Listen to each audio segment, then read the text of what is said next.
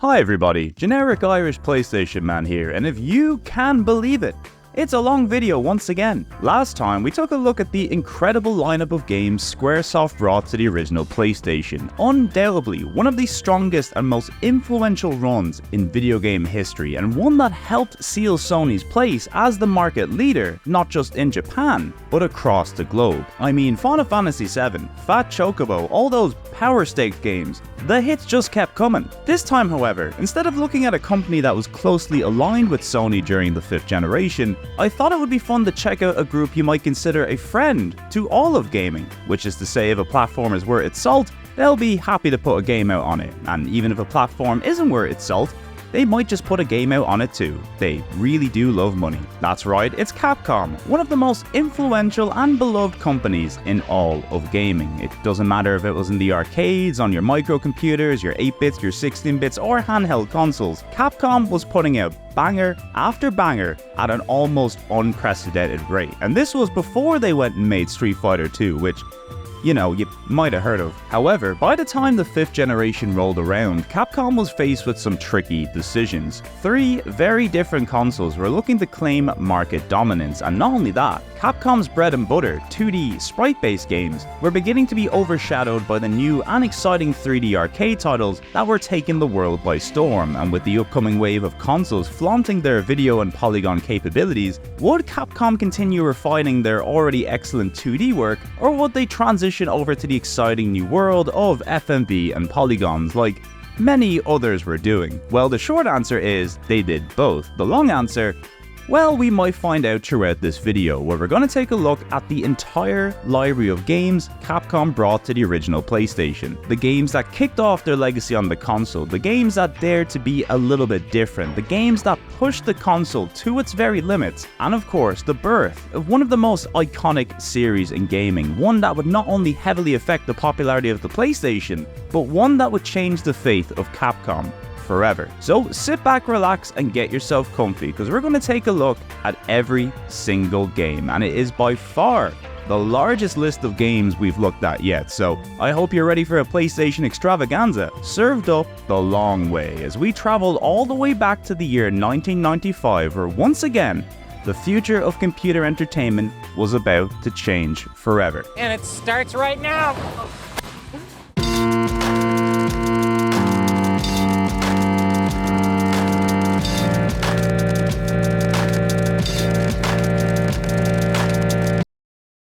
Now, as always, before we dive right in, I'd just like to preface this video by stating the goal here is to simply take a brief look at every game Capcom was involved with on the original PlayStation in order of release. Now, by my calculations, there are a grand total of 80 unique games that Capcom brought to the original PlayStation. Plenty you're probably familiar with, some you might not be familiar with, and some you'll probably be very surprised to see in this video. But hey, if it says Capcom on the box, it's going on the list. Now, of these 80 games, all but 2 were released in Japan, 49 were released in North America, and in a minor win for the 50Hz crew, we managed to get 56 of these Capcom bangers over in PAL regions. If you're wondering why there's such a discrepancy between the 2 Western regions, well, the short answer is American arms of video game companies were really stupid, but we'll find out a little more about that during the video. Either way, a frankly ridiculous number of games, no matter the region.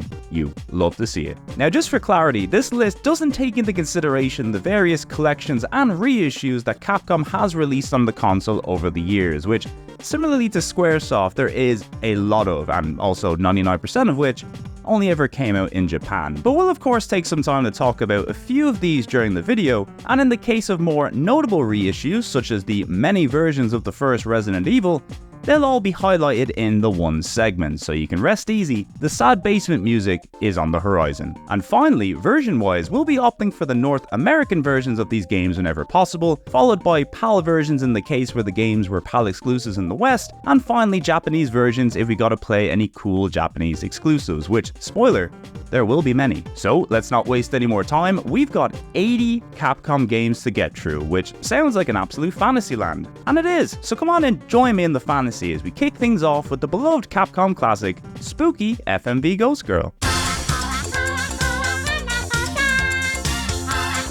That's right, it's Scary School Rumors, Here Comes Hanako, the first Capcom game to make it to the PlayStation, released exclusively in Japan in August of '95. Psygnosis had Wipeout, Namco had Ridge Racer, Square had a cool 60 frames per second Toriyama fighter, and Capcom has this, an FMV adventure game based on the anime Hanako-san Gakkou, which is all about a magical ghost girl who scares off other more evil ghosts. It's pretty amazing actually. Now it may come as a surprise to you that in the early days of the console, Capcom was pretty high on FMV games. Granted, many of these were exclusive to Japan and some not so exclusive to Japan, but yeah, expect to see a few more of these throughout the video. As for Hanako-san, well, unfortunately, seeing as this is a Japanese exclusive that features a heavy amount of text and dialogue, this is a game that will be hard to get into without a basic understanding of the language, but for an early release, there is quite a lot to like here. The anime cutscenes and music are really nice. I assume they're taken straight from the show, but even in cut-down video game window form, they do look really good. As for the core adventure game portions of the title,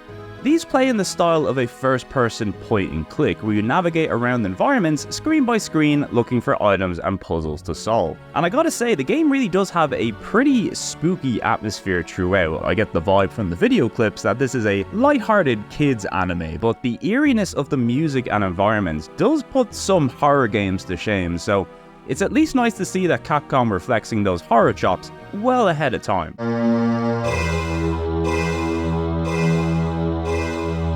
So yeah, an interesting little curio in Capcom's library. Maybe not the big bang you'd expect to kick off a video like this, but worry not if it's heavy hitters you're after. The next one is sure to deliver. Are you ready? Of course! I'll never get sick of that joke.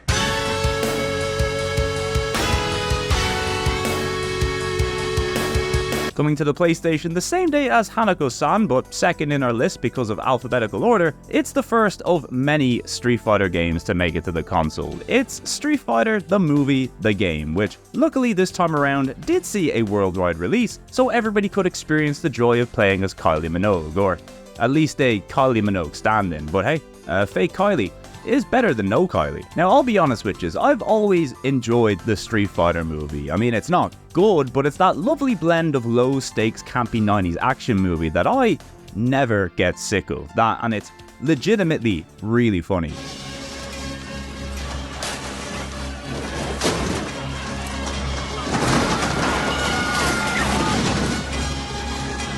Quick! Change the channel!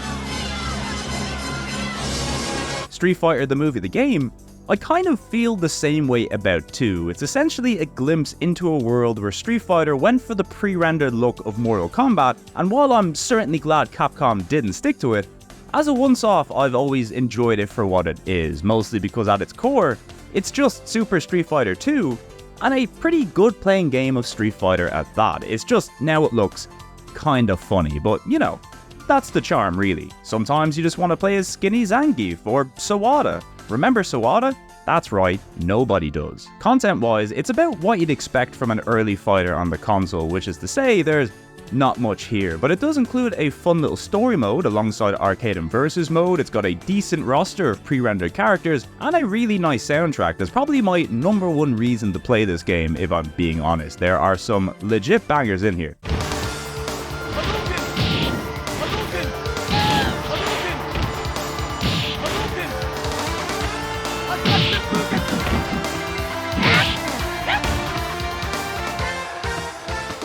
Now, it's worth highlighting that the console version of Street Fighter the movie, the game, is different to the arcade version of Street Fighter the movie, the game, which wasn't made by Capcom, but instead made by the team behind Time Killers, of all games. Now, I've never played this version, but it's apparently really terrible or really not that bad depending on who you ask, which I guess you could say about any game these days, but hey, don't knock it till you try it, I guess. But when it comes to the console version, while it is pretty low down in the list of Street Fighter games I would want to play on any given day, it's certainly not a bad game at all. Really, it just depends on how you feel about goofy pre-rendered fighters and Street Fighter the movie, I suppose. But hey, if you hated that, then chances are you at least probably like this movie.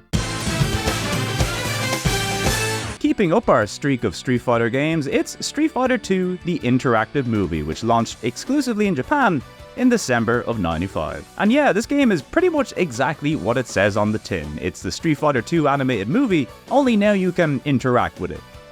Kinda. Yeah, so what we have here is another FMV game, although the game part of this is a little bit weird. Essentially, the idea is that you're a Shadaloo cyborg who's been tasked with analyzing data of the various warriors around the world, and you do this by, of course, watching a bunch of clips from the Street Fighter II animated movie, although inside this cool cyber frame. The gimmick here is that you can pause the movie at any time to scan what's on screen, and this gives you info and data on the various characters, and depending on what data you scan, it can strengthen and enhance your cyborg's fighting abilities, which you'll need to make use of later during these weird fighting scenes that use the same engine as Super Street Fighter II Turbo. Now this to me is probably the coolest thing about this game, even if accessing it within the package is a little bit of a hassle, but hey, it's worth it to play as the super secret character Cyborg, which is just a weird robot with Ken's moveset, but still, it's something. Unfortunately, since it's a Japanese exclusive with no subtitles,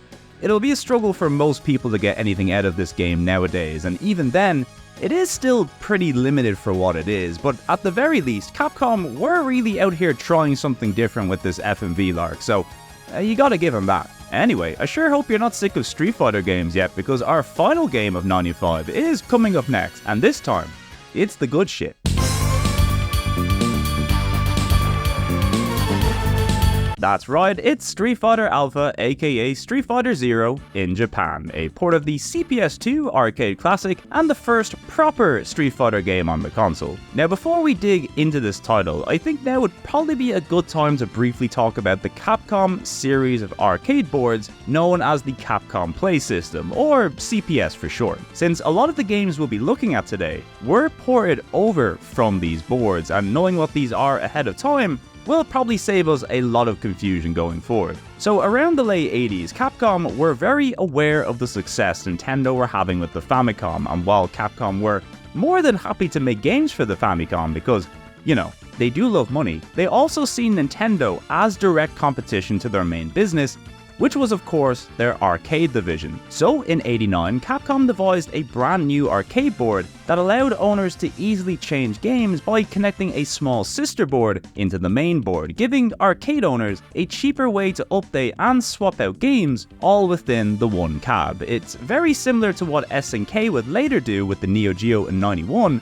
only they made it even easier by using carts instead of boards, as well as allowing you to connect up to 6 games in the one cabinet. So long story short, Capcom kind of devised the CPS as its own platform within the arcade ecosystem, and this platform would see many revisions and improvements over the years. There was of course the granddaddy of them all, the original CPS, which is generally known as the CPS-1 these days, since sequential numbering systems just make things a whole lot easier. The CPS-1 saw over 24 games released for it, including titles like Forgotten Worlds, Ghouls and Ghosts, Final Fight, and most notably Street Fighter II. So the CPS-1 ended up being a pretty big success for Capcom. After that, we got the CPS-Dash, an upgraded version of the CPS-1 that had a few new enhancements, including the introduction of the iconic Q sound.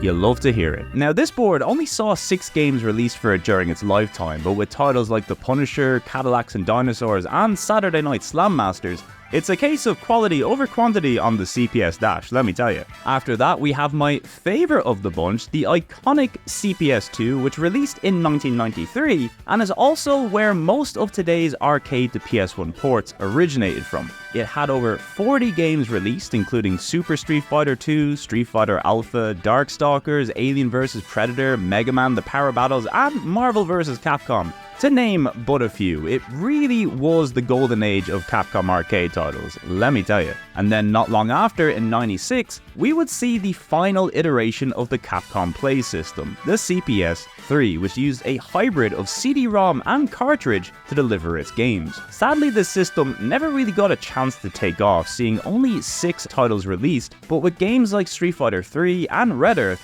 once again it was a case of quality over quantity. Now, ironically, the CPS-2 would outlast the CPS3 by nearly 5 years, as the final game for the CPS3, JoJo's Bizarre Adventure, made it out in 1999, and the final CPS2 game, Hyper Street Fighter 2, made it out all the way in the far-off year of 2003. Crazy times. Now, the only other CPS curio worth mentioning is this thing called the Capcom Power System Changer, Capcom's attempt at making an arcade system for your home, which once again is very similar to what SNK would later do with the Neo Geo AES. Now, the Changer used the older CPS1 hardware and was very, very costly and also not very successful, but it is most definitely an interesting curio for sure. I mean, it came with Super Famicom controller ports as standard, and even saw down ports of CPS2 games to work on its CPS1 hardware, which is kinda crazy. Anyway, now you know a little bit about the Capcom Play System line, so if I ever mention the letters CPS throughout the video, hopefully you won't be confused. I know some of you still will be confused, but at the very least, I've done my part. Anyway, here's the PS1 port of Street Fighter Alpha, which was the first new iteration of the series to appear after Street Fighter 2, which by this stage had already gone through multiple different iterations in its short lifespan. But with Alpha, it felt like we had a genuine fresh take on the series, with lots of new characters, new moves and systems, as well as more detailed sprites sporting a lovely anime style, which really helped the fighters pop over their Street Fighter 2 counterparts. And this home port was a real leap forward in terms of bringing arcade quality gaming into your home. I mean, sure, everybody was focused on 3D around this time, but for those of us that cared about 2D games, this right here was pretty incredible. So what's the deal with Street Fighter Alpha? Well, this series was both an attempt to bridge the gap between Street Fighter 1 and 2, and I suppose just expand on the lore of Street Fighter as a whole, and also Final Fight, I guess, bringing us both a selection of characters from that series, as well as a bunch of returning faces from Street Fighter 1 and some brand new characters to boot. I mean, this was the game that gave us Dan Hibiki after all, so it's pretty legendary. Now, while this game plays buttery smooth and feels like a huge step beyond Street Fighter 2 gameplay-wise, you might notice it's not the most flashy of Street Fighter games visually, especially when it comes to the backgrounds, and the reason for this is that the game was primarily created to accomplish two things. One was to move a giant stockload of CPS1 and CPS2 boards that Capcom had built up in their warehouses, and since the game was to be developed to accommodate both newer and older boards, it really limited what the team could do thanks to the older CPS1 hardware. But a big benefit of this is that it made the game perfect for porting to these new consoles, as it was a relatively low-powered game and would serve as valuable experience for Capcom in the future when it came to porting these games. And believe me, when it came to the PlayStation, they would need it. Now, one person I should bring up who also worked on this title was a relative newcomer to Capcom, Hideaki Itsuno, who got assigned as a planner on this game after his boss seen him coming into the office early every day to play King of Fighters 94, a competing fighting game from rival SNK, and they were like, hey, if you like that game so much, why don't you make our new Street Fighter game even better? And he was like, yeah, sure, might as well. And that's kind of how he got started working on fighting games. And I'm bringing Itsuno up now because his work on Alpha would lead him to directing a number of important games over the years, a few of which we'll see on today's list. So keep the name Itsuno in the back of your head for now. Now, while the port itself is pretty damn good, unfortunately we're still in the prime early days of fighting games, so modes-wise, things are quite limited, but you do get a fun team battle mode that lets you take on opponents 2v1, something that would pretty much become a staple of the Alpha series. You also get a bonus arranged soundtrack alongside the arcade original, and look, with either of these soundtracks, you are getting peak Street Fighter music right here. It is so good.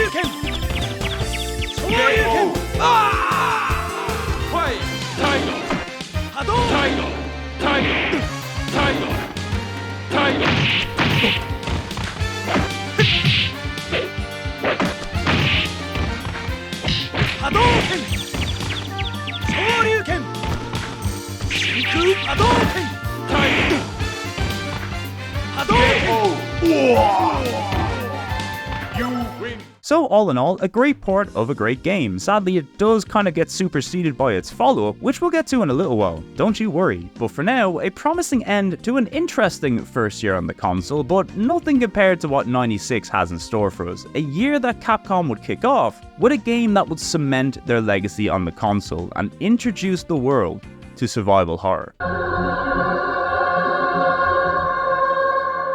That's right, it's the very first Resident Evil, aka Biohazard, over in Japan. This March 96 release was not only Capcom's first attempt at making a 3D console game, but one that pretty much single-handedly popularized the horror genre in video games. Now, of course, horror games existed long before Resident Evil. I mean, who are we to deny the scare value of Haunted House on the Magnavox Odyssey, or even Capcom's very own Sweet Home, the '89 horror role-playing game released on the Famicom in Japan, and also the game that Resident Evil was originally planned as a remake of. Resident Evil went through many different design phases, starting life as a Super Nintendo game before becoming a first-person game, and then finally becoming a third-person game when they looked at the original Alone in the Dark and thought, hey, maybe they're onto something with these fixed camera angles and static backgrounds, and hey presto, Resident Evil was born. The game follows our dual protagonists, Jill Valentine and Chris Redfield, alongside the rest of the Lovable Stars crew, as they are viciously mauled by strange creatures inside a spooky forest mansion, and also sometimes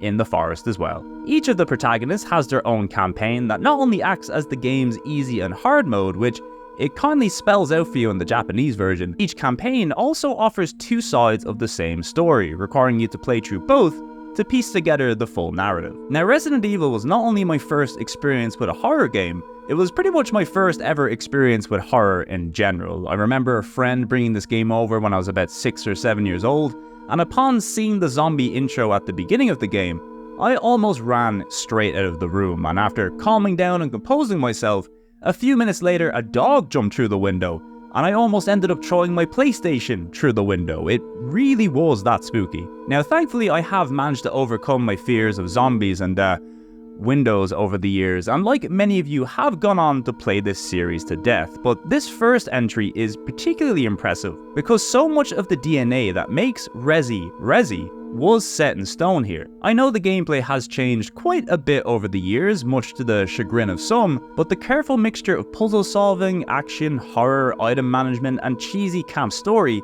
has been pretty consistent throughout the history of the series, and all of it is present here and as good as ever, assuming you like tank controls, that is, and I mean, come on, don't we all? The beauty of Resident Evil games is that your first time playing through one, you have this fear of the unknown. The scares are effective, the enemies are imposing, the amount of weird items you find just keeps piling up, and often by the end, if you manage to survive, it feels like you got out of there by the skin of your teeth. But then the next time you play, you know where stuff is, you know how crap zombies are at basic navigation, you know not to fuck with the hunters. You get smarter, your item management gets better, your routing gets quicker and more efficient, and suddenly Resident Evil goes from being a spooky horror game to one giant puzzle that you get better and better at solving, and let me tell you, it is very satisfying to solve. Why do you think most Resident Evil players play through these games like 10 or 20 times? It's because you can always do better than your last run. And look, I'm not even the kind of guy who replays games that often, but when it comes to Resi,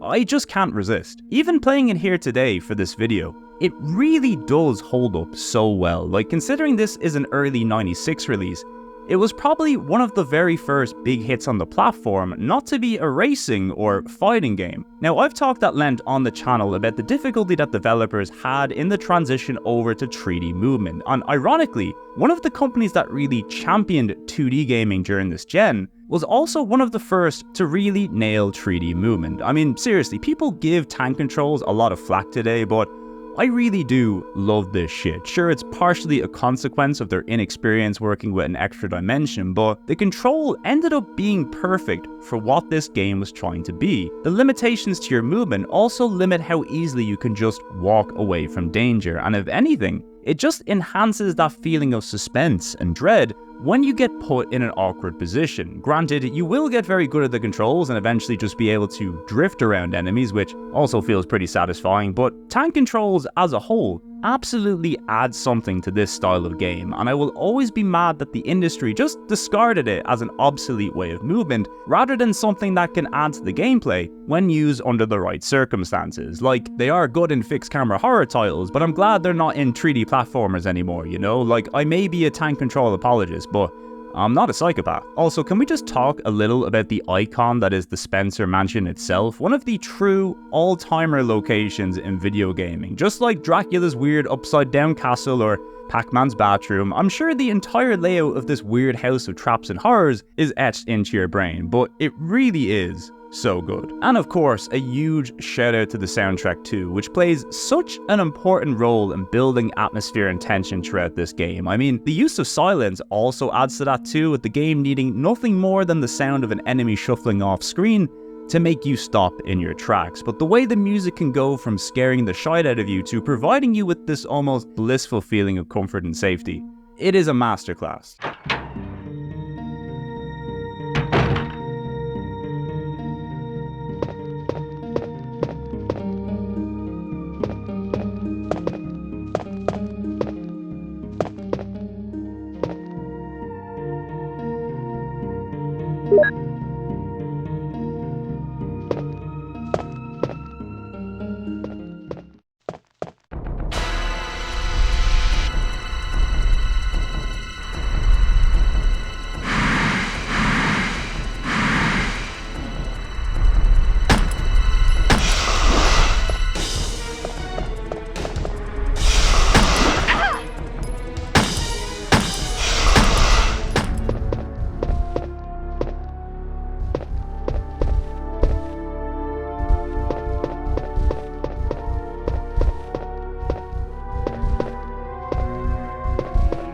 Although, maybe my favourite thing about this game, the wonderful FMVs and voice acting. Now, look, over the years, I've heard people call this bad, some of the worst voice acting and delivery in gaming, and something that will certainly plague a lot of Capcom games from this era, but come on, how could you not love this? Chris Redfield.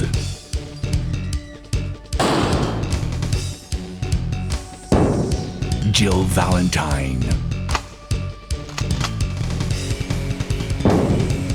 Barry Burton.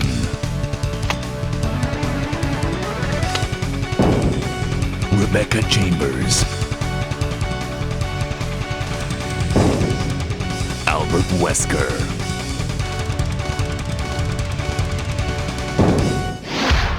Resident Evil. What is this? Wow, what a mansion!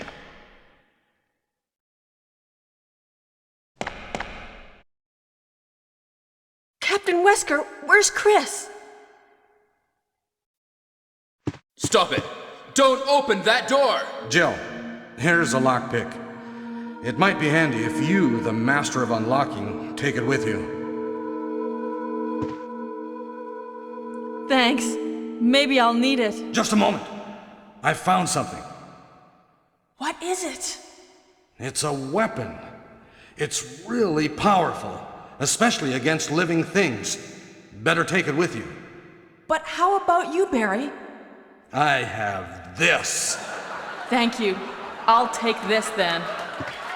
Voice acting of this caliber is a beautiful relic that pretty much only exists within the early days of CD gaming, as the quality of video game voice acting improved rapidly throughout the 90s. So anytime I come across a game with cheesy, bad voice acting, I consider it a blessing, because you really don't get this shit anymore. So remember to love and appreciate bad voice acting for what it is, because you know deep down inside, this game is a million times better without top tier grade A voice acting, because no pro could pull off the cadence of peak 96 Barry Burton. Oh, Barry! That was too close.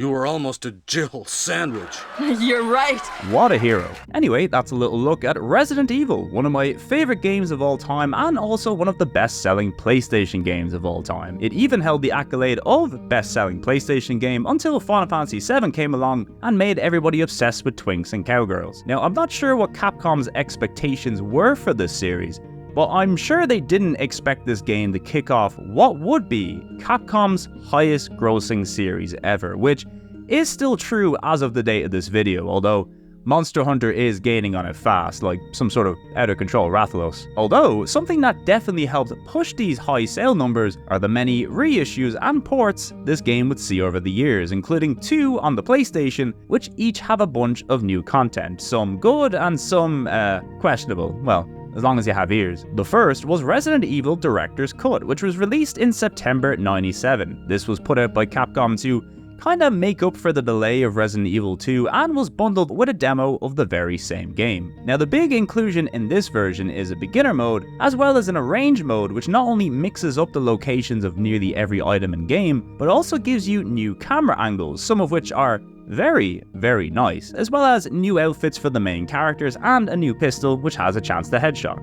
That's always fun. Supposedly these versions were also meant to include the uncensored opening from the Japanese version, but seemingly due to an error from Capcom Japan, the game shipped with the same opening as the previous edition, and this goes for the English PAL release too, although oddly the French and German PAL release of Director's Cut features not only the uncensored footage from the Japanese version, but the opening is also in full colour, which I believe are the only PlayStation versions of this game to feature this, which is particularly odd for Germany, who were notoriously strict about violent content in the 90s, but hey, as long as it's not human-on-human violence, it's all good in Germany. Also, just as a little side bonus for the PAL crew, it was around these Director's Cut releases when we were also introduced the iconic Virgin Interactive Eye intro, which would be synonymous with Capcom's PAL library on the console.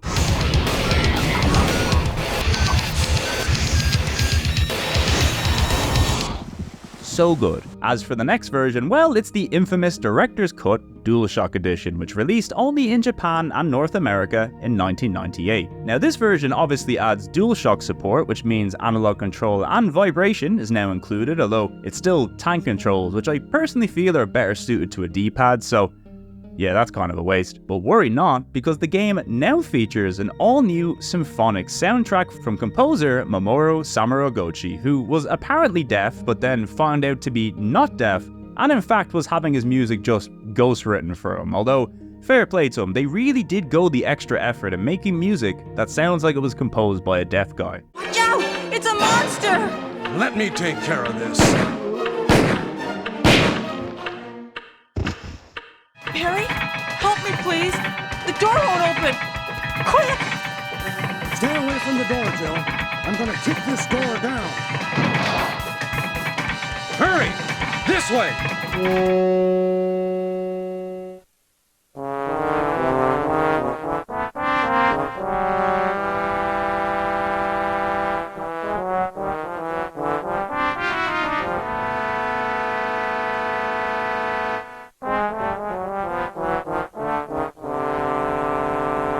Also, a fun little inclusion exclusive to the Japanese release of this version was the Biohazard Complete Disc, which not only lets you watch all of the live-action cutscenes in black and white, of course, but also some early promo footage of Resident Evil 2, or the version that we would now know as 1.5, as well as downloadable save files for both Resi 1 and 2 that give you all the bonuses right away. You love to see it. So, all in all, if you gotta pick one of the 3 PS1 versions of Resident Evil, the first Director's Cut would probably be my choice due to the extra content and good soundtrack. But hey, just play whichever version you like. If you want to shoot zombies to toilet sounds, you live your truth. Now, beyond the PlayStation, there's also an excellent port available for the Sega Saturn with an exclusive battle mode, and there's also the DS port, Deadly Silence, which can also either be the best or worst version of the game, depending on who you ask. Personally, I quite like it, but there is no denying that the changes make the game significantly easier, and as a result, less tense, but it's most certainly fun for what it is. That, and I'm still kind of not over how crazy it was to have a portable version of Resi at the time. I mean, the future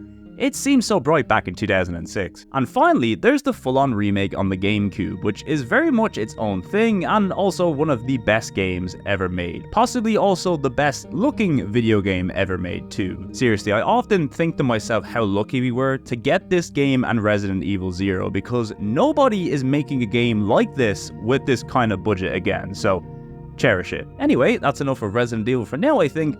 Next up, we have a Japan-only exclusive where you can get off your horse and suplex people.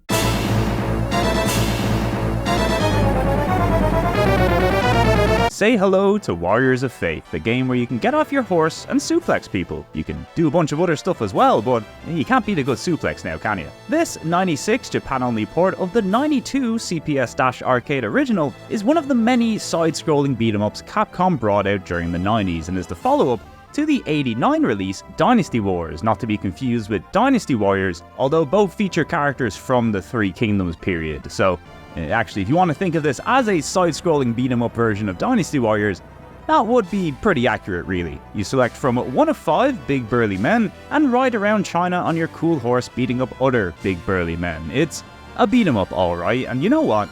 We love to see it. Now, it's not really anything special in the pantheon of beat-em-ups during this era, especially by Capcom standards, but it's a good-looking, good-sounding, and more importantly, good-playing video game that's easy to recommend for fans of the genre, and for people who like performing cool wrestling moves on various grunts and goons. Although, as far as ports go, this one is particularly bare bones, and also sadly omits the 3-player co-op of the arcade version, in favor of just 2 players here in the console edition. But as I've mentioned in past videos, simply being able to buy a near arcade perfect game for your home console was a massive deal in and of itself in the mid-90s, so I'm sure this package was more than enough for people at the time. In fact, I'm surprised Capcom didn't port more of their arcade beat-em-ups to the console. Like, we never seen home ports of Alien vs Predator, Armored Warriors, or Battle Circuit during this time, which I know people would have loved, but at least we'll see one other Capcom beat 'em up over the course of this video, so that's something. Anyway, next up we have one of my all-time favorite Capcom series, which is definitely not just spooky Street Fighter.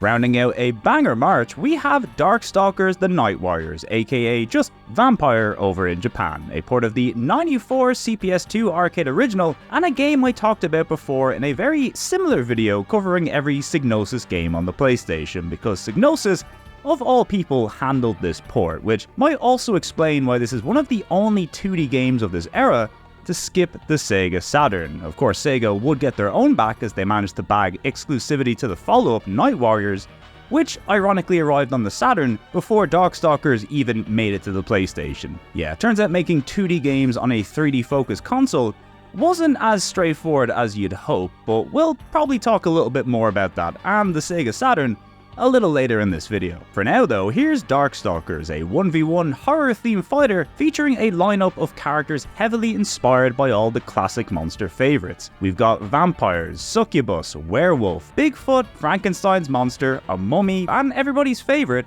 an unnecessarily sexy cat. Apparently, Capcom initially pitched the idea of this game to Universal as an official Universal monster crossover, but they weren't interested, so they just made up their own characters instead. But honestly, this universe and its characters may be my favorite Capcom designs of all time. I mean, beyond the fighting gameplay itself, which is excellent by the way, the characters, backgrounds, and animations in this game ooze personality on a level that only Capcom can deliver. Now, since this was their first new fighting game series post Street Fighter 2, they really looked to push the capabilities of the still quite new CPS2 system, with a more stylized look inspired by classic horror and American cartoons. This is why the characters have a very cartoony look and swagger to their movements, something that would really serve Capcom well for all those Marvel games on the horizon. As for the combat, well, this felt like a faster, more frantic version of what we had seen in Street Fighter. In fact, you could probably pinpoint this as the beginning of the style that we'd see through the many Marvel and Versus games throughout the years. Now, that being said, this is still a pretty early Capcom fighter, so it still plays closer to Street Fighter 2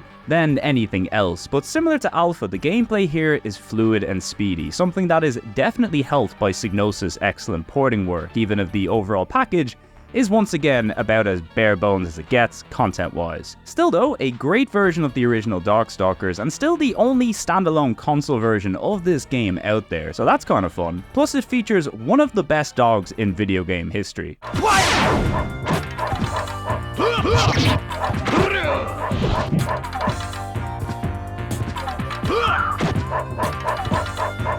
Look at this guy, truly the best boy.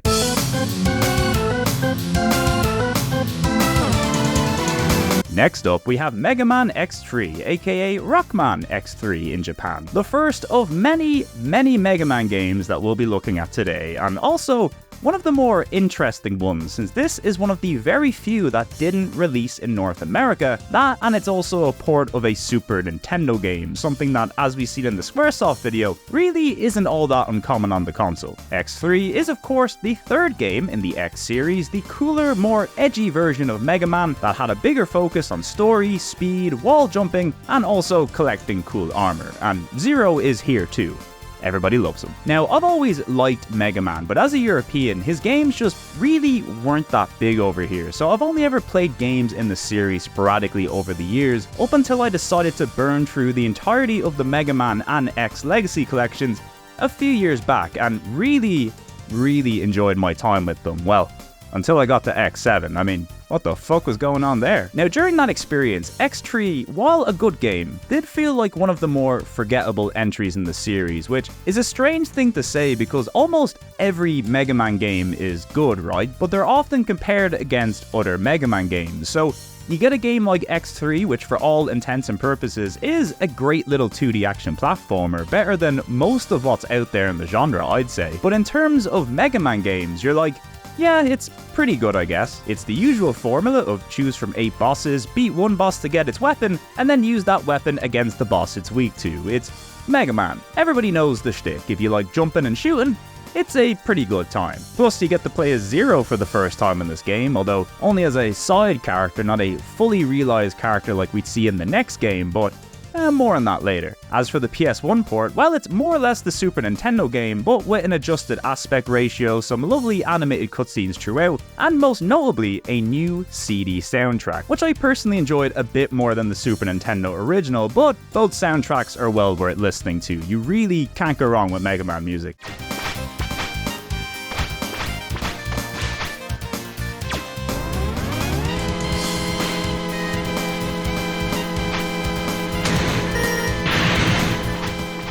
Although maybe the most interesting thing about this port is the fact that it didn't release in North America. You see, Sony Computer Entertainment America were notorious for declining the release of 2D games, or titles that made the console look weak or childish, especially in its early years, and I suppose a 2D Super Nintendo game would have been #1 on their hit list. Now, that doesn't explain why the Saturn version also never released in North America, but Sega of America were dumb fucks too, so who's to say? It's an interesting topic because this era in gaming was rife with a sort of animosity towards 2D games, particularly in the West. And this wasn't just amongst gamers, but journalists and console manufacturers themselves. They were focused on the future, and as far as they were concerned, the future was 3D. Now, thankfully, Capcom, being a Japanese and arcade-focused company, didn't need to capitulate to weird video game execs across the sea, so Capcom would continue to prioritize 2D gaming throughout its time on the console, and with big names like Street Fighter and their reputation for producing hits after Resident Evil, well, luckily Capcom had a bit more sway than most. But even still, while X3 would thankfully be one of the few Capcom games denied a release in North America, sadly, it won't be the last. So for now, if you want that juicy CD soundtrack or weird borders in the Saturn version, you'll just have to opt for the Japanese release or the Mega Man X collection on PS2 or the incredibly expensive PAL versions of this game. Or, you know, you can just emulate it and use the 60Hz patch. Trust me, it's significantly cheaper.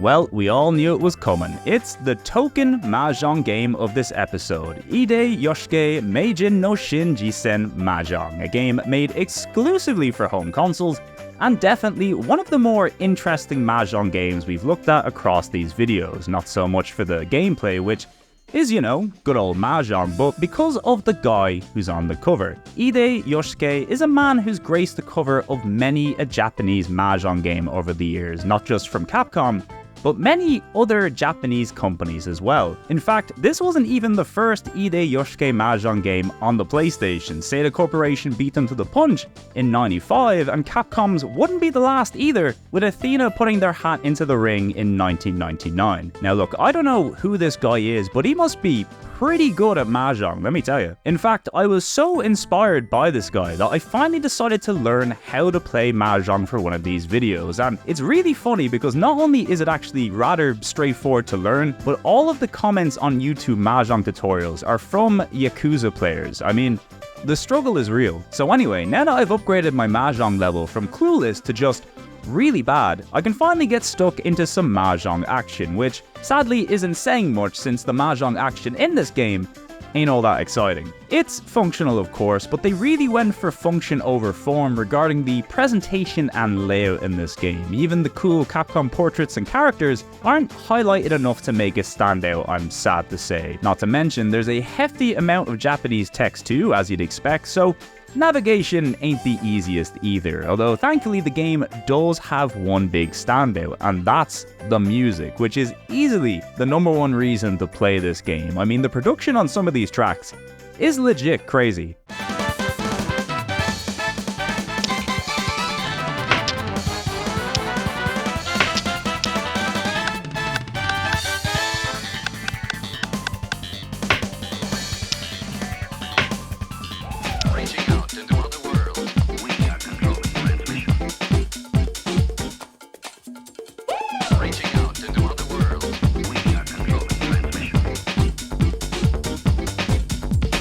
Man, something like that hidden away in a little Mahjong game. Who'd have thunk it?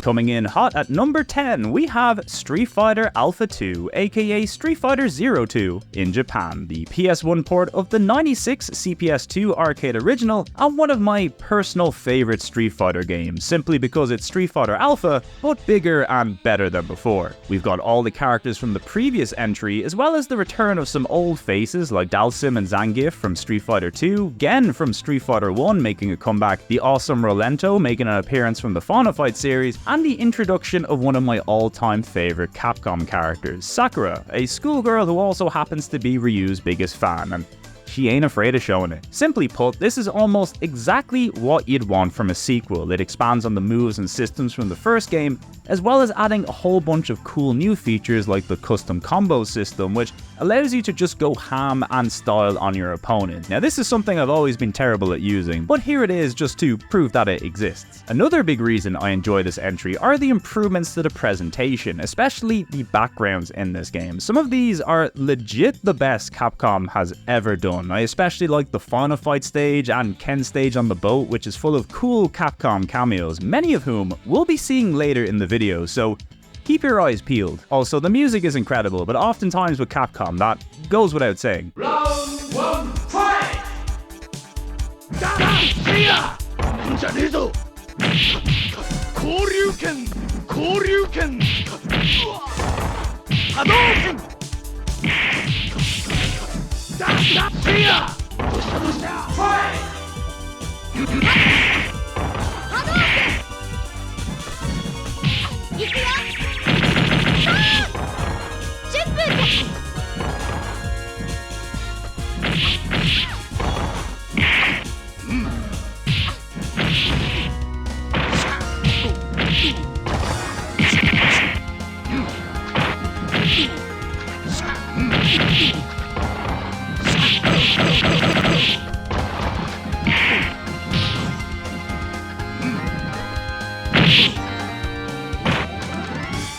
Now, something we'll probably need to talk about sooner rather than later is the quality of Capcom arcade ports on the PlayStation, or in particular, the differences between the PlayStation and Sega Saturn versions of these games. Now, as I'm sure a lot of you know, one of the Saturn's biggest strengths was its 2D capabilities that were not only impressive at a base level, but you throw some expandable RAM into the mix, and well, this was the CD console of choice if you wanted high fidelity 2D gaming. Now, when you consider the PlayStation did not have expandable RAM and was really more of a 3D focused machine that could also do 2D pretty good, well, often the biggest place to highlight the Saturn's strengths over the PlayStation is 2D Capcom games, of which there are many. Now look, I know I have a PlayStation-centric channel, but if you don't know by now, I'm a really big Sega fan and have been pretty much since I was a kid. In fact, I'm a big fan of pretty much everything from this generation. I mean, look at the gang of consoles that sits behind me in my office. It's like Good Times Central over here, and I won't hear you say a bad word about any of these lads, especially the orange one. Now, the reason I bring this up now is because generally the Saturn and PS1 ports of the games we've looked at so far have been pretty comparable, with only some minor differences in the grand scheme of things. But starting from Alpha 2, you'll begin to notice the differences a bit more clearly, such as the PS1 version's music not looping correctly, the Alpha 2 opening being a video as opposed to being in-engine on the Saturn, as well as Evil Ryu being absent from the PS1 release of this game. Now, generally, the common differences that you can expect between Saturn and PS1 games range from aspect ratio. You might have noticed the letterboxing on some of these games, which gave the PS1 versions a big boost in performance. Also, there's less frames of animations in the characters and backgrounds, longer load times, some audio differences, and also some content differences, sometimes in favor of the Saturn and sometimes in favor of the PlayStation. Now, I'll be honest, while I've always found the differences between these ports to be quite interesting, and I've watched many videos comparing them over the years, I've never really been one to chase perfection when it comes to video games. And while I own a lot of these games on the Saturn because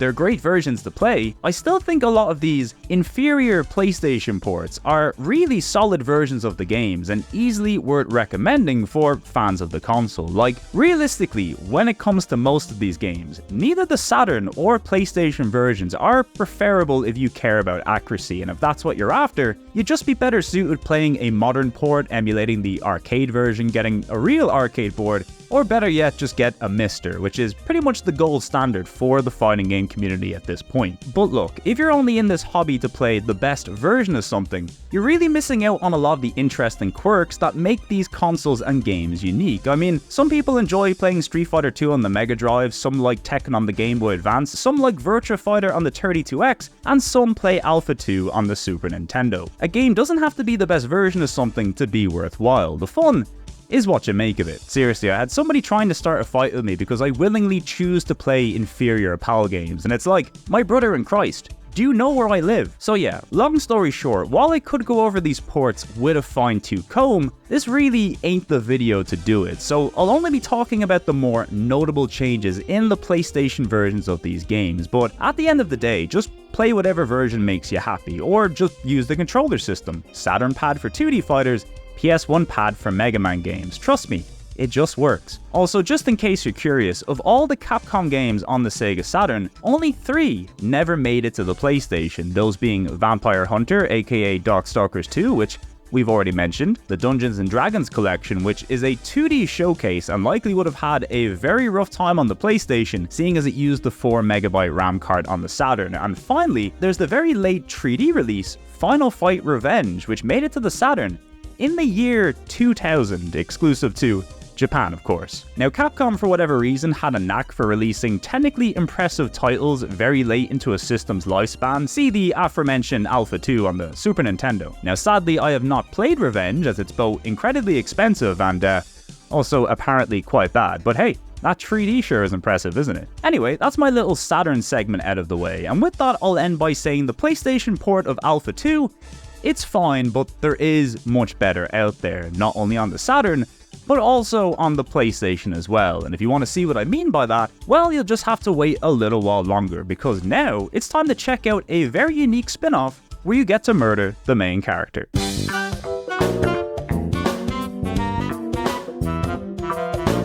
Next up, we have Arthur to Astaroth Incredible Toons. This Japan-only exclusive is a really cool Ghosts and Goblins reskin of the much-loved Incredible Machine series, specifically the entry Sid and Al's Incredible Toons, which uses the exact same engine as the game we're looking at today, hence the Incredible Toons in the title. The aim of this game is to solve puzzles by placing a whole bunch of different gizmos and gadgets around the screen to interact with other things on the screen. It's basically a Rube Goldberg machine simulator, only you're killing demons and listening to Ghosts and Goblins remixes. Unsurprisingly, it's very fun. Since the engine was originally built with PC gaming in mind, it makes sense Capcom stuck with a point-and-click interface for the game, which makes navigation around the screen an absolute breeze, and doubly so if you've got the PlayStation mouse, which is a perfect match for this game. I actually reviewed this one back in the early days of my Japan-only PS1 game series, and it's one that I've returned to a few times since it's so easy to pop in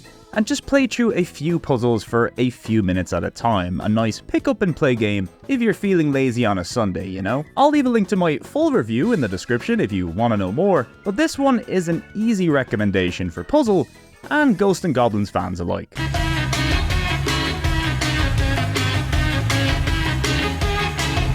Say hello to Fox Hunt, which has the distinction of not only being the weirdest game in this video, but this is also the only North American exclusive Capcom would put on the console, an FMV game so powerful that the rest of the world couldn't handle it. Fox Hunt was the product of a collaboration between Capcom USA and movie studio turned game maker 3 Vision Games, who pitched the idea of a movie-quality FMV game, but with a difference, a bigger focus on gameplay. And to its credit, it's certainly one of the more interactive and game-like FMV games that I've played, with a bunch of different gimmick segments that kind of act like their own mini-games tied to different parts of the story. It is cool, but unfortunately you're still kinda limited by the format, so it's all rather basic in execution. But let's be real, you ain't playing a game like this for the high-octane gameplay. No, you're playing this thing because it is absolutely fucking insane.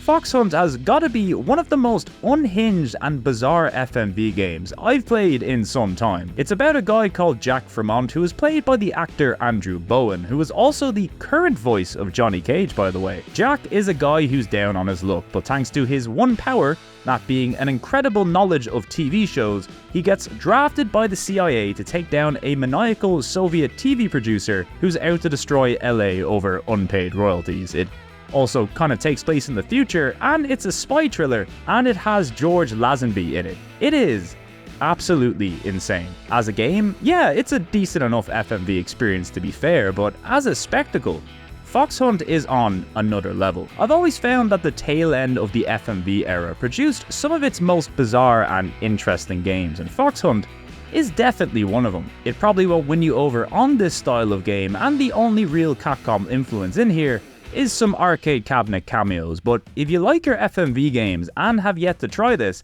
it is a must-play in my book. Although maybe emulate it or try the PC version, because it is also crazy expensive, but hey, that's the power of Fox Hunt for you. Also, as a side note, the game unsurprisingly bombed commercially, but the footage from this game was eventually reworked into a feature film, which has a bunch of new scenes, as well as the inclusion of Gary Coleman. They'd really put him in anything back then. Now, of course, my first instinct was to go and watch this movie ASAP, and thankfully, you can find it on YouTube without too much trouble, although as far as I can tell, no high-quality version of this movie is preserved on the net. Fans have done their best to source the best quality video and audio from the various versions available online to create the footage that you see here, but since there seems to be no English DVD or VHS release of this movie, the footage you see here is taken from the Italian dub of the movie, which, if you search for online, is pretty much the only version of the movie available to buy. So yeah, if anybody out there happens to have a better quality English version of the Fox Hunt movie to hand, make sure to do your part and preserve it. The world could always use more Gary Coleman.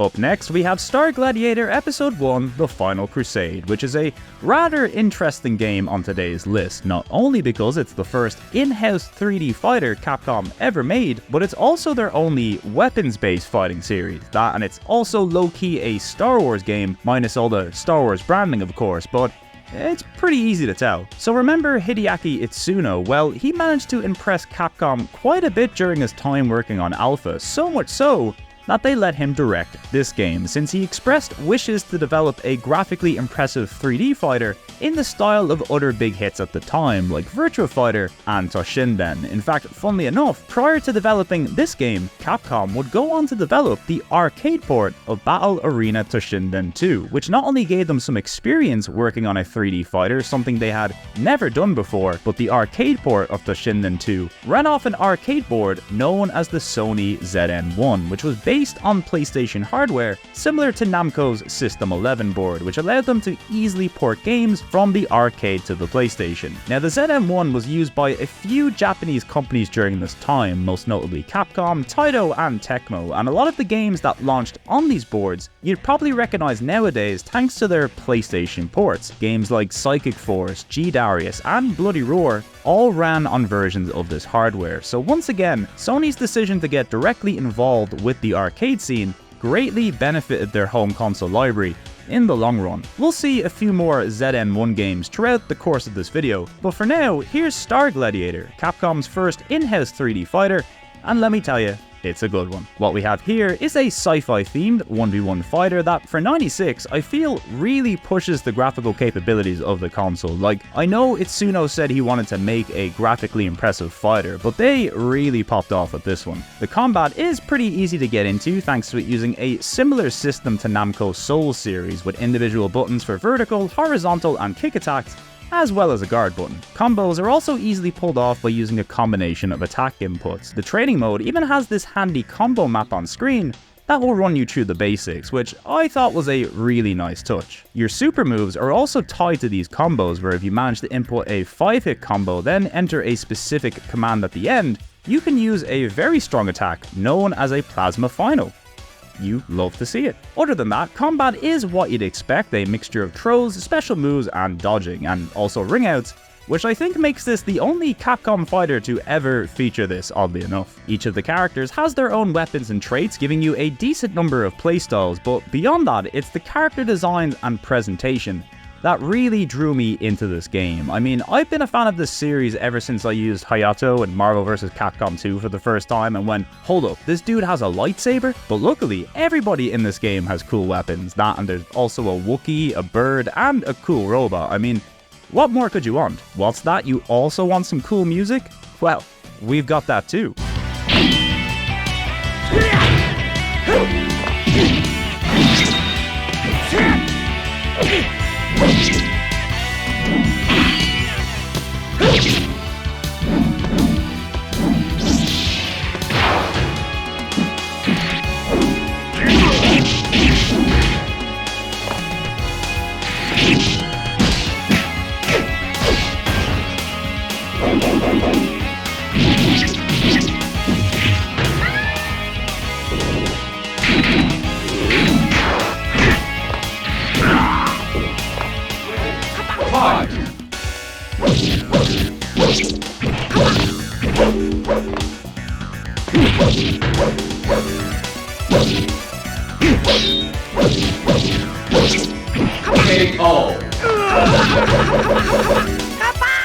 Now, clearly there's some Star Wars influence in this game, and that's because it was also originally pitched as an official Star Wars fighter, something Lucasfilm rejected after they realized, nah, we can just make our own fighter ourselves, and well, we all know how that turned out, didn't we? So, in other words, if you want a good 3D PS1 era Star Wars fighter, well, it turns out Capcom already made one, so here you go. Now, the main issue with this game, at least by Capcom standards, is that it's locked to 30 frames per second, a consequence of including all these fancy 3D background elements apparently, and something director Itsuno would go on to regret, stating he could never consider this a true competitive fighter since it didn't run at 60 frames per second, which really lets you know he's a gamer at heart, right? Now, this is something that Itsuno would promise to rectify in his next 3D fighter, which we'll get to in time, but as far as Star Gladiator is concerned, the series would see one more entry both in the arcades and on the Dreamcast with the game Plasma Sword, which is basically more Star Gladiator, but now in 60 frames per second with better graphics and more characters. So clearly great stuff all around, although they did remove ringouts this time, so maybe it sucks. I don't know. Now what's interesting about this entry is that this too is also running off the ZN arcade hardware, albeit the newer ZN2 board, which technically makes Plasma Sword a PlayStation game that's souped up for the Dreamcast, something that's surprisingly common in the Dreamcast library, which probably explains why I like it so much. But whether it's on the PS1 or the Dreamcast, you really can't go wrong with this series, and considering it's a 3D sci-fi themed weapons-based Capcom fighter, it really doesn't get as much love as it should, so be sure to check it out.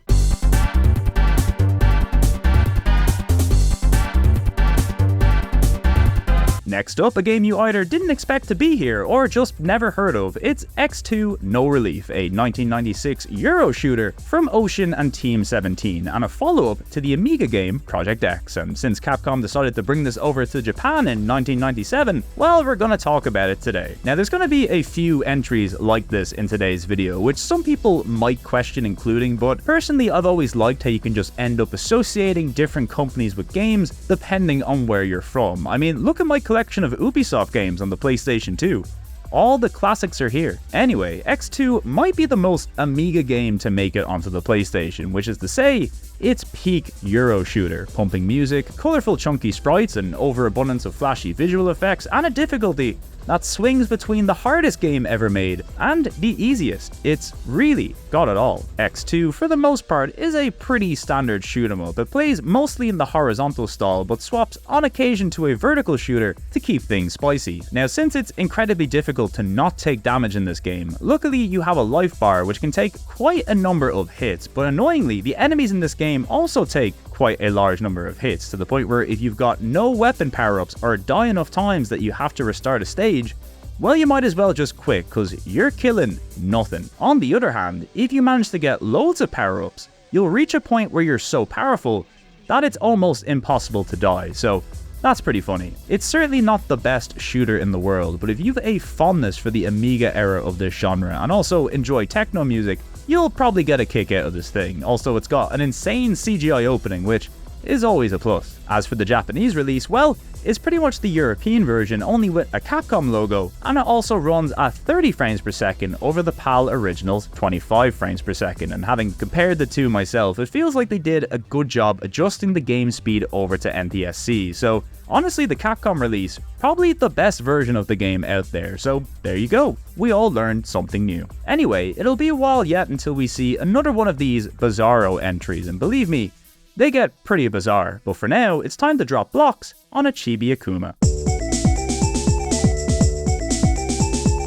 Next up, we have one of my all-time favorite puzzle games. It's Super Puzzle Fighter 2 Turbo, a port of the '96 CPS2 original, which by the way is the first game in the series, so Capcom more than happy to play into how dumb their naming conventions are. You love to see it. This right here is a 1v1 competitive puzzler, not really a genre Capcom was known for at the time, but a little game called Puyo Puyo 2 was making a killing in arcades over in Japan, so everybody was dipping their toes into the exciting world of competitive puzzlers, and this was Capcom's, a game starring chibi versions of Street Fighter and Darkstalker characters, some of whom were making their debut on the console in chibi form. You can also play as Princess Devilotte Death Satan 9, but we'll talk a little more about her later. In Puzzle Fighter, the aim of the game is simple. Color gems drop down onto the stage in pairs of 2, and if you connect a bunch of them into squares and rectangles, they'll grow in size, and you can shatter the gems using colored spheres to earn big points, and if you manage to combo this into other colors at the same time, you get even more points, and points means dropping lots of nasty blocks on your opponent, or if you're Dan, actually helping your opponent out greatly, which is kind of on brand from. The gameplay is fast, addictive, and intense thanks to the competitive nature, and the cute chibi characters and presentation are just the icing on the cake. It really does shine best in 2-player mode, but the console ports even include a bunch of bonus content and challenge missions, so it should keep solo players plenty busy too. Look, I'm not even a big puzzle guy, but I've always got time for this game, no matter the version or platform, and it's on pretty much everything these days, so make sure to check it out if it looks like your thing. You won't regret it.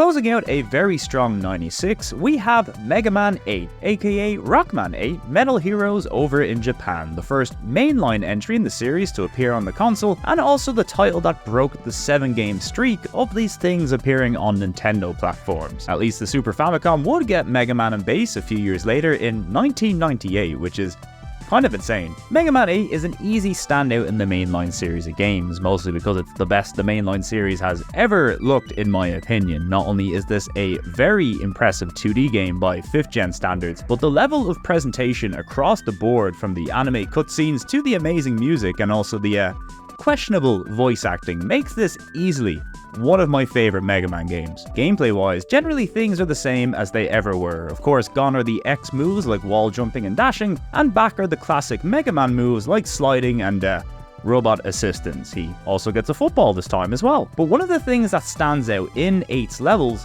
is how gimmicky a game this is. Not that Mega Man games weren't shy of the old level-specific gimmick, but this one is like Gimmick City, and for some Mega Man fans, this has always been a point of contention with this entry, which is fair enough I suppose. While I do like the variety across the game's levels, some of the gimmicks are certainly more frustrating than others. I know a lot of you still hear the words jump jump slide slide in your nightmares on the regular. But personally, while the gameplay does have its issues here and there, the core experience is still a blast and easily one that any fan of action platformers will enjoy. But above all else, the thing that really sold me on this entry is the presentation. This is easily my favorite Mega Man game looks and audio wise, mostly down to how different it is. I mean, it's hard to exist in the retro game space on YouTube without being exposed to 8-bit Mega Man and 8-bit Mega Man music on the regular. I mean, if you're watching a North American talk about an NES game, there is a 50% chance you're hearing some Mega Man 2 music in that video, let me tell you. And while the 8-bit and 16-bit Mega Man games have some undoubtedly iconic music, the soundtrack in Mega Man 8 is so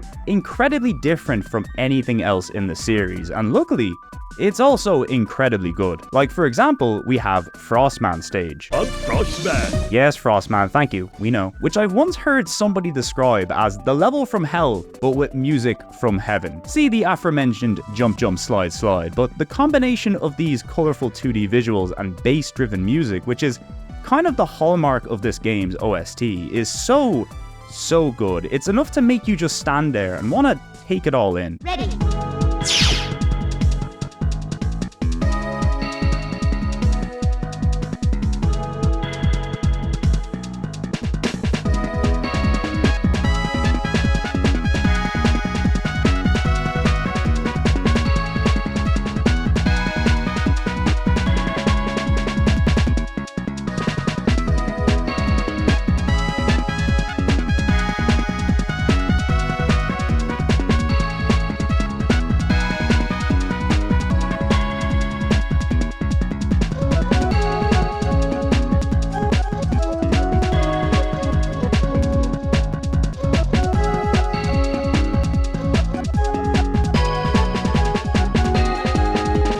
This quality is prevalent throughout the rest of the soundtrack too, which in my opinion features some of the strongest and most memorable tracks in the entire series. Also, I gotta give a special shout out to the intro music. Now, depending on what version of this game you play, the opening will feature a different track. Either the licensed commercial song Electrical Communication by Japanese pop duo Ganesha in Rockman 8, which sadly I can't play for you because Japanese copyright does not fuck around, or this original track in the Western version composed by Shusaku Uchiyama, who composed the rest of the tracks in-game. And honestly, this opening track always felt like it suited the visuals of the opening more to me. Plus, it doesn't hurt that it's an absolute bop. Seriously, it's another one of those openings I will never ever skip. It is so good.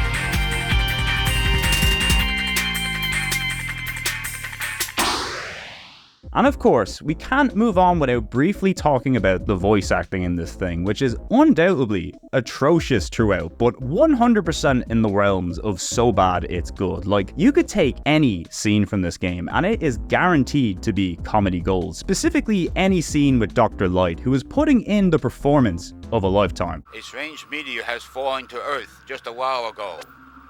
This meteor seems to be emitting a powerful energy signature. Something this powerful must not fall into the hands of evil. I understand, Dr. Light. I'm on it. Thank you, Mega Man. If you can, please bring the meteor back. Okay. Dr. Light, how's it going? Will he be okay? I'm almost finished. The battery will be charged in 10 minutes. That's good. By the way, what do you make of these? These? Seems to be energy resources. But I've never seen this type on Earth. I don't know where this energy came from, but I cannot let it fall into Dr. Wily's hands. You must recover all the energy immediately, Mega Man. But where is Dr. Wily? That's a good question. We may be able to locate another energy emission from the radar room.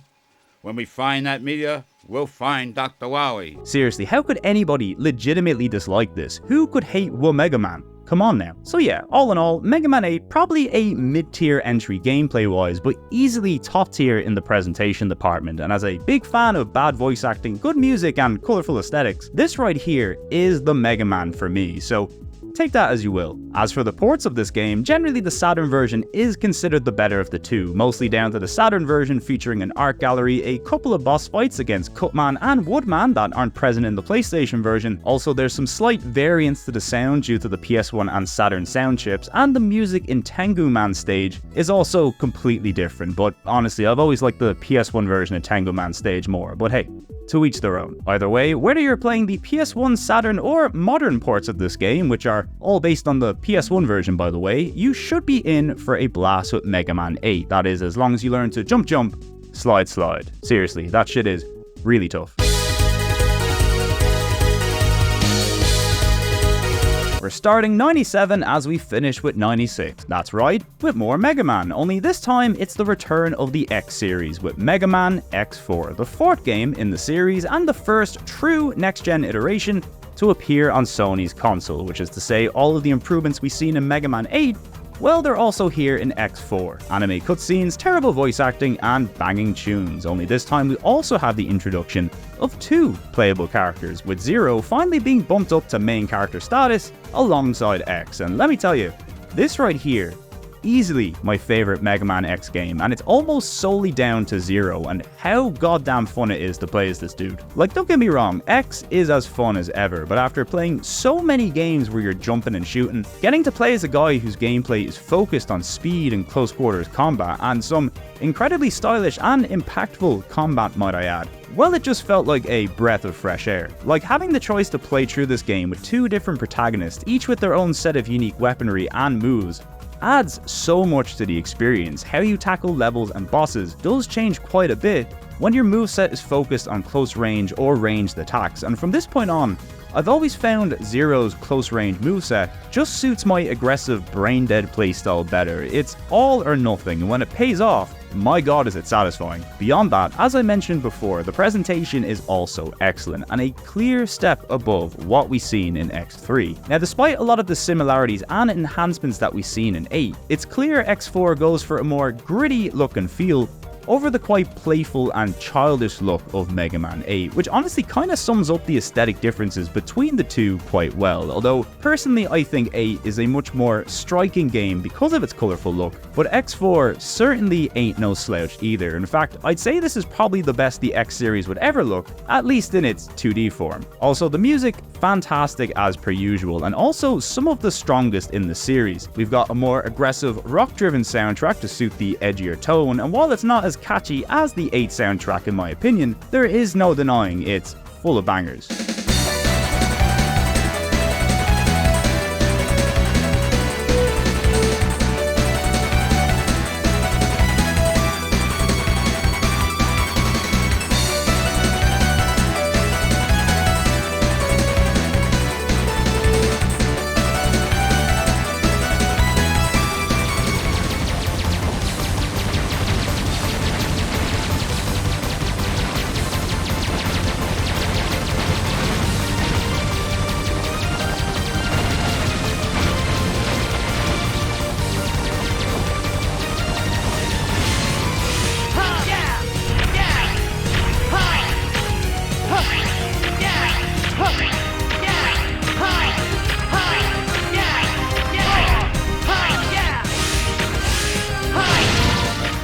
And of course, just like number 8, this game features some top tier bad voice acting. Not quite on the level of Dr. Wowie, but still in the upper echelons. Scenes that are so funny and dramatic that it is impossible to take your eyes off the screen. Colonel! What?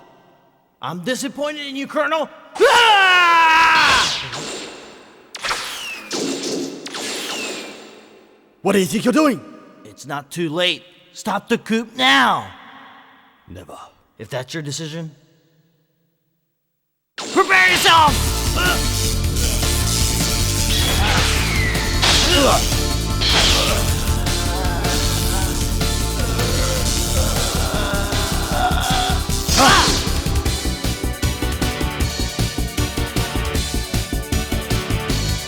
Stop, please!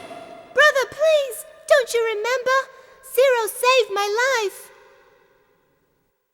Oh. Very well then.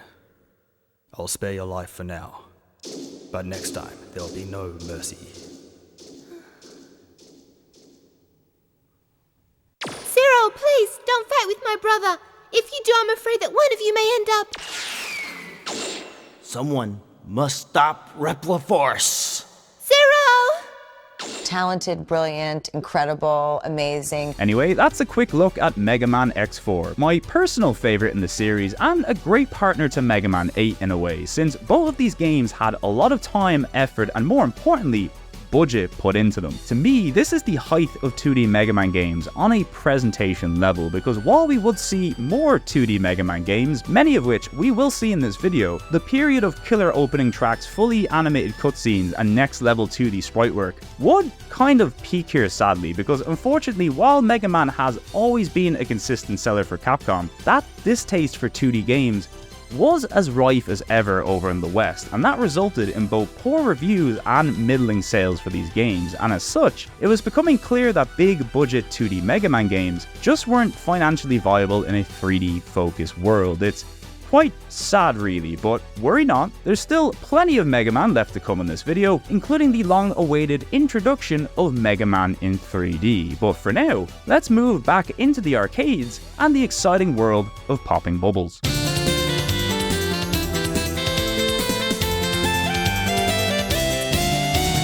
No, it's not Bubble Bobble, but the other bubble-popping arcade hit. It's the Super Pang Collection, aka the Buster Bros Collection in North America. A collection of 3 arcade titles from developer Mitchell Corporation that all ran on iterations of Capcom's CPS1 board, and also Capcom published this PS1 collection, so that's nice of them. Pang is a game that's very nostalgic to me because when I was a kid on holidays over in Spain, as many European kids from cold wet countries probably experienced, the hotel I was in had 2 arcade cabinets set up, one with Samurai Showdown and another with the very first Pang game. Now I didn't have much money to play these things, but the attract screens were burned into my brain from how much I stared at them while my parents were probably off singing ABBA songs in the bar. As you do. The aim of the game is simple. There's bubbles bouncing around the screen, and you do not want to let them touch you. In fact, if you ever see a giant bubble, you should just run the fuck away. Thankfully, you can pop these bubbles using your little hookshot gun, which splits the big bubbles into smaller bubbles until they eventually get so small that they cease to exist. You can pick up items that make your life easier or harder, and as you travel to each location around the globe, the game continues to add new gimmicks to up the challenge. It's really quite simple, but as with most arcade games of this era, simplicity is all you need if your game is fun and addictive, and boy is Pang fun and addictive, and also really hard. Of the 3 games available, we have the original Pang, aka Buster Bros in North America, the first game in the series, and also the one I'm most familiar with, thanks to all the staring I did. Next up we have Super Pang, aka Super Buster Bros in North America, which is more or less your textbook follow-up with better graphics, new weapons and gimmicks, and a fun endless mode, which I am very, very bad at. And finally, we have Pang 3, the token weird entry in the series with 4 new selectable characters, each with their own pros and cons, and also this game now features some art-inspired backgrounds, which certainly adds to the strangeness. All in all, it's a very fun, if simple arcade collection, but if you're a Pang fan like me, it's one that's well worth having in your collection. Now, this won't be the last Mitchell Corporation game we'll see on this list, but for now, let's take some time to talk about a series that we haven't touched on yet in this video. Lol, just kidding, it's more Mega Man.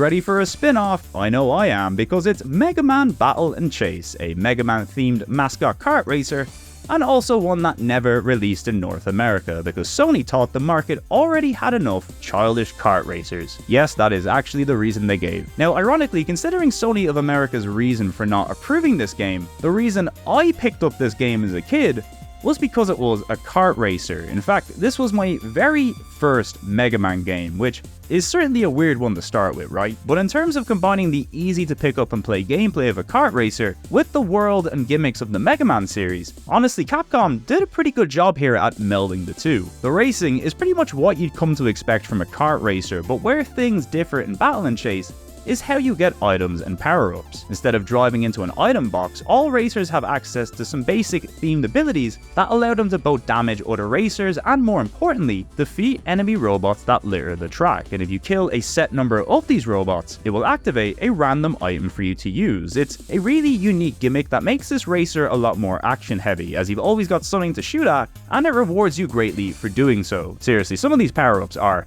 very busted. Also, in the main single-player mode, each race features a named opponent for you to defeat, and if you do so, you get to take one part of their vehicle, which you can then mix and match with your own vehicle that can give you perks on different types of terrain and also customize your speed and acceleration. There's actually quite a lot to unlock, and while the game doesn't have the largest roster of tracks, the constant influx of new parts and the steady increase in opponent difficulty kept me occupied for hours as a kid, and honestly, it still does today. Unfortunately though, the presentation in this thing is a bit hit or miss, but when you consider this is one of Capcom's earliest attempts at a full 3D game, you can kind of understand. Now, the big complaint that I often see is the forced inclusion of this dynamic camera at the bottom next to the map, which greatly limits the view window for racing at the top. Honestly, I've always kind of digged it due to how you can use it with certain weapons to track and time attacks on opponents, but I understand why people wouldn't like it. That and the frame rate is quite bad because of it, with the PAL version running at a lovely stable 17 frames per second, which we hate to see. If you're wondering how the Japanese version holds up, it's still not great as it's sub 30, but it is a little better at least. But honestly, if you can overlook the somewhat rough presentation, this is a really fun kart racer and one I can easily recommend to Mega Man fans. Also, the soundtrack for this game is really good, and it was composed by Yoshinori Ono of Street Fighter fame, which is pretty cool.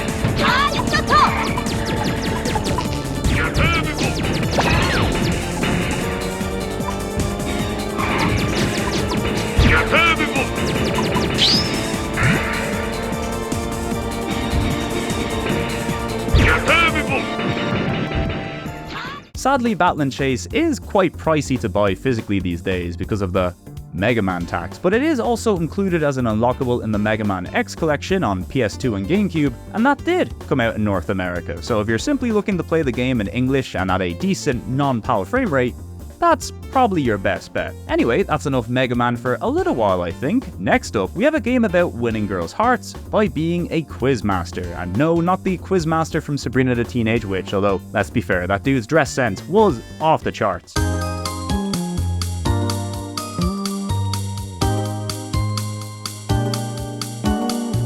Say hello to Quiz 7 Color Dreams Miracle of Rainbow Color Village, originally released on the CPS2 in '96, before being ported to the PlayStation in '97 as a Japanese exclusive, of course. Because this right here is not only a quiz game, but also a visual novel dating sim, which is quite the odd mixture for an arcade game, but Capcom had dabbled in arcade quiz games in the past, some of which have been translated into English, although with American localization, which means if you know nothing about American sports or American history, good fucking luck. I mean, I can tell you the exact layout and decor of the Square Talus Shopping Center circa 1995, but I do not have a fucking clue who won the World Series in 1892. I mean, I only learned to play baseball a few videos ago, for Christ's sake. Anyway, this lovely hybrid of arcade quiz and dating sim not only looks amazing, with probably the cleanest and most detailed 2D sprite work we've yet seen on the console, but it's also got a dog and a cat.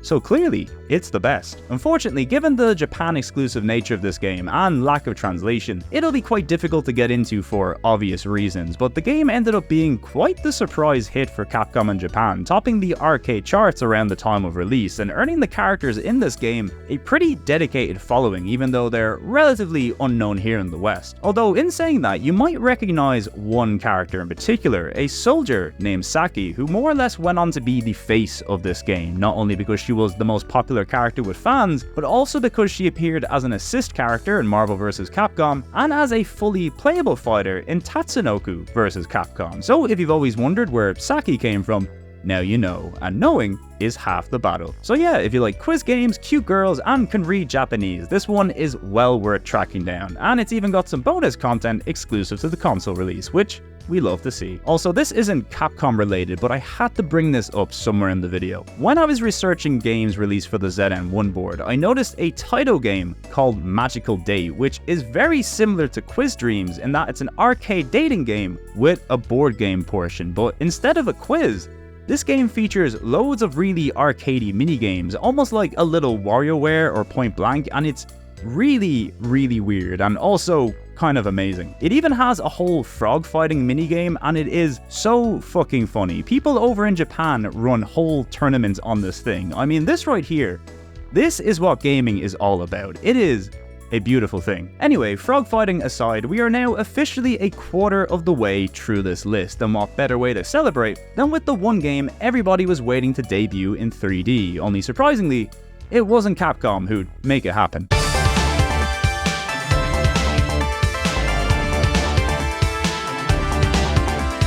Well, here it is, the long-awaited 3D debut of the Street Fighter series, Street Fighter EX Plus Alpha, an enhanced console port of the '96 ZN1 arcade original. Well, not the original, the updated arcade version. You see, we got Street Fighter EX, and then we got Street Fighter EX Plus, and then on consoles there was Street Fighter EX Plus Alpha. It's not confusing in the slightest. Now, for whatever reason, Capcom notoriously were always a little apprehensive about making a 3D Street Fighter, so much so that the first time they'd actually attempted themselves was 2008's Street Fighter 4, but clearly demand was there for a 3D entry in the series, and luckily a company called Arika were happy to make it happen. Now, funnily enough, Arika was started by one of the designers of Street Fighter 2, Akira Nishitani, who, like many prominent Capcom staff members over the years, would leave Capcom to start his own company and then proceed to make Capcom games anyway. See Inti Creates, for example. Anyway, Arika, which is just the name Akira backwards, debuted with Street Fighter EX, a game that's also built on the same ZM1 hardware that Star Gladiator used, only this time we had a 3D game running at a full 60 frames per second. Turns out the secret to this was just not to have cool shit going on in the background, so there you go. Street Fighter EX is a really cool version of Street Fighter, not just because of the polygons, but more so due to the inclusion of a bunch of new characters, courtesy of Arika. I mean, they all play like Street Fighter characters, and many of them straight up have the moves of Street Fighter characters, but I've always liked how out there some of these designs are. I mean, who could hate Skullomania? That's right, nobody can. As for the gameplay, it's still pretty much Street Fighter at its core, although it does kind of feel like a 2.5D version of one of Capcom's crossover fighting games, as it's very fast paced and has a lot of features you'd see in those games like launchers and air combos, and it's also kind of insane visually, which Well, we love to see. It's also got by far the most characters and modes of any fighter we've looked at so far, and even some cool, albeit quite short ending scenes for the characters, although the Zangief one in particular is one of the all-time greats.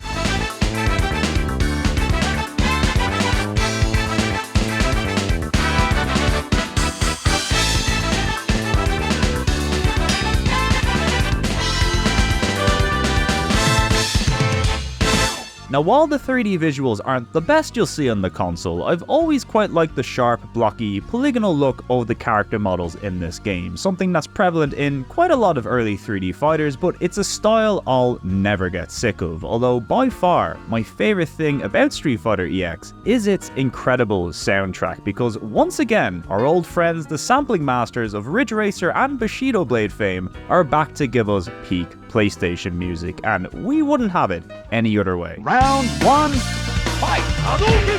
Hadouken! Yeah! Yeah! Hadouken! Hadouken!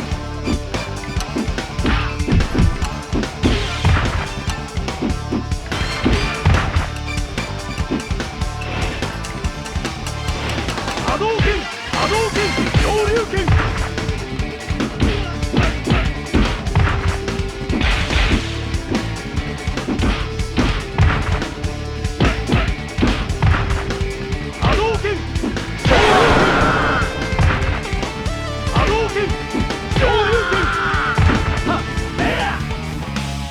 Round 2, fight! Hadouken!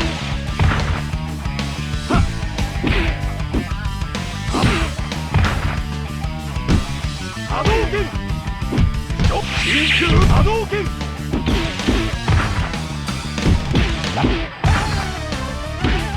Shikishu Hadouken!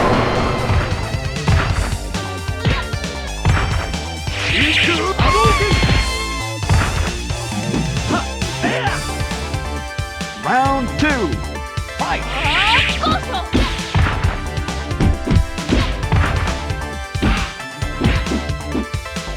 Hadouken! Hadouken! Hadouken! Ha ha! Shikishu Hadouken! Hadouken! KO! Hadouken!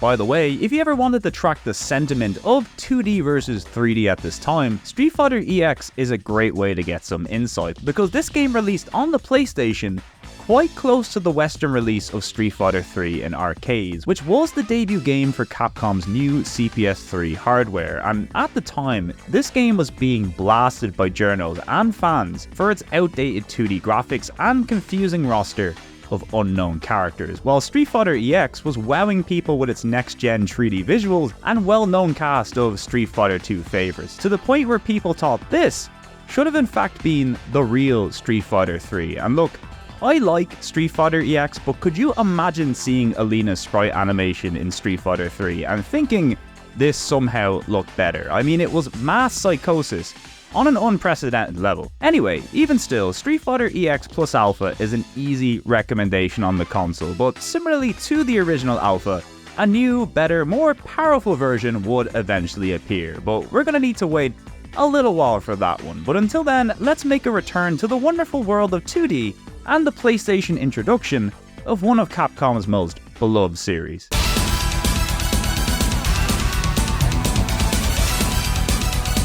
Kicking off a pretty long run of Marvel games on the console, we have Marvel Super Heroes, the 97 port of the 95 CPS2 arcade original. Now, some of you might ask, Sean, wasn't there another Capcom Marvel fighter released before this on the console? You know, a certain X-Men game. And the answer is no, but it is coming. Don't you worry. Now, even before that X-Men game, Capcom had a pretty good working relationship with Marvel, having developed arcade and console games based on their franchises in the past. And if there's one thing we should know about Capcom, is that they really like making fighting games and pitching fighting games to big American companies. And sadly, despite their good relationship with Disney, they never managed to make a Disney fighting game. But hey, at least Marvel listened. So this right here is the second Marvel fighting game Capcom would would put out, one that now includes a bunch of familiar favourites with a plot based around the Infinity Gem storyline, which means if you've seen the modern movies, you'll not only know what's going on in this game, but you'll also understand why Thanos is beating the shite out of you. We've got familiar faces like Spider-Man, Captain America, Hulk and Iron Man, as well as some deeper cuts like Blackheart and Sue McGorath, and some returning characters from the X-Men games too, but more importantly, this game introduced Doctor Doom as a fighter, and a Marvel fighter without Doctor Doom, that's no good. One of the nice things about these games is the fighting system known as the magic system, which allows you to cancel normal attacks into a combo by inputting a move of a higher tier. So in other words, light attacks cancel into mediums and medium attacks cancel into heavies. It kind of makes the fighting a bit more snappy and straightforward, and it's also quite easy to pick up as a beginner. There's also launchers and air combos, but I'm very bad at them, so I don't have much footage to show you, but hey, at least I can do an infinity counter. So that's something. Really, the major thing that sets this game apart from others in the series is the Infinity Gem system, which allows you to collect one of 6 different gems mid-fight, which can then be activated to provide time buffs to things like speed, defense, and attack power. And each character also has a preferred gem that gives them a special extra power buff, like Spider-Man, who can multiply, which is as terrifying as it looks. This gives the game an extra strategic element that doesn't really feel like it breaks the balance of the game in any way, and they'd actually revisit this system in Marvel vs. Capcom Infinite many years later, but the less we speak about that game, the better. As for everything else, well, it's all peak Capcom. Lovely visuals, lovely sound, and tight 60 frames per second gameplay, as you'd expect. Sure, the modes are once again quite limited, and there's the odd bit of slowdown during some of the more hectic scenes, but really, all in all, this is a great version of one of their best fighters, and my personal favourite Marvel fighter on the console. A very easy recommendation.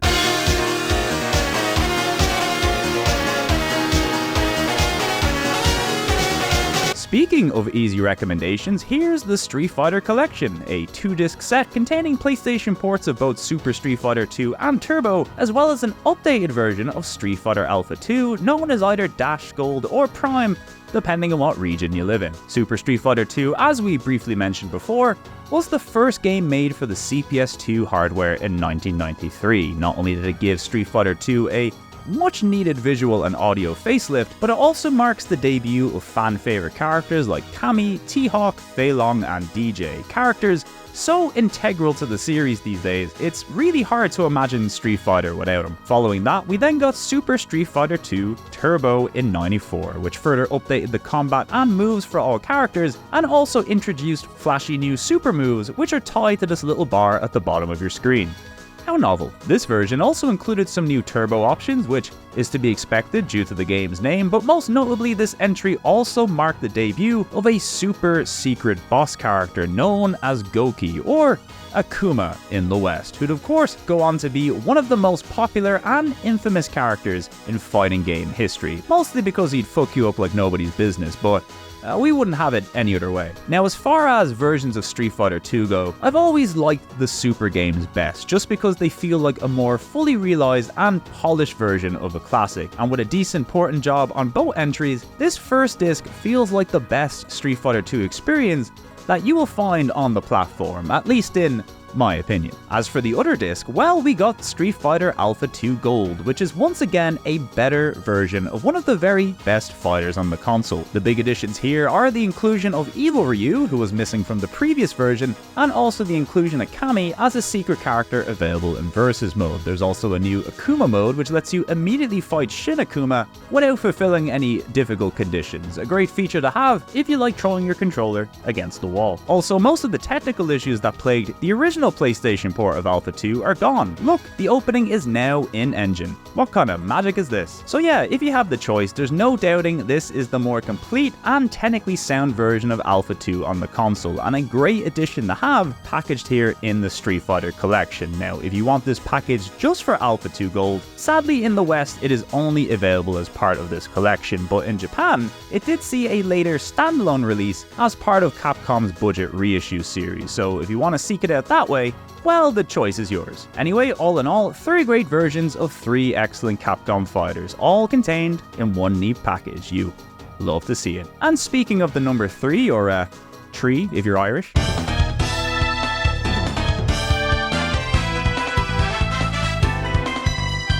Now it's time for one of Capcom's defining series on the console. It's Breath of Fire 3, the third game in the Breath of Fire series, launching exclusively on the PlayStation in November of '97. For those unaware, Breath of Fire is a series of role-playing games Capcom worked on during the 90s and noughties. It wasn't the first role-playing game series they worked on, as their Famicom output shows, but it's generally the one they're most well known for, and for good reason. Each game has its own unique standalone story similar to the Final Fantasy games, but they always focus on a protagonist named Ryu who can turn into a dragon, not to be confused with the other Capcom Ryu, although they are certainly adjacent, and there's also a character named Nina, who was not a dragon, but we still like her anyway. The first two entries in this series released globally for the Super Nintendo, and while the first is considered a pretty basic role-playing game by today's standards, the second is often lauded as one of the best on the platform, and when it comes to the third entry on the PlayStation, I think that statement also applies here. Utilizing a mixture of gorgeous 2D sprite work mixed with 3D backgrounds and environments, Breath of Fire tells the story of a boy named Ryu, the last of a race of people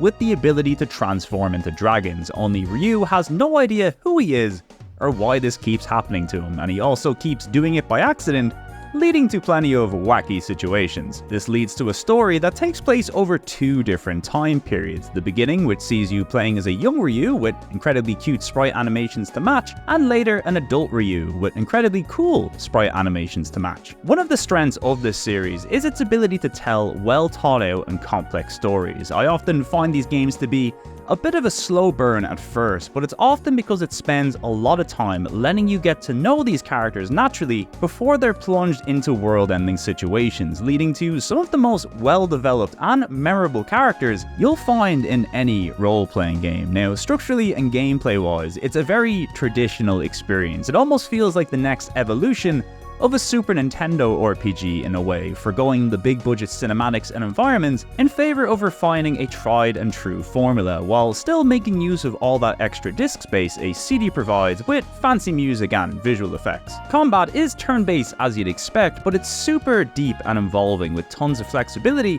thanks to the Master System, which lets you train and spec characters to fit any role. Not to mention, Ryu has this whole dragon DNA system that allows you to fuse different elements together to transform into different dragons, each with their own stats and abilities. There is so much here, it is absolutely insane. And I gotta say, the combat in this thing, pretty tough too. It's certainly not a game you'll be able to steamroll through by mashing the X button, and it will really keep you on your toes throughout, even in the early game, when you can barely hold a sword. It's why I always consider this series a role-playing game fan's role-playing game, because its focus on the core components of the genre, its story, its characters, and its systems has allowed these games to stand out as some of the best and most revered of their generation, even if they're sadly nowhere near the level of popularity of a series like Final Fantasy. And sadly, a big reason for that might be Capcom's decision to keep 2D sprites at the forefront, because if we're talking looks and presentation, this has gotta be one of the prettiest and most charming games on the entire console. I mean,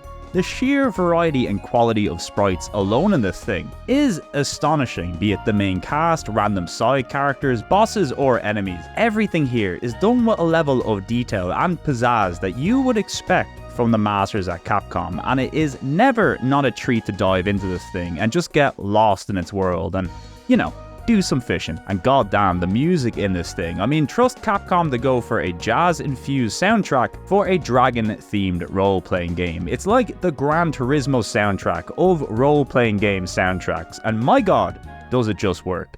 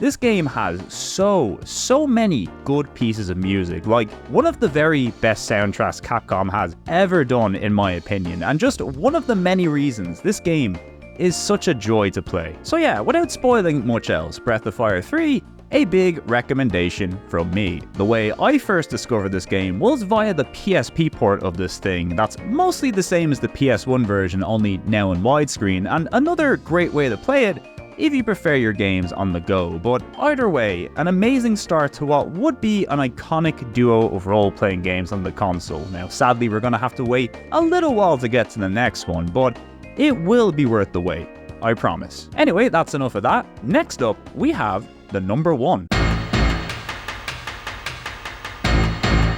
So here's one on the PS1, a rather unfortunate name for a pretty fun game. This run and gun from noted 2K Sports developer Visual Concepts originally launched in the West in December 97, but since Capcom picked it up for a Japanese release in 99 alongside giving it this cool Capcom cover art rebrand, we're going to talk about it today. One is the story about a man who wakes up with no memory, a barcode on the back of his neck, and a gun grafted to his arm, which sounds like a bad night out in Galway if you ask me, but naturally, this is very confusing for our protag, but little does he have time to think before a helicopter shows up trying to kill him, and well, the rest of the game is you killing people who are just trying desperately to kill you. In fact, it's quite literally about a man so angry he cannot die. Seriously, your health system is tied to killing people and is called the rage system. The more you kill, the angrier you get, and the angrier you get, the more you kill. Sometimes you will fall off a building and die mid-rage spree due to some lousy platforming controls, but hey, you win some, you lose some.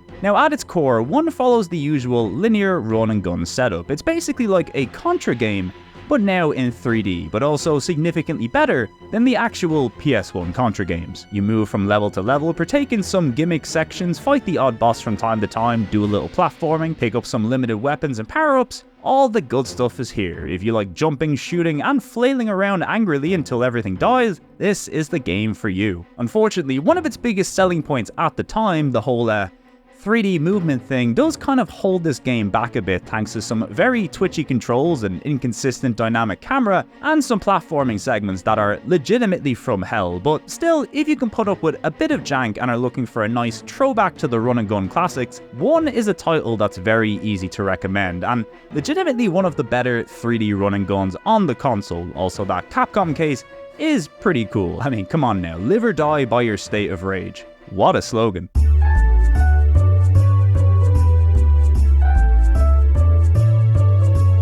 Only a few games left to go in 97, but we're certainly not letting up, because it's time for Mega Man Legends, aka Rockman Dash, over in Japan, another spin-off of the Mega Man series and the first to dip its toes into the exciting world of 3D. Well, as long as you don't count Battle and Chase. And it's not just the dimensions that's changed, the gameplay and story here feel like nothing else in the series past or since, because the goal here was to create a completely new style of Mega Man game with a broader appeal for everyone. So they turned it into an action-adventure role-playing game dungeon crawler, and it's also got a dancing robot monkey. That part's really important. Legend's story takes place in an alternate version of Earth that's been ravaged by floods and is now filled with tiny little islands where the main mode of transportation are big flying machines in the sky. Our protag Mega Man Volnut, along with Roll, Data, and Professor Casket, are a team of treasure hunters known as Diggers, out in search of a mystical treasure called the Mother Lode, which can supposedly act as an infinite energy source, something desperately needed in this flooded world where energy is a scarce and highly demanded resource. But that search comes to a halt when the cruise ship, the Fludder, crash lands on Cattlecock's Island, and well, what follows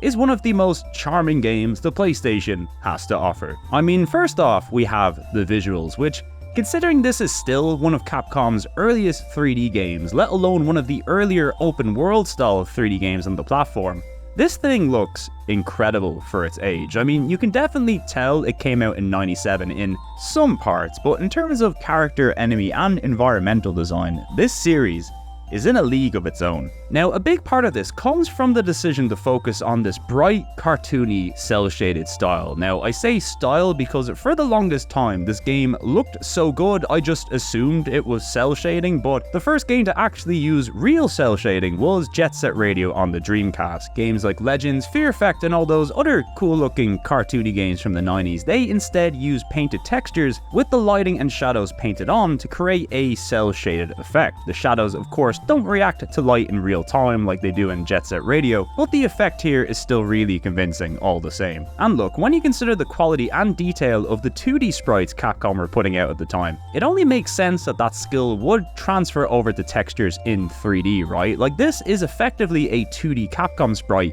in 3D when you think about it, so no wonder it looks so good. But maybe the biggest benefit of this style is how expressive it allows its characters to be. Like the antagonist in this game, the Bond family of air pirates. Every moment Teasel Tron or her little yellow surfbot companions are on screen, I can't take my eyes off them. Miss Tron, we're so sorry. We lost the key. Oh, what happened this time? I can't take my eyes off you for a second, can I? Just you wait till we get back. You're in a lot of trouble. Oh, no. Who was that? Wait, wasn't that the same boy as before? He disabled the Bloom Bears by himself. I don't understand. Whenever I think about him, I get this funny feeling. Oh, forget it! Who cares what this feeling is? It's all his fault! His fault! How dare he! I'll teach him not to mess with me or my kids! Here we go! Feldinot, engage!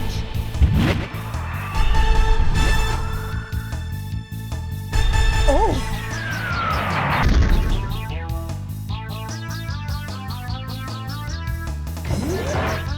Hey, you! Thanks to you, everything's a mess now, isn't it? Huh? Aren't you the girl who's being chased by that dog? Shut up! I don't want to hear about that! Do you know what you've done? Huh? You're a lot dumber than you look. You should have known better than to pick a fight with the Bonds. Of course, if you agree to become one of my servants, I suppose I could forgive you. What do you say? That way my brother will never have to know about what you did to us. Join up with pirates? I don't think so. All right then, forget you. Fine, see if I care. I gave you a chance and you turned it down. Don't come back crying to me later. Your history! You're toast! Just you wait!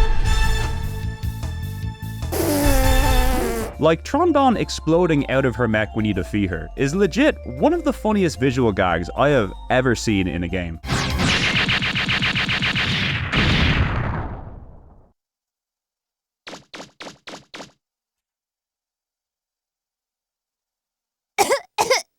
Talented, brilliant, incredible. Combine all this with some excellent camera angles throughout the cutscenes, genuinely likable and funny characters, and some honest-to-God decent voice acting for the first time in a Capcom game, and you have what is easily one of the company's most impressive games to date, story and presentation-wise. The gameplay, however, certainly a 3D PlayStation game from '97, but don't let that scare you away. Legends is one of those games that just clicks with you after a little investment. A weird way to think of this game is that it's kind of like a platformer mech shooter, in that the combat is somewhat reminiscent of Armored Core, with a camera that keeps your character centered and a combat system heavily focused on synergizing lock-ons with player and camera movement. Now, this system is a little rough around the edges in this first entry, most notably the fact that you can't move while locking on, and also you have to get quite good at L1 and R1 camera controls, something they would improve upon greatly in the sequel. But even in this first entry, when it all clicks, it ends up feeling very satisfying to use, and with a whole host of new weapons and armor pieces to unlock throughout the game that increase your movement abilities and combat options, it's one of those games that just gets better and better the more you play. And while Legends does feature plenty of outdoor combat segments and cool little bosses and gimmicks, the meat of this game lies in these dungeon like ruins, full of enemies, traps, and treasure to find. It really feels like a mixture of a whole bunch of my favorite things. A dungeon crawling, mech shooter, Zelda-style action-adventure game, but it's also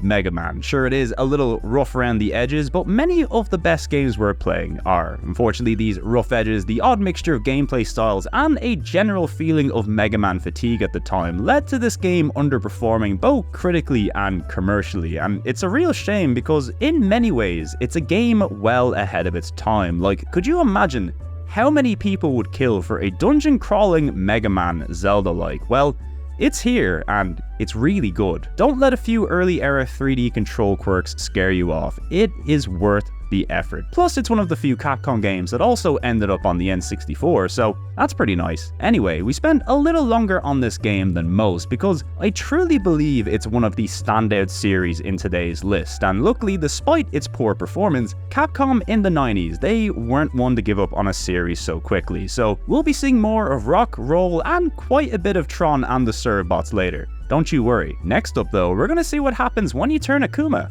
into a mech.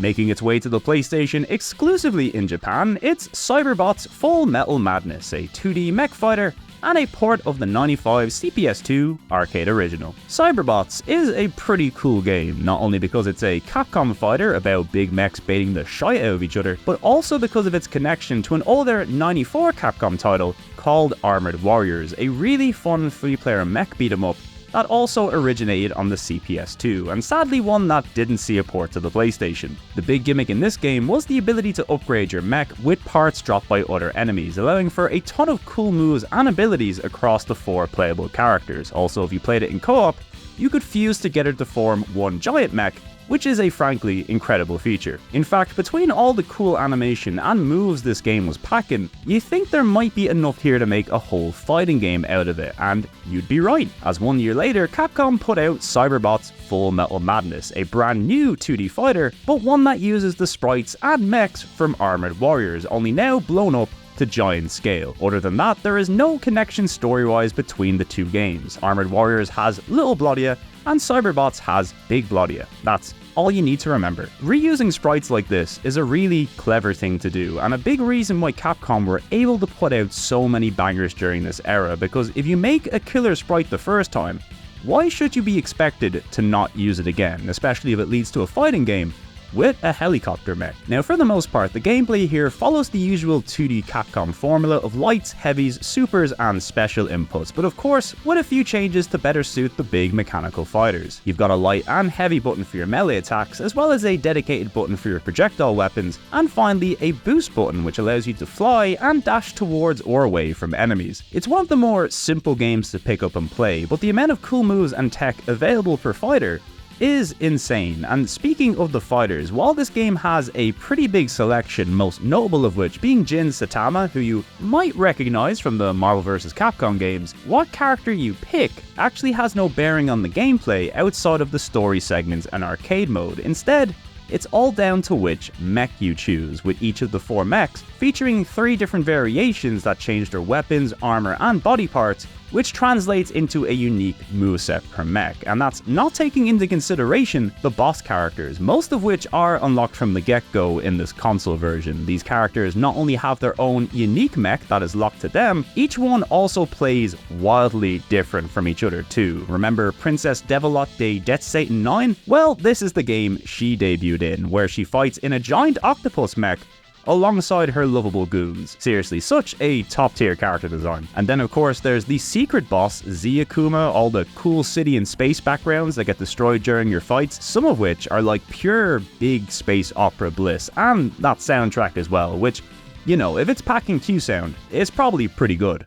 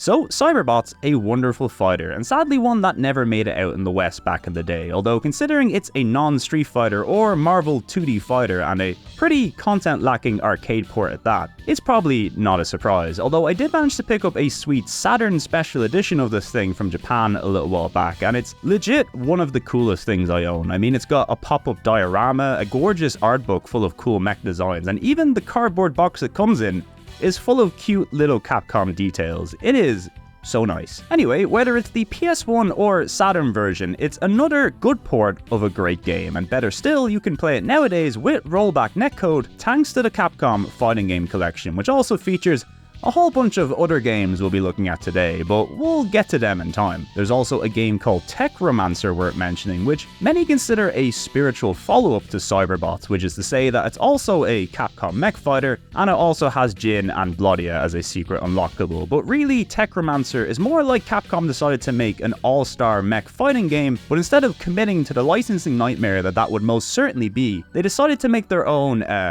heavily inspired robots instead. It's quite a different game to Cyberbots, but it's also a lot of fun, and similar to Plasma Sword, it's another ZN2 game that was ported exclusively to the Dreamcast, so the best of both worlds really. Anyway, that's enough mechs for now. Next up we have the final game of '97, and also one of the very few sports games on this list, and for once, it's not a baseball game. Thank fuck for that. Punk, please, who you bullshit? Another game appearing here thanks to regional licensing shenanigans, specifically the North American version, because that's where Capcom published it. We have Freestyle Boarding 99, aka Zap Snowboarding Trick 98 in Japan, and Fat Air Extreme Boarding over in PAL regions, and despite the many dates included in the previous titles, it first launched at the tail end of '97 in Japan, hence why it's next in this list. Now, snowboarding games during the 5th generation would make for a good video topic, I think, because it's a genre that just kind of exploded onto the scene as soon as 3D was a thing. I mean, every major console at the time had at least one or two prominent snowboarding games, and I suppose a reason for this is that since racing games were easy enough to make work in 3D and also very popular, snowboarding was kind of the same thing, but also appealed to a very different market, so it seemed like a no-brainer really, and this right here is one of the many snowboarding games to make it to the console, and while certainly not the best, it's also far from the worst. A nice mid-tier snowboarding game, if you will. Originally developed by Atelier Double as a follow-up to the Japan-only Saturn exclusive Zap Snowboarding Tricks, this entry gives us a mixture of downhill racing and trick gameplay as you'd come to expect from the genre. I think the gameplay here generally shines brightest in the control and visual department, with easy-to-grasp arcadey movement and a nice variety of slopes and environments to carve up some snow. Unfortunately, like many early examples of the genre, the trick system is both quite limited and rather clunky to use, something that can easily get quite frustrating since the races often have trick portions that are weighted alongside how quickly you finish. I'm sure it's something that you can get accustomed to as you play, but it's certainly not something I'd consider good. As for the music and presentation, well, it's pretty fun throughout in that kitschy, extreme mid-90s kind of way. I'm sure it won't be to everybody's tastes, but I certainly enjoyed it for what it was.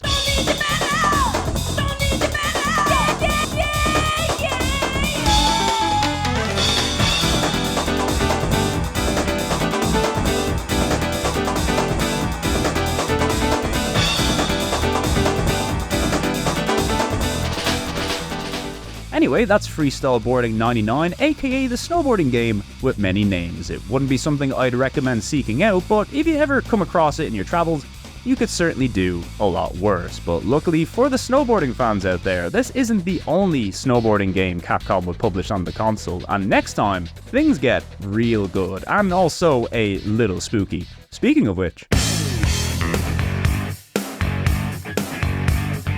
That's right, we're kicking off 1998 with a big one. It's Resident Evil 2, aka Biohazard 2, over in Japan, the long-awaited follow-up to the mega-hit original, and one of the most beloved games in the series, and it's got a whole subplot in the TV show Space based around it, which is pretty incredible. Oh, hiya. Don't sneak up on me like that! Ooh. Want a cup of tea? Yes. After the breakout success that was the first Resident Evil and the many other versions of Resident Evil that appeared in the meantime, Capcom really had a lot to prove with this follow-up. Not only was the first game by far their biggest commercial success on the console, but they also had to prove that their first attempt wasn't just a fluke. And with series co-creator Shinji Mikami now working with a new director, Hideki Kamiya, who you might have heard of, assuming he hasn't blocked you on Twitter, well, all eyes were on Capcom to see how they would do, and would you believe it? They absolutely knocked it out of the park. Where Resident Evil was a game about being isolated inside a big spooky mansion in the middle of the forest, Resi 2 instead thrusts us right into the heart of Raccoon City in the middle of a zombie outbreak. Places you thought were havens of safety like a gun shop or police station were now the complete and total opposite, and worse still, the number of zombies and creepy enemies has also increased dramatically. I kind of liken this entry to something like Terminator 2 or Aliens, in that it takes what worked in the first entry and then just blows it up to Hollywood levels of action flair, which is to say the game is still incredible, spooky, tense and atmospheric, but you can now also blow up a giant zombie alligator, and we love to see it. Resi 2 sticks to the gameplay of the first entry, so tank controls and static backgrounds are the name of the game, but everything just feels more polished and refined than before, with some of the backgrounds in this game being the gold standard for years to come, and with a much bigger range of locations to visit, including the iconic Raccoon Police Department, which is kind of like a mini Spencer Mansion, full of more ridiculous gizmos and insane puzzles. It fast became another one of the most iconic and memorable places in all of gaming. We've also got the dual protagonist system making a return, only this time around the characters aren't separated into difficulty, rather they're separated by a giant tanker crash at the beginning of the game, and also they get their own individual discs now, which is pretty fun. We of course have Leon S. Kennedy, a rookie cop who's about to have a terrible first day on the job, and there's also Claire Redfield, the sister of Chris from the first game, who was out in search of her missing brother and has also picked a terrible time to show up to Raccoon City. Now, in terms of story and production values, there's also been a huge increase too. I mean, the opening cutscene for Resi 2, while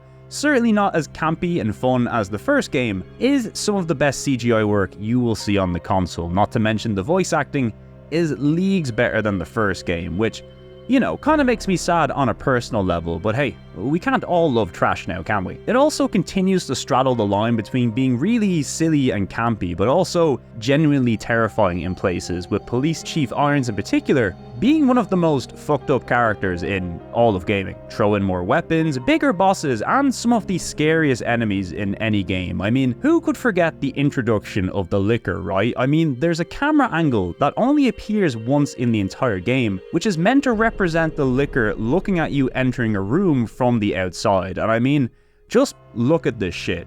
That right there, that's cinema, baby. Plus, we've got the addition of a new B scenario that not only increases the difficulty and changes the routes that you'll take within the game, but it also adds extra bosses and a debuting Mr. X, whose intro is still one of the funniest things I have ever seen in a game, until he quickly reminds you that laughing at a very tall man wearing a big jacket and hat is not recommended. There's also a suite of further unlockables you can get for beating the game with a high rank, most notable of which are the Fourth Survivor and Tofu modes, which are not only really challenging and fun, but so goddamn stupid. Also, shout out to the soundtrack, which is easily my favorite in the series. The ambience here is on another level.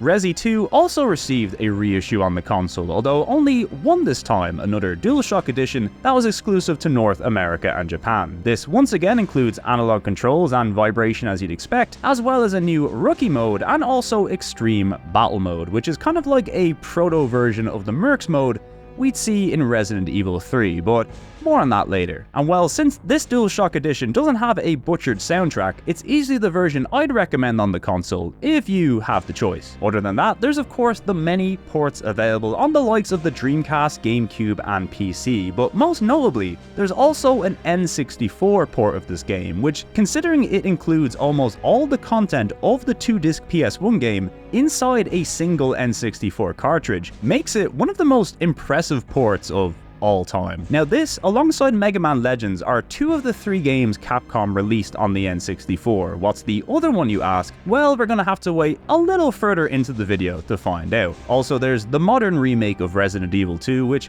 is once again very much its own thing, but also my favorite modern Resident Evil game. So honestly, whatever version of Resi 2 you try, you are gonna be in for a treat. All in all, there's a reason this is Capcom's best-selling game on the console, and after the critical and commercial success of this thing, it was clear that not only was Resident Evil and survival horror here to stay, but Capcom had a series on their hands that could potentially carry their company for years to come, something they desperately needed as their arcade revenue was decreasing year on year, and once reliable franchises like Street Fighter and Mega Man were slowly beginning to decline in popularity and sales, and with the console's perception further shifting towards a demand for mature, more adult-orientated games, something arguably started by Capcom themselves, while the success here of Resi 2 was probably a big factor in how the company's strategy would shift throughout the next few generations. But either way, this is easily one of the best games on the console, best games of the generation, and dare I say, best games of all time. Just like the original Resident Evil, it is a classic in the truest sense of the word, and if you've yet to play it,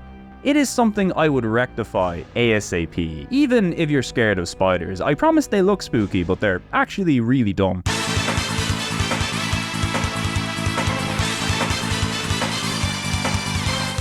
Next up, we have X-Men Children of the Atom, a port of the '94 CPS2 original, and one of only 2 Capcom releases to never make it over to Japan. And considering this is a port of one of the most beloved Capcom fighting games of its era, the fact Japan didn't want the PS1 port, well, that should tell you things are not looking good. So, for context, X-Men Children of the Atom alongside Darkstalkers was one of the first games to appear on the CPS2 hardware, and just like Darkstalkers, it was a showcase of what the hardware could do. Not to mention, this was the very first of Capcom's Marvel crossover fighters, so historically, this game is pretty damn important. Anyway, up until now, all the 2D Capcom fighter ports that we've looked at have been better on the Saturn, but not enough to not make me recommend the PS1 versions as well, which have all been pretty good ports for the time. X-Men Children of the Atom, however, is when the Capcom ports on the console started to take quite a downturn, and the gulf in quality between the Saturn and PlayStation versions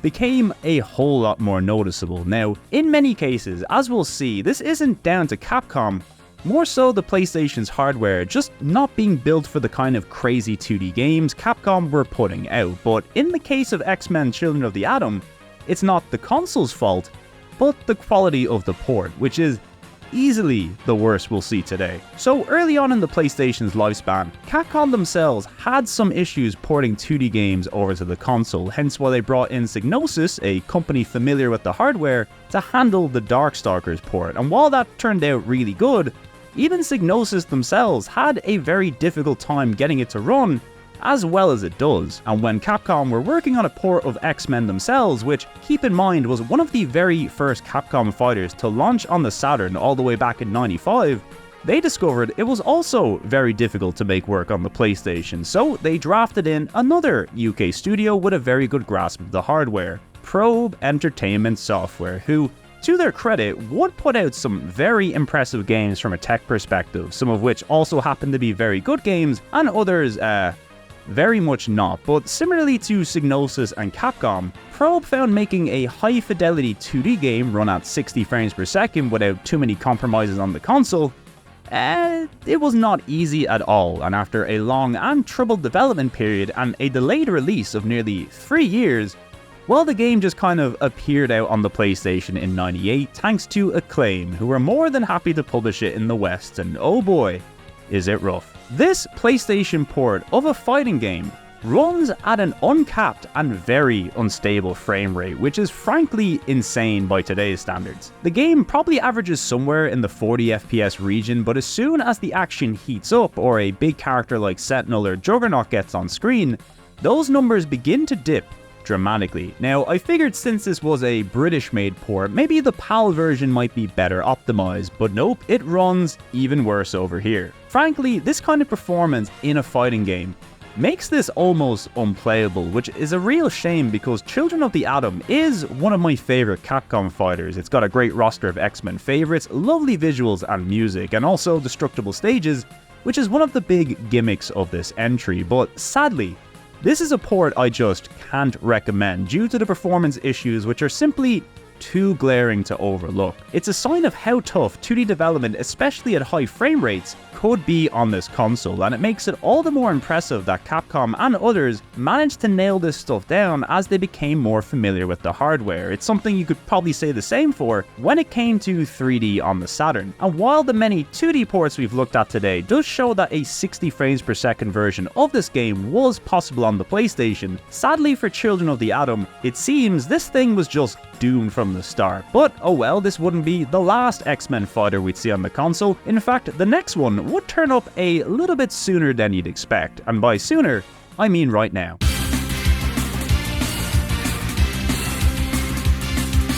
Next up, we have X-Men vs Street Fighter, a port of the '96 CPS2 arcade original, and another very interesting and somewhat disappointing port, but a very interesting one. X-Men vs Street Fighter was the beginning of the tag-focused Versus series, featuring a mashup of characters from previous X-Men and Street Fighter games, now battling in silly over-the-top 2v2 battles with exaggerated attacks to match. It probably represented the biggest adjustment to Capcom's traditional fighter gameplay we've seen since its introduction, continuing the high-speed flashy gameplay of the previous Marvel fighters, but adding a whole 2 other fighters per match to deal with as standard. It was also the game that added Gambit, Sabretooth and Rogue to the series, and we love to see it. Now, originally, when this game was announced, Capcom had stated that they would be exclusively porting it over to the Sega Saturn, where it would also be the debut game to utilize the Saturn's new 4MB RAM expansion card, allowing the Saturn version to be a near arcade-perfect port of the CPS2 original, and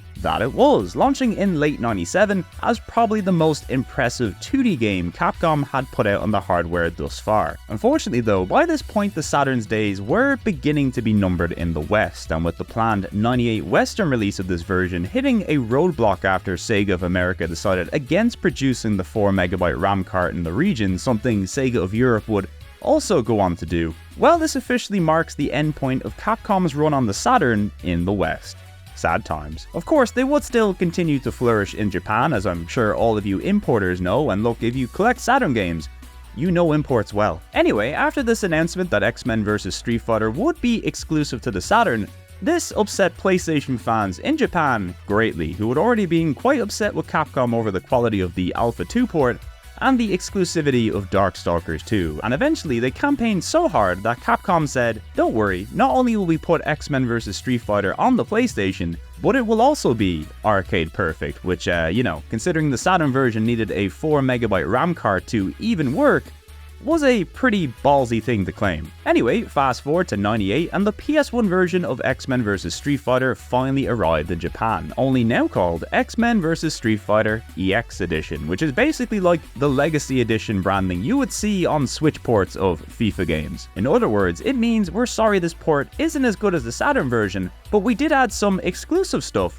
to hopefully keep you happy.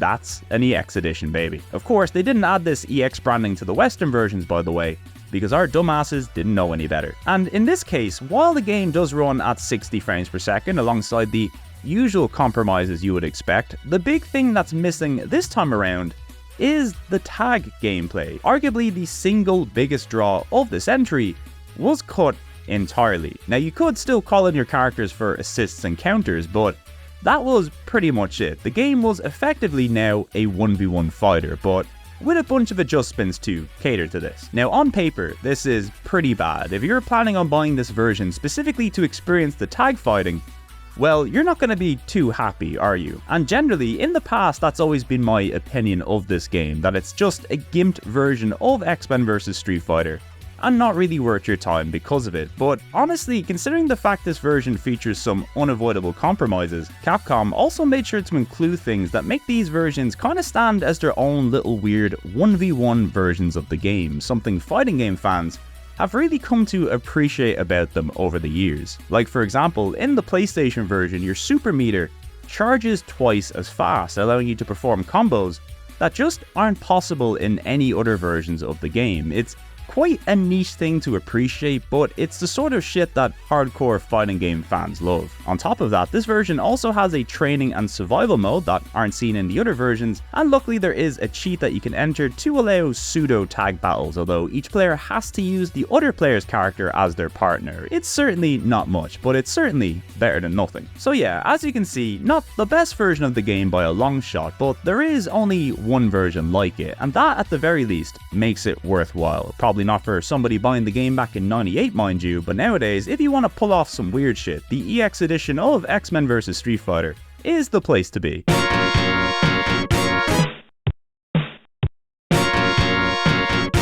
Up next, we have another Japanese exclusive, and it's the Arcade Gears version of Wonder 3, aka 3 Wonders in the West. Sorry to all the people who hate my accent, by the way, just be glad this game wasn't number 33 on our list, because I would have had a field day. Anyway, this is a port of the CPS1 arcade original from Capcom, although unusually, this port was both developed and published by Zing as part of their Arcade Gears label of arcade ports. And sadly, since the Arcade Gears version of Pulirula isn't a Capcom game, we don't get to talk about that today.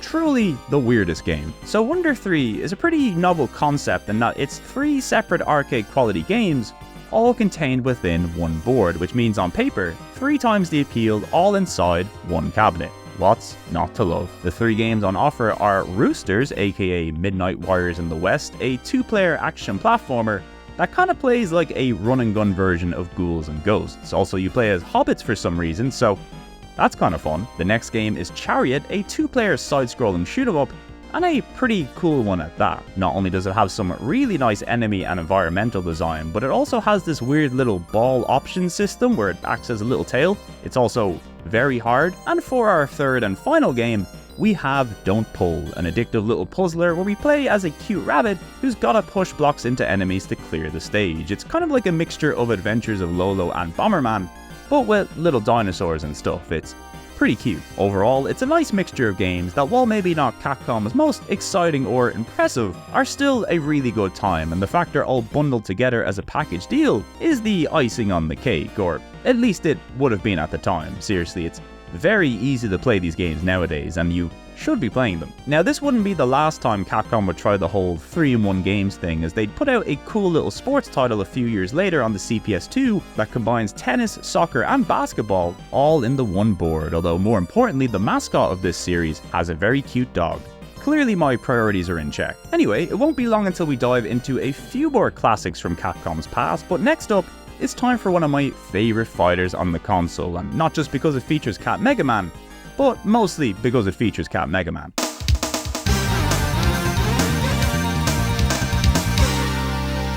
That's right, it's Pocket Fighter, aka Super Gem Fighter Minimix in the West, before they realized that was a terrible name, and then changed it back to Pocket Fighter for the PS1 release. This port of the '97 CPS2 arcade original sees a return of the chibi characters from Puzzle Fighter, now back with their very own fighting game, and my god, is it good. Pocket Fighter is in the style of games like Virtua Fighter Kids and Battle Arena Nitto Shinden, where all your favorite characters are battling it out in cute chibi fashion, and while I'm not really too fond of the 3D takes on this idea, Pocket Fighter is an example of how to do this concept justice, not only because it gives us a very fun entry-level fighter, but one that's chocked to the brim with personality and Capcom fan service. It's also the first game to make it to the PlayStation during the CPS3 era, which means we see the PlayStation debut of Ibuki from Street Fighter 3 and Tessa from Red Earth. And I know I've already mentioned Red Earth a few times during this video, but it's like a fighting game, role-playing game where you only fight bosses. It is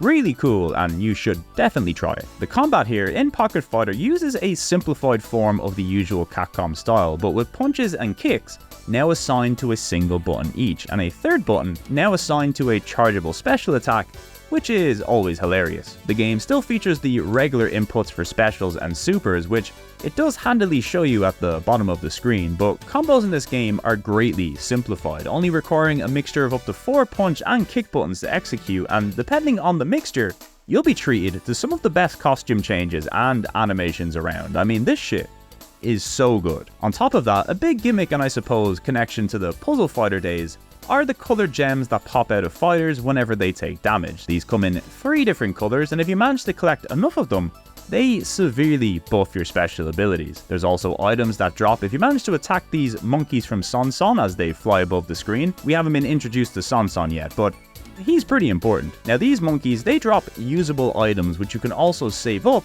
and throw at enemies for a variety of different attacks. I know the whole game probably looks incredibly manic, but trust me, it's controlled chaos and it just feels so good to play. Like, it's a beginner-friendly fighting game that not only breaks things down for newcomers, but also helps ease them into the more complicated aspects of its gameplay. And for more hardcore players, well, the gems, parry, and item systems give you a ton to play around with. But if the gameplay doesn't win you over, the rest of the game is just bursting with Capcom fan service from top to bottom. I mean, not only are these some of the best backgrounds in any Capcom game, the amount of fan service contained within them is absolutely insane. I mean, they even chibied up Hype Dog from Darkstalkers. How could you not love this game? Even the survival mode is just a big long run through 12 opponents where every character you beat reveals more fan service. I mean, what better motivation to win a fight than to see Mega Man Walnut, you know? Also, the music is incredibly good. Some of it is so upbeat that it just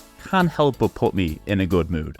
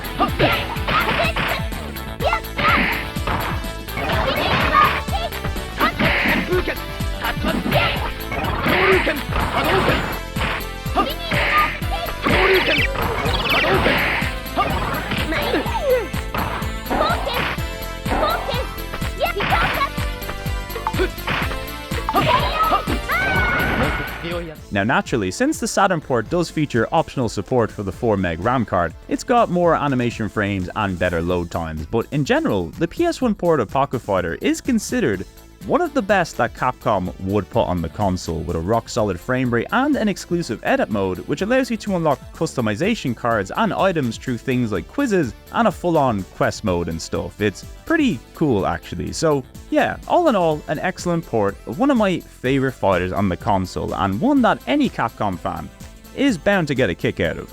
No pun intended. Anyway, next up we have a return to the Mega Man series, although maybe not in the way you were expecting.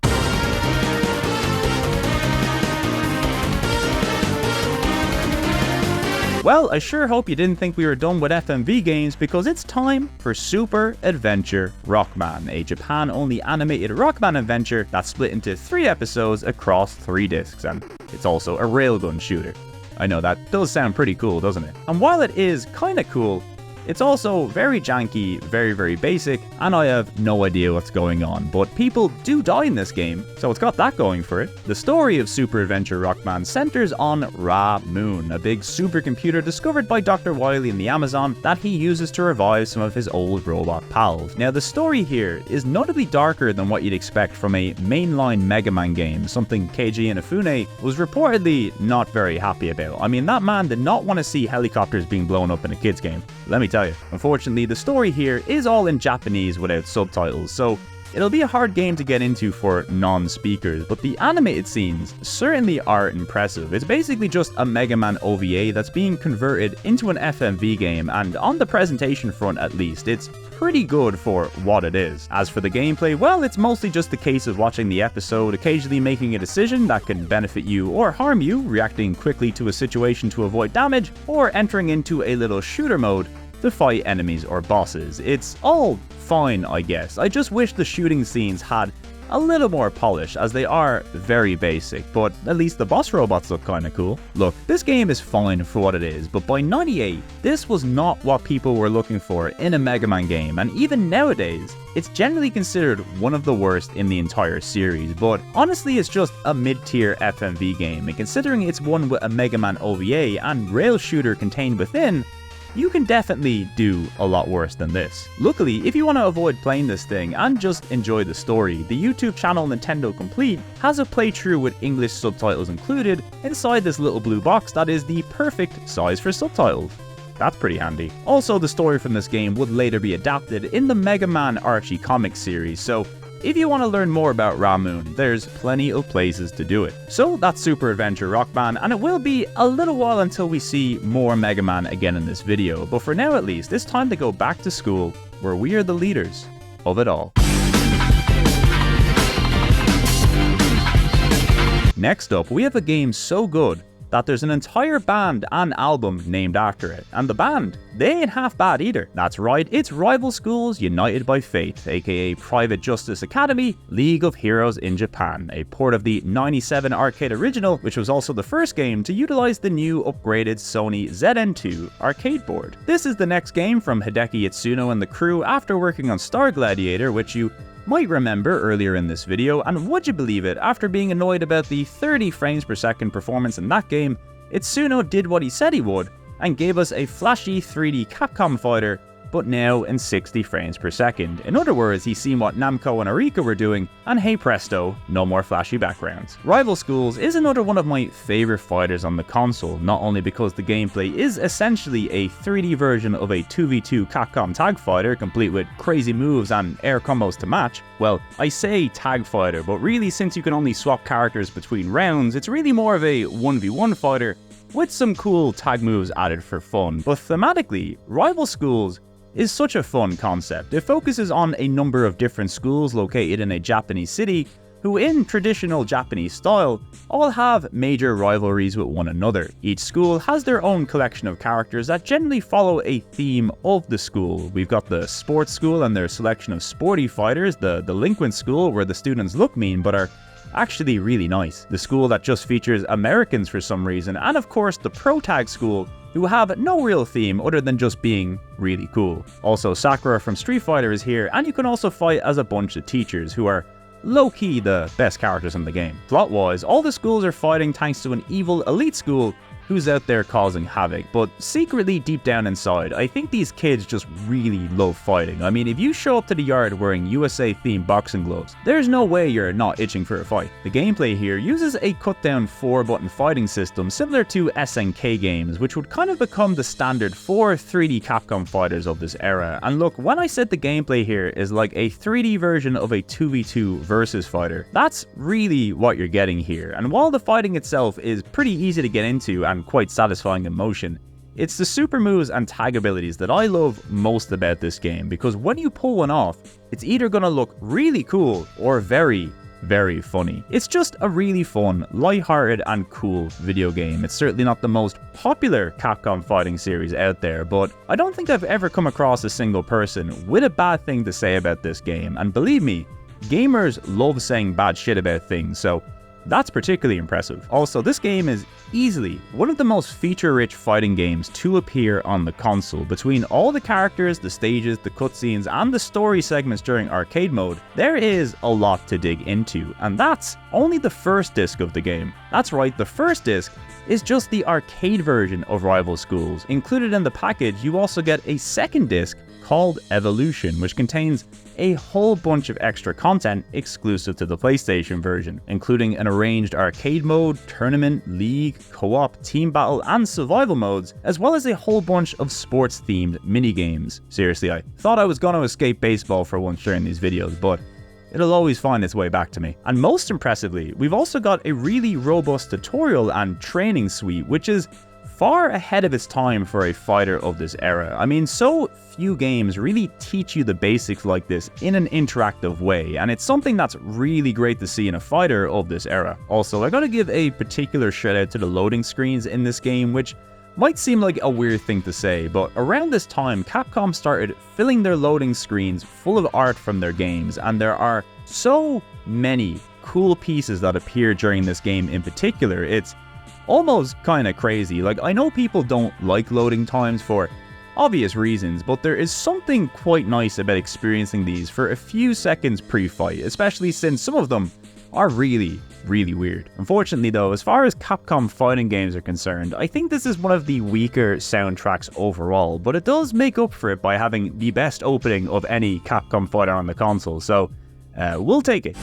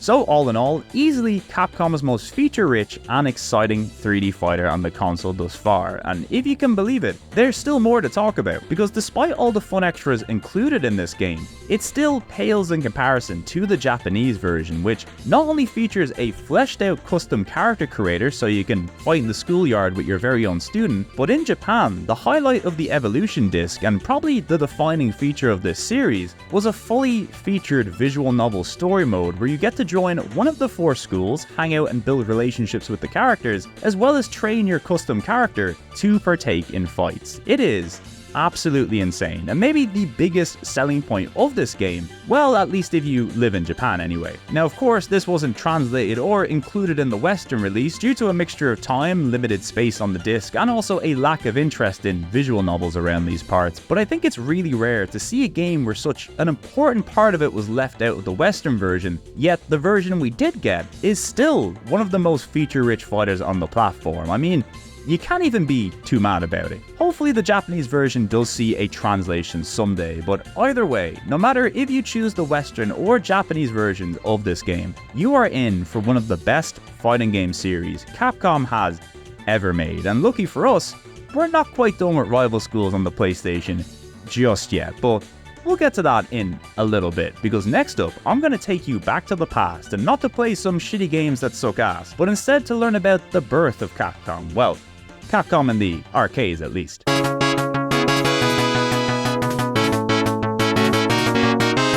say hello to Capcom Generations Volume 1, the first of 5 collections featuring some of Capcom's most influential arcade classics and sometimes also their console classics, but we'll get to them in time. I guess the easiest way to think of these collections is that they're kind of like Capcom's version of the Namco Museum series, only nowhere near as cool. But to be fair, Namco set an unrealistically high standard with those things, and what Capcom did do was still put out a pretty nice package for fans of their older work. Also, the way these games were released in the West is kind of a mess, so I'll cover them all when we reach Volume 5. Trust me, it'll save us some confusion. Anyway, this first volume, Wings of Destiny, is a collection of 3 games from the 1940 series, one of Capcom's first major hits in the arcade, and also one of the earliest high-profile vertical shoot-'em-ups. What's interesting about this series was that its creation was a result of Capcom implementing a strategy to focus on creating games to appeal to a worldwide audience. Because being big in Japan is one thing, but if you wanted to make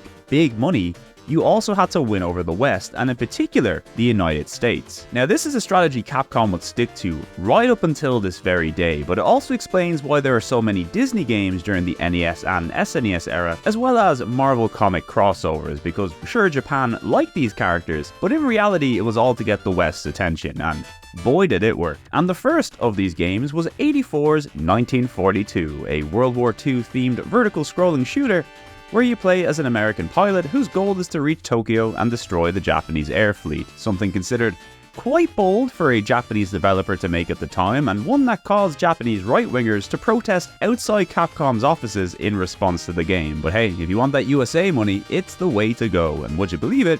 It was a big success. The game itself is quite simple, as are most vertical shooters of this era, but you can feel the slow but sure evolution in the genre, particularly with the shooting, rolling feature, and bosses in this game. It's more than just Xevious over the ocean, but it's still a formula Capcom would improve upon greatly over time. The second game included in this collection is 87's 1943, The Battle for Midway, a follow-up to the original, and a pretty good one at that. It offers not only enhanced graphics and sound, but also new weapons and power-ups, and a new health bar system, so you don't explode in one shot. That's always nice. And lastly, we have 1943 Kai, which was also released in 87, and is kind of an alternate take on the original 1943, but with new visuals, music, and a new plane to pilot. It too is quite good, but this one is also very hard. As a collection, it's a decent bundle of games, but I think they probably could have added some more entries, like maybe some of the 90s releases, or maybe even the Famicom or PC Engine ports of some of these games. But hey, since these were budget releases in Japan, it's most definitely fine for what it is. The same can also be said about the bonus extras and art inclusions, as there's not a huge amount of it, but what's here is nice, and they also added DualShock support, so blowing up boats makes your controller vibrate, and we love to feel it. Anyway, we've got plenty more of these to come, and they also get some cool new features as they go on too, so you can look forward to those. But before that, we've got another old Capcom game that managed to sneak out in between all these collections, and this one has a baby and a mech, so you know it's gotta be good.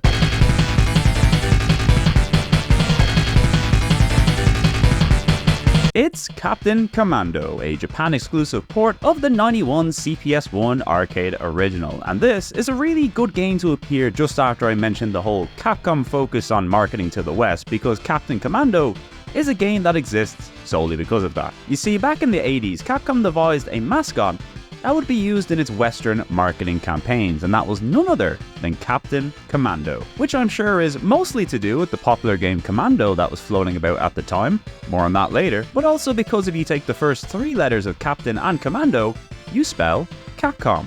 I know, it's mind-blowing. Anyway, Captain Commando would eventually get his own game in 1991, and that's what we're playing today, thanks to this port from New Corporation, which is a name that's very hard to Google. This is a side-scrolling beat-em-up that actually takes place in a futuristic metro city, the same one as Final Fight, only now everything is a little zanier and honestly also a lot more fun, because not only can you ride in a mech, but you can play as a baby that rides in a mech, riding a mech.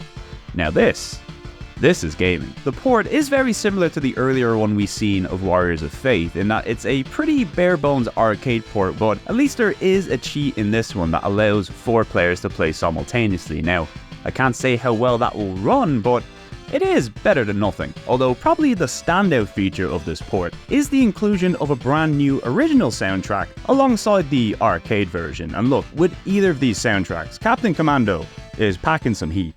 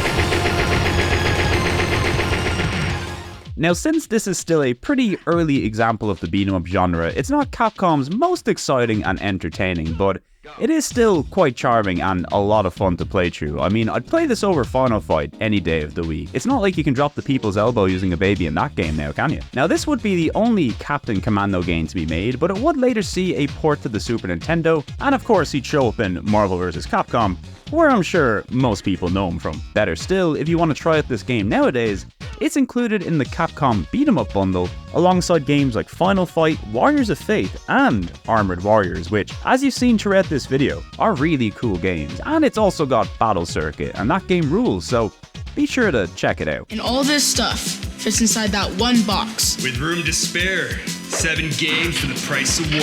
All from your buddies at Capcom. Radical. Yo, Cap, this is great and all, but we should probably get home soon. Oh, sorry. Probably should have mentioned this was a one-way trip, huh? You mean we're never gonna see our mom and dad ever again? That's right. Anyway, that's our last beat 'em up of the video, sadly, but worry not, there's plenty more old arcade games on their way, including a few of them right now.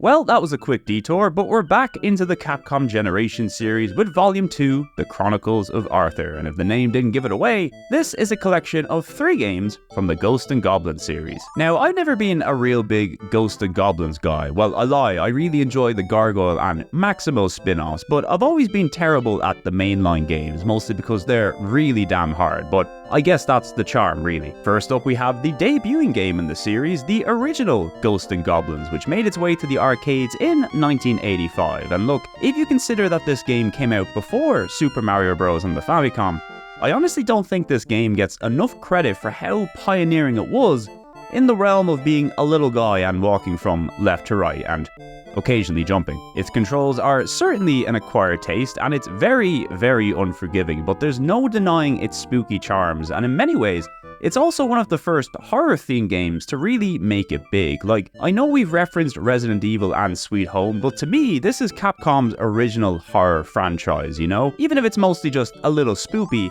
rather than scary, but either way, it would go on to be their biggest arcade hit for the longest of times, which of course means it got a follow-up, and that's the second game on this disc, Ghouls and Ghosts, which is basically more Ghosts and Goblins, but it looks and plays a whole lot better. It's still really goddamn tough though. This iteration was one of the earliest games to appear on the PS1, and for an '88 release, I'd imagine if you'd seen this thing in the arcades, you'd lose your shit over how much better this looks than the first game. Going into the arcades used to mean that you'd see the future of gaming right in front of your eyes, and while it may not look like much today, this was quite the showstopper in its day, and a great showcase for the power of the CPS system. And finally, we have the only non-arcade game to appear in one of these collections, and it's Super Ghouls and Ghosts, the third game in this series, and one that's also quite a showpiece for the new Super Nintendo hardware. Now originally, I always thought that this was a port of the arcade version, but it turns out it's very much its own thing, with unique levels and features exclusive to this version. And if I'm being honest, this was also the one that I liked the most. I mean, it's still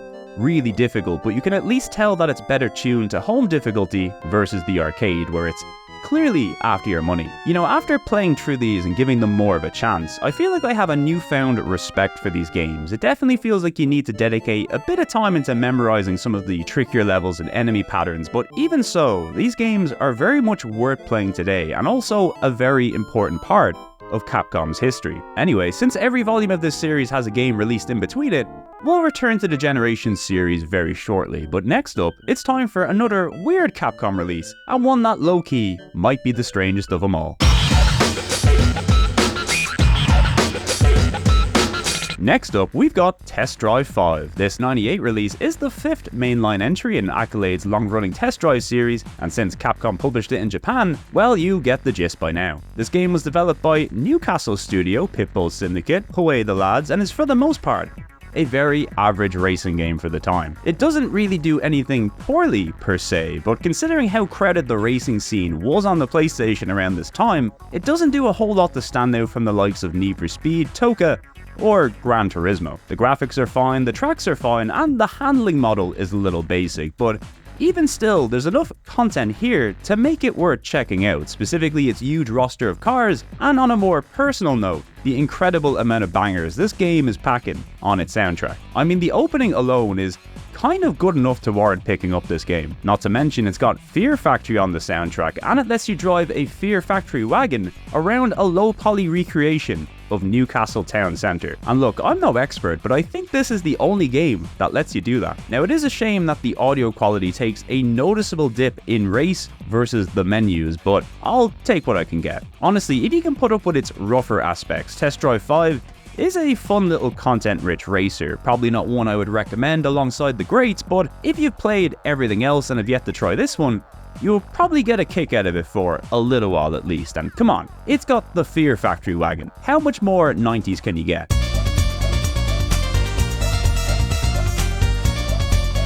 Well, here we are, we've just made it to the halfway point of this video, and if you think watching this thing takes a while, just be glad you didn't decide to make it. Anyway, here's Capcom Generations Volume 3, probably the most important entry of the bunch, at least from a historical standpoint, as this entry includes the first 4 arcade games that Capcom ever made, and ones that can be easily forgotten in the long and storied history of Capcom's arcade lineup. But look, it's important to pay respect to the games that paved the way for us, even if they're not necessarily ones that you'd be eager to pick up and play today. Anyway, first up we have Capcom's first ever video game, Vulgus. Certainly not a game you hear about all that often, but Deadpool was doing his best to bring awareness to it in Marvel vs. Capcom 3. Vulgus is a 1984 vertical scrolling shooter where you play as a little spaceship moving across an alien landscape. It's a fun, albeit rather basic entry in the genre, but it did allow you to increase the playfield when moving to the left and right, and that was new for the genre apparently, so good work, Vulgus. Probably the most notable thing about this game, however, is the debut of this pin-like emblem called the Yashichi. Now, this thing is not unlike Namco's special flag from New Rally X, in that it kind of went on to become an official symbol for the company. It would appear in dozens of games going forward in some form or another, usually as some sort of pickup or a background Easter egg. I mean, you might even have noticed it a few times in this video already. Look, it's the symbol for the incredibly overpowered speed boost in Mega Man Battle and Chase. Where will it show up next? Another cool inclusion in this volume of the series is that Capcom added a new remix soundtrack for all 4 of the games. Here, check out some Vulgus.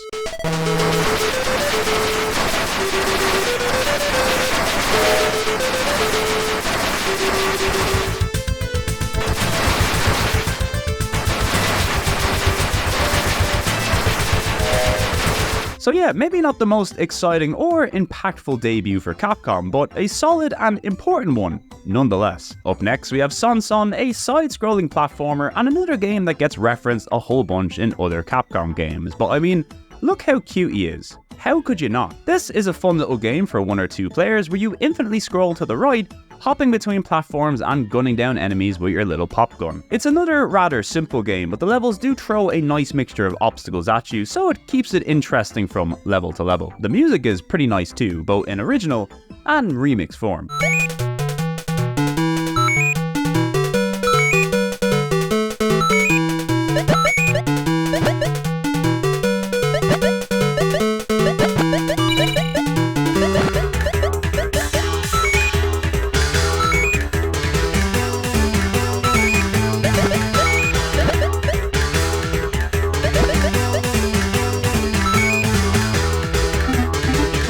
Also, as a side note, you might recognize Seanson as a character from Marvel vs. Capcom 2, but the Seanson in that game is the OG Seanson's granddaughter, Seanson 3, and you really don't want to fuck with her. Next up, we have Pirate Ship Higemaru, a game where you gotta pick up barrels and then roll them at really cute little pirates. I mean, look at this captain.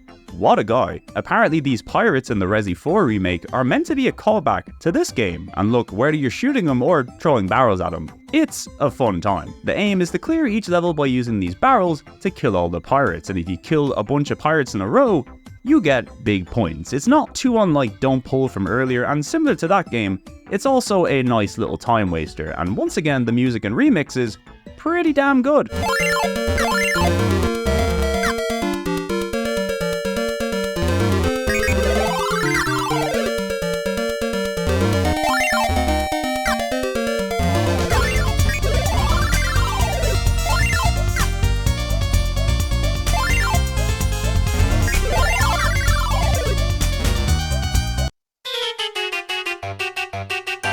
And last but not least, we have XX's, at least I think that's how you're supposed to pronounce it. Released in early 1985, this is the 4th Capcom game and a return to some vertical scrolling shooter action. Only this time you're waging a war against bugs and skulls. It's kind of weird, to be honest. The game has a real ominous and surreal vibe thanks to its muted color palette, strange enemies and visuals, and most importantly, its soundtrack, which is both eerie and hypnotic in equal measure.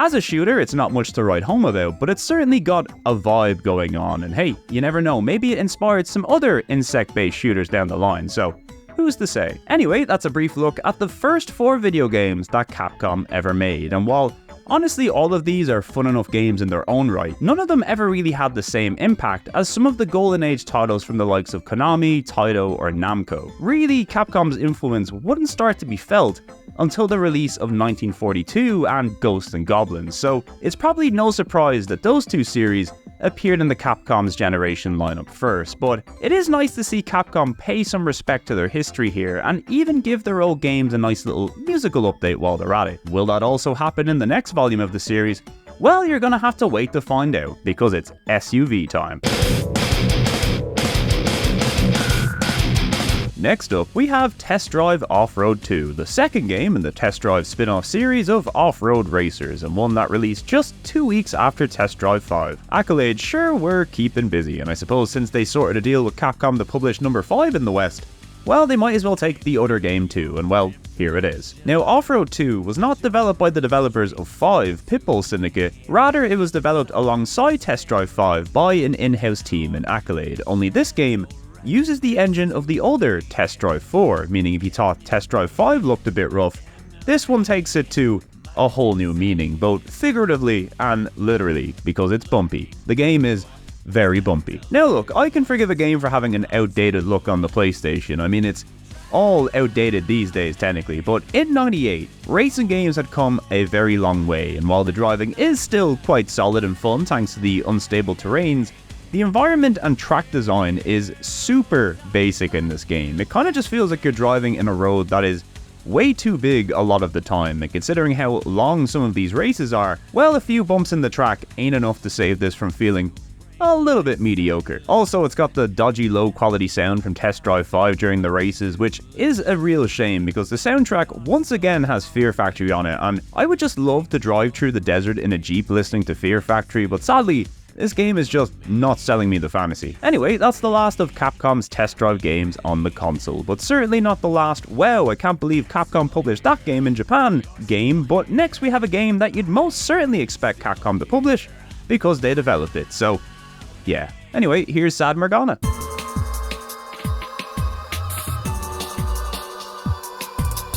Here's Darkstalkers 3, aka Vampire Savior EX Edition over in Japan. Clearly the Japanese box art is tons better, but I really can't get enough of severely depressed Morgana on the Western releases. It's so funny. This is a port of the '97 CPS2 arcade original, or at least it kind of is. The arcade releases of Darkstalkers 3 are surprisingly complicated. There's like 3 different versions, all of which exclude different characters from other versions, but worry not, these console versions of the game include pretty much everything, and that's a good thing because Vampire Savior is easily my favorite of the Darkstalkers series, and also one of the best 2D fighters Capcom has ever made in my opinion. It takes what I already loved about the series, namely the characters and setting, and just ups it to whole new levels of cool and creepy, all while managing to refine the excellent fighting gameplay, which by now I'm sure you know is an area where Capcom does not miss. This entry introduced 4 new characters to the roster: Lilith, QB, BB Hood, and Jeddah, with the last 3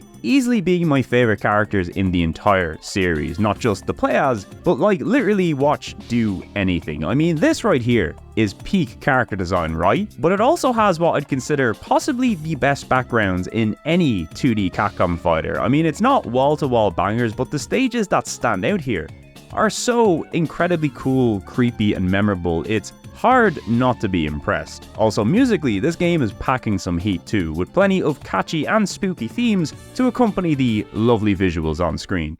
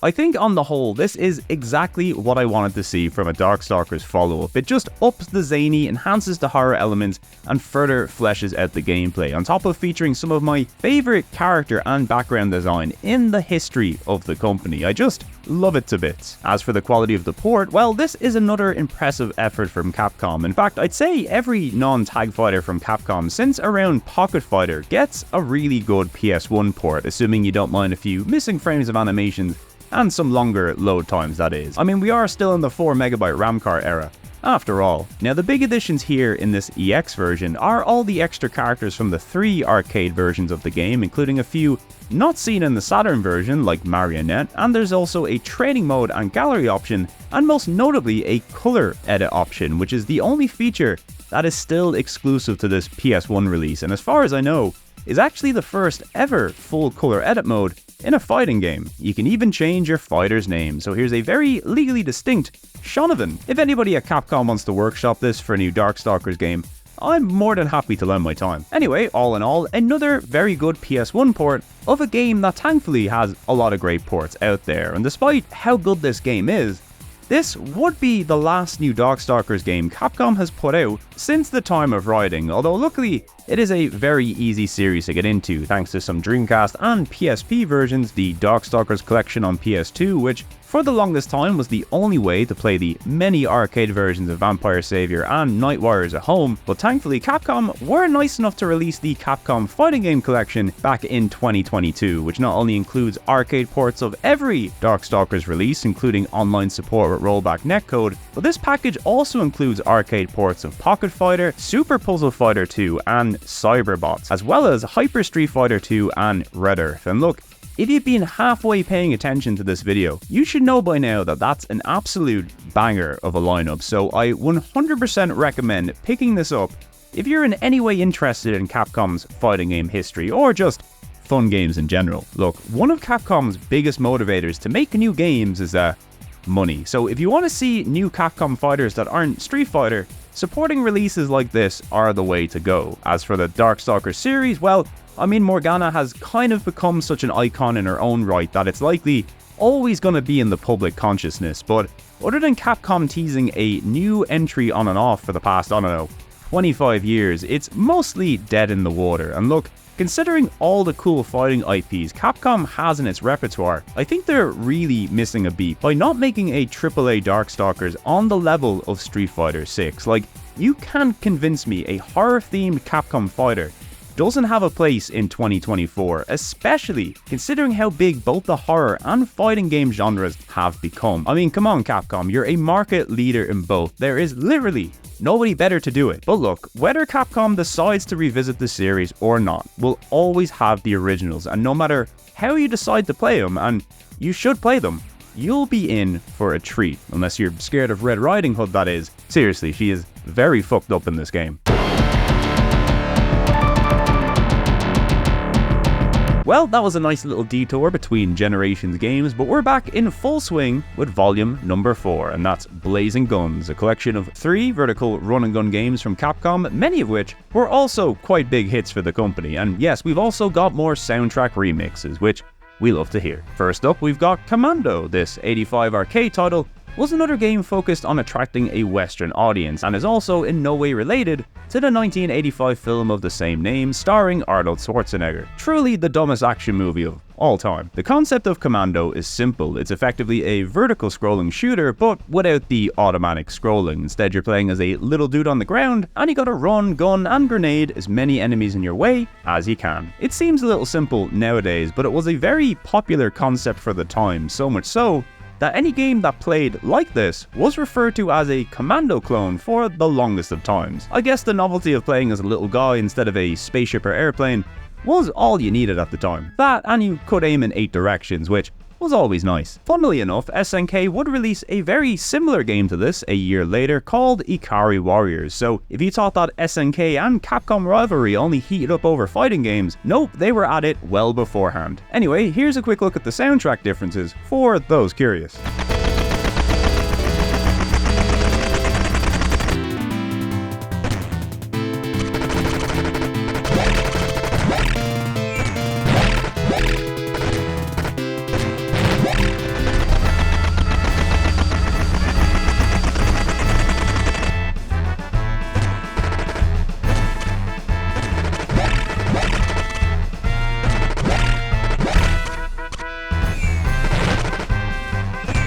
Next up, we've got Gunsmoke, another 1985 release which is more or less Commando, but with a Wild West theme. I wonder which audience that was meant to attract. Although look, while it is very similar to Commando, this game does in fact auto-scroll and features a whole bunch of new weapons and enemy types, and you can also ride a horse, which is clearly the best. Personally, I prefer this game to Commando, but I've always been a sucker for Wild West theming, so maybe I'm a little bit biased. Also, here's a quick look at the soundtrack differences.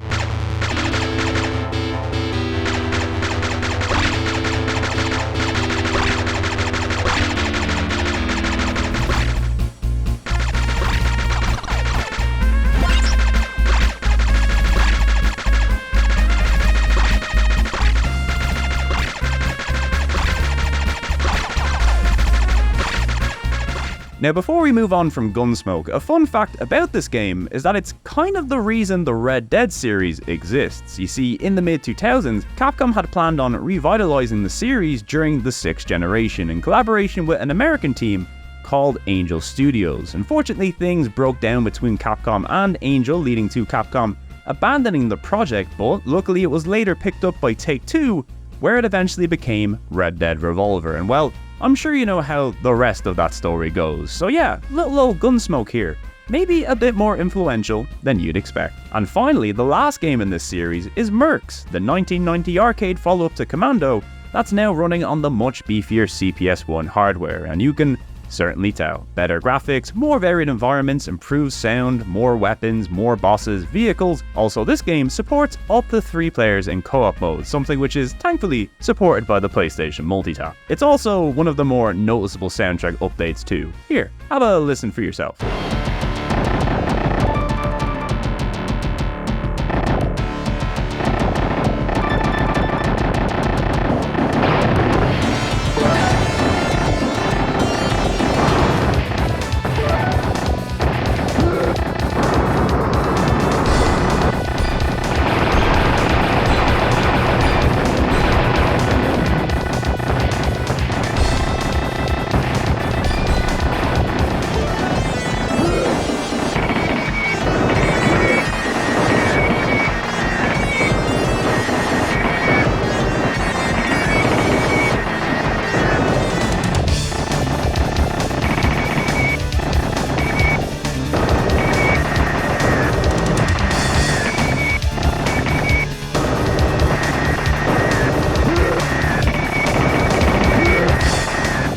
All in all, another small but strong package of Capcom games and accompanying extras, and one that's definitely worth seeking out for fans of run and guns, since there's really quite a lot of history behind these titles. Anyway, we've only got one more entry in the Generation series left to cover on the console, but before we do that, why don't we talk about the Western releases of these games? Because while all of the games released as standalone discs in Japan, in the West, well, PAL regions anyway, the first 4 volumes launched together in a single package, Capcom Generations Volume 1 to 4, which is exactly what you'd expect. The first 4 volumes just now in PAL form. Sadly, the Generation games never got released in North America, so PAL form is the best I've got. Although, interestingly, there also exists a 3-volume German variant of this release, and the reason for this was since Commando, Gunsmoke, and Mercs visibly has humans harming other humans on screen, that was enough to deny that entry a release in Germany, or at least it was back then anyway. Crazy times, but interesting nonetheless. But Sean, what about the 5th volume of the series, I hear you ask? Why isn't that included in this bundle? Well, that volume focuses on a series important enough to see it get a standalone release in all regions, including North America this time. I'm sure you can probably guess what it is, but you're gonna have to wait just a moment to find out, because we've got one final FMV game on our list, and it might just be the coolest of them all, assuming you're a Tokusatsu fan.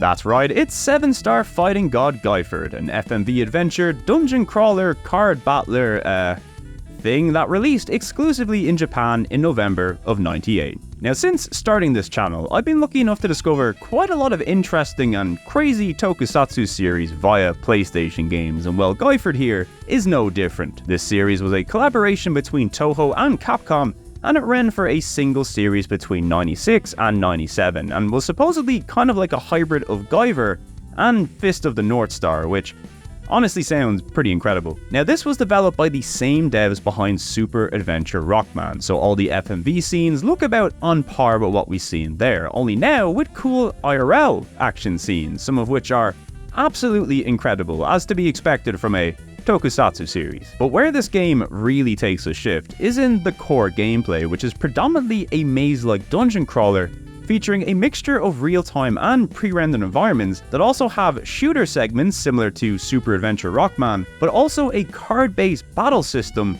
which sadly is not very easy to figure out without the ability to read Japanese. Well, you can at least get the general gist of things, but as far as strategy goes, I was just making it true on nothing but a hope and a prayer, but sometimes that's all you need to beat enemies like Guyborg A and jerks. I'm not gonna lie, there genuinely seems like a lot of potential in this game, but the language barrier does kind of make getting into it rather difficult, as it's certainly more involving than Super Adventure Rockman. That being said, the exploration and card gameplay, at least from my brief playtime, is still quite basic. It's the kind of thing that would really impress you in an FMV game, but probably not in anything else, which is why it's a good thing this is an FMV game, because seriously, this is pretty impressive. I'm sure you could just watch the TV series and get the same experience in higher quality, but sometimes you just want to see jerks explode on your PS1, you know?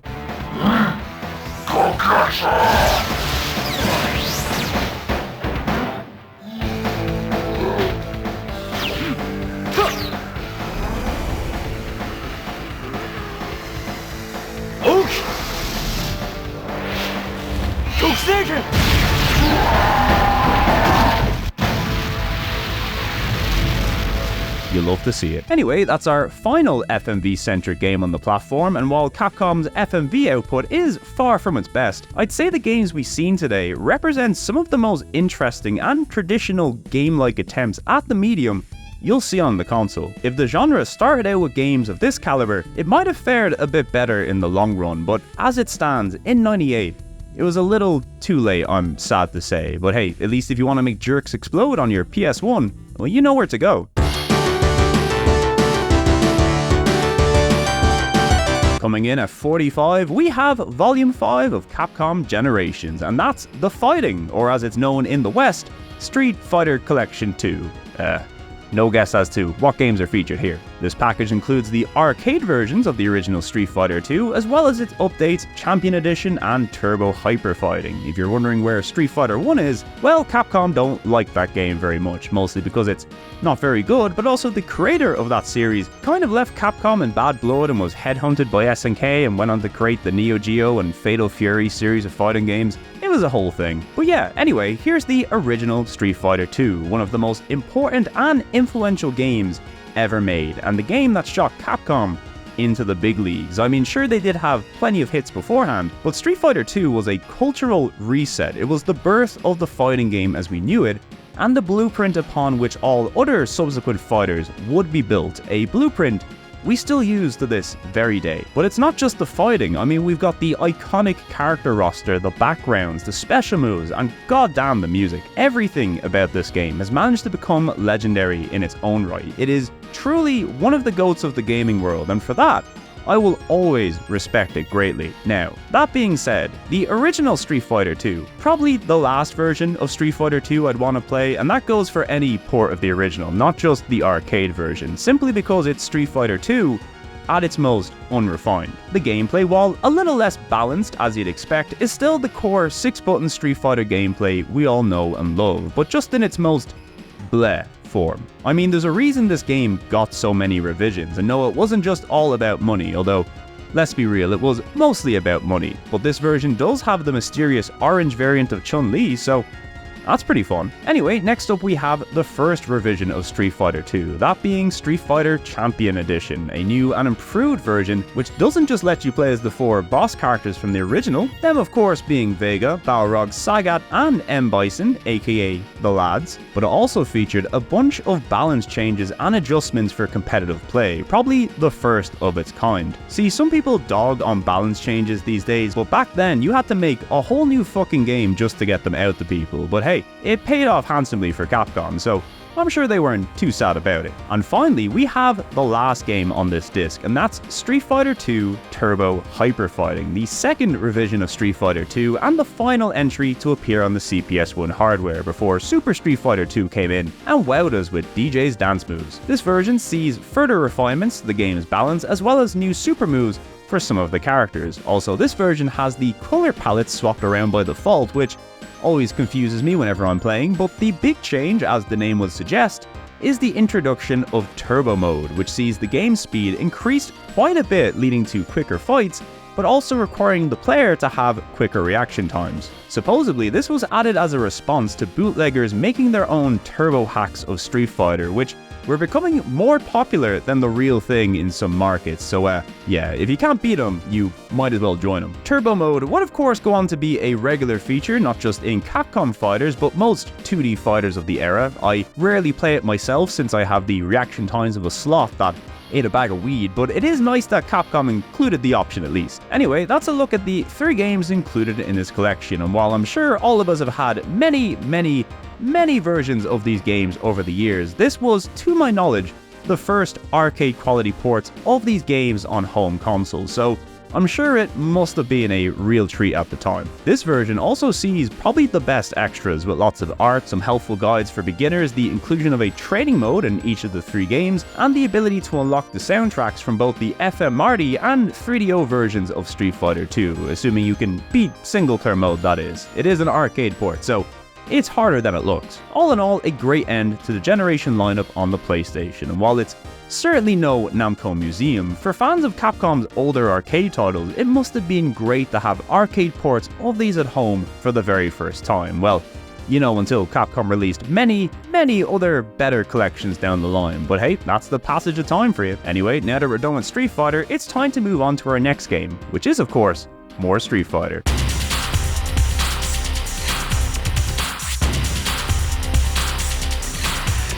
Closing out a very busy 98, we have Street Fighter Alpha 3, aka Street Fighter 03 in Japan, a port of the 98 CPS2 arcade original and the final game in the Alpha sub-series. This entry brings quite a number of additions to the formula, not just in the character and gameplay department, but in terms of console ports, this is by far the most feature-rich Street Fighter on the console, and we love to see it. In terms of characters, we have without a doubt the largest roster of any game thus far, with all your old favourites from Alpha 2 appearing, alongside a bunch of Street Fighter 2 returnees and some brand new faces, like Cody from Final Fight making his debut, the Shadaloo dolls, and iconic characters like Rainbow Mika and Karin, because every fighting game series benefits from a rich girl with a ho ho ho laugh, as well as one that primarily attacks with her arse. But beyond the massive character roster, the biggest changes here are the adjustments to the fighting systems, with the game now giving you the choice of 3 different styles known as isms. There's A-ism, which essentially sticks to the 3-tier meter system seen in the previous Alpha games. There's X-ism, which is sort of a beginner focus mode that is similar to the Super Street Fighter 2 system, where you have a single super bar and also less moves, but the moves that you do have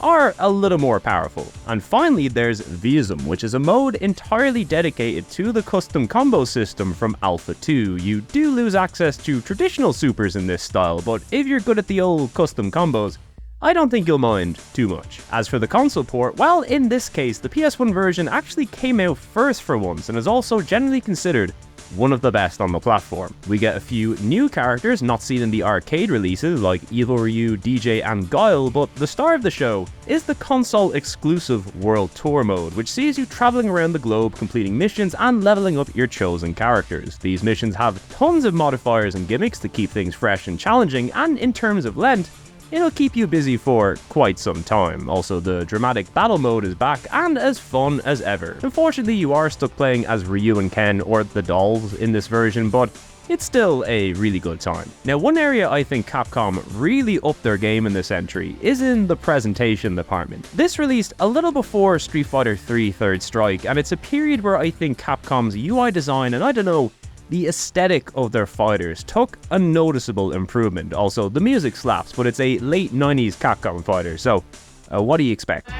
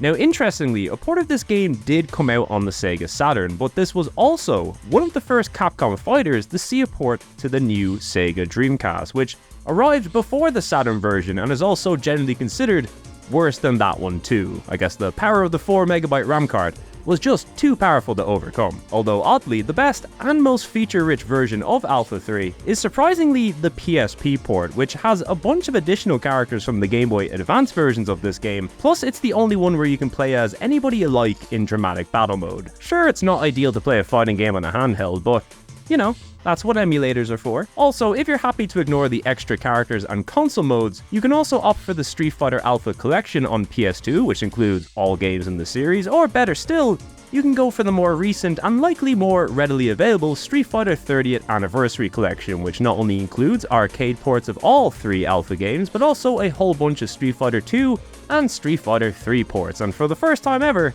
also a port of Street Fighter 1. You love to see it.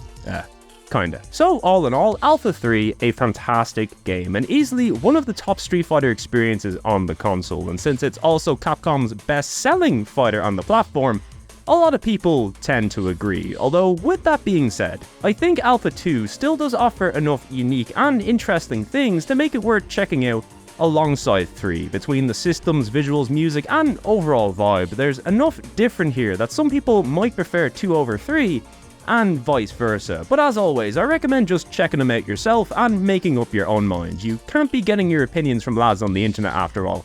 We've no idea what we're talking about. Anyway, that's the last Street Fighter game to make it onto the PlayStation. Well, at least the last Street Fighter Capcom developed anyway. There is one more left to cover, but it's like 18 games away on this list, so we'll forget about it for now and instead focus on the present. And by present, I mean 1999, because it's zombie snowboarding time.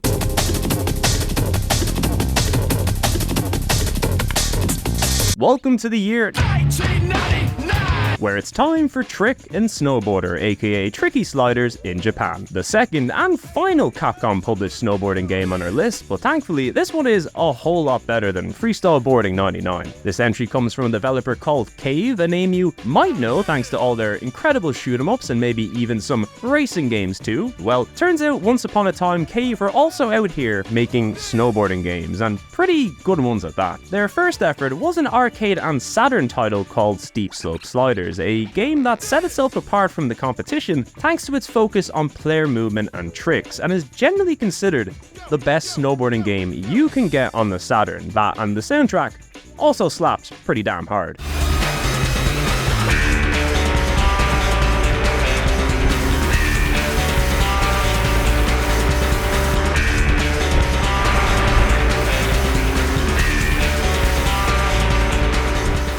Anyway, fast forward a few years and Cave are back with a follow-up, Trick and Snowboarder, a game that is basically Steep Slope Sliders, but with a whole bunch of refinements and extra content, which we love to see. The real appeal of this game once again lies in its player movement and trick system. It relies a lot on positioning your board, not just in the air, but prior to launching and landing too. It can take a little while to get used to, but once it all clicks, it's hard to pull yourself away, and while the tricks you see here might not be SSX levels of flashy, the fact they're quite tricky to pull off makes them just as satisfying in my opinion. The game has a bunch of interesting race and trick-based tracks to play around with, all of which sporting some lovely visuals to boot, and as you'd expect, there's plenty of riders, stats to buff, and equipment to unlock, so as far as PS1 era snowboarding packages go, this really is about as good as it gets. Also, as you might have seen thanks to somebody spoiling it earlier, we won't say who, but he knows who he is. The Capcom publishing deal also lends itself to some amazing unlockable characters, including Leon Kennedy and Claire Redfield from Resident Evil 2, each packing their own custom boards as standard, and you can also unlock a zombie who has by far the worst stats in the game, but come on, it just makes nailing a flip with this dude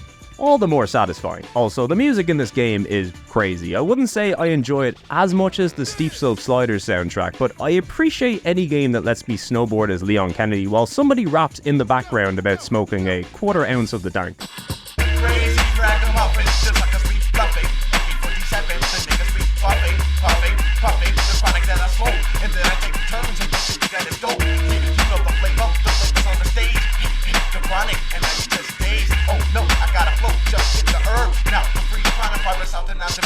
Just sit back and listen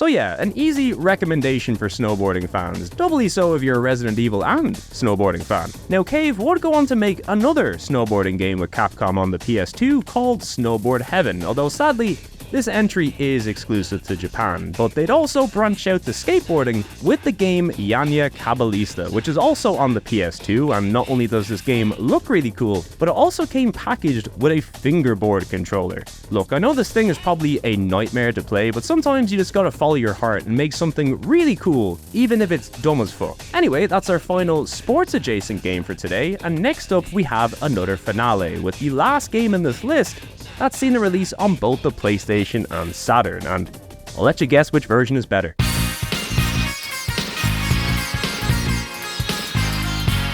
Arriving on the PlayStation in February of the year 99, it's Marvel Super Heroes vs. Street Fighter, and since it's got that little EX Edition logo on the Japanese version, you can bet we're in for some fun. This is a port of the 97 CPS2 arcade original, and in many ways is an alternate version or expansion of what we already seen in X-Men vs. Street Fighter, which is to say it expands on the tag combat featured in that game, and also expands the roster to feature characters from Marvel Super Heroes, and not just X-Men this time around, although personally, I've always found this was the least interesting of all the Capcom Marvel fighters, not down to the gameplay, which is arguably better than ever, more so just because of the amount of brand new content in this game, which is little to nothing. There is some cool new features like the introduction of tag assist for the first time, which would become a big feature in the Marvel vs. Capcom series especially, but this is also the first fighter we've looked at that has 0 brand new playable characters introduced in this version, well,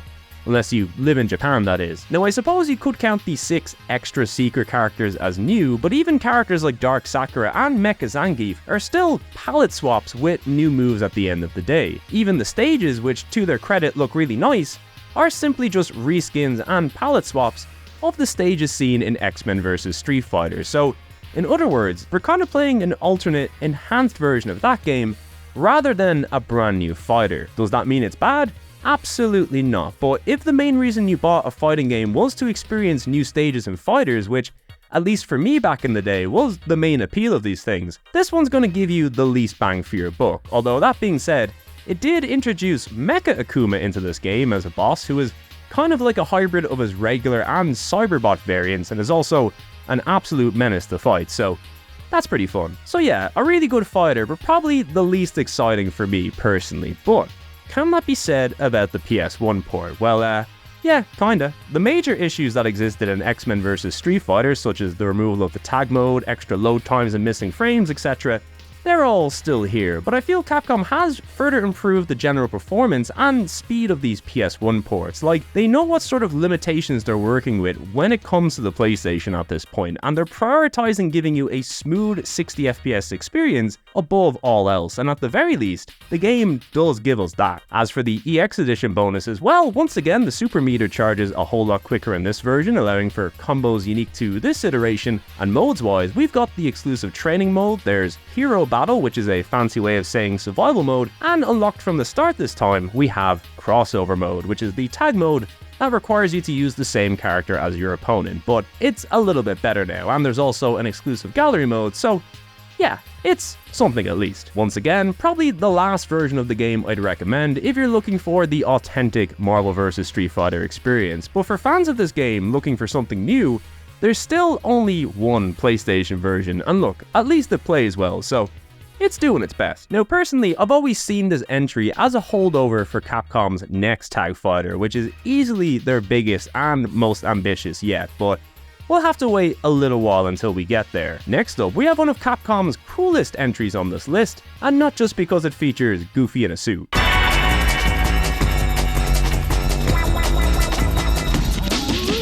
Well, it's the one and only Disney game to appear on our list, and that's Magical Tetris Challenge, a game that sadly did not release in North America, at least on the PlayStation anyway. You see, while this game is notable for being the only Tetris entry Capcom ever developed, it also sees a return to a relationship between Capcom and Disney, who, before the Marvel days at least, were easily the biggest Western partnership Capcom had negotiated, leading to tons of iconic and much-loved games during the 8-bit and 16-bit era. Something that kind of petered out during the 6th gen onwards when Disney formed their own games arm, Disney Interactive, but they still did collab together from time to time, as you can see here, even if it was sadly quite the rarity. Another interesting note about this game is that this was the first N64 focused title Capcom had developed, and while we did eventually see ports of Resident Evil 2 and Mega Man Legends to the console, this here is the only Capcom game built specifically for N64 hardware. In fact, before this game even launched on the N64, it first appeared in arcades using a board known as the Alec 64, which, you guessed it, was an arcade board built using N64 specs, only with some enhanced sound. Sadly, this board was exclusive to Japan, but thankfully the N64 port of this game was not, and it was released worldwide in '99, shortly followed by a PS1 port, which didn't come out in North America for some reason. It also has a Game Boy Color version, which, look, if it's Tetris on the Game Boy, you don't even need to ask if it's good. Anyway, that's enough of that. How is Magical Tetris Challenge on the PlayStation? Well, it's certainly Tetris alright, but with a little bit of that Capcom and Disney charm mixed in. The story focuses on characters from the Mickey Mouse universe, so all your favorites are here, from Mickey and Minnie to Pete and his miscellaneous squad of animal goons. It's got a story mode, which means there's a few arcade-friendly length cutscenes between the characters, but really the main draw of the gameplay is that it's kind of like a hybrid of Tetris and Puzzle Fighter, sticking to the 1v1 competitive gameplay we've seen in that game, as well as adding a few new gimmicks to make your opponent have a very, very bad time. The goal in this game is really speed above all else, and this is thanks to a combo system that rewards you with big multipliers for making one line after another in a short period of time. Obviously, the more you clear in one go, the better, but in this game, it's more favorable to clear 4 individual lines quickly, rather than to wait and save up for a Tetris, if that makes sense. Either way, clearing lines sends these awkward Tetrabinos to your opponent, which are what I'd imagine Tetris fans see in their nightmares. Of course, if you're very good, you can use these to your advantage, but if you're like me and not very good, it's going to lead to a very bad time. This game also features another variant of Tetris called Up-Down, where the bad blocks come from below instead of above, and as you'd expect, it also features good old classic Tetris, which you can play in endless mode and multiplayer if you like. All in all, a good game of Tetris, and one that's very easy to recommend for Disney fans especially, but my absolute favorite thing about this game is of course the soundtrack, which is one of Capcom's sleeper hits of the generation. It has a mixture of really chill and jazzy tracks along with some funk and soul, a little bit of bluegrass, and even some full-on jungle breaks, which are of course reserved for fighting Pete in his mansion. I mean, they all dressed up for the occasion, you might as well deliver the heat.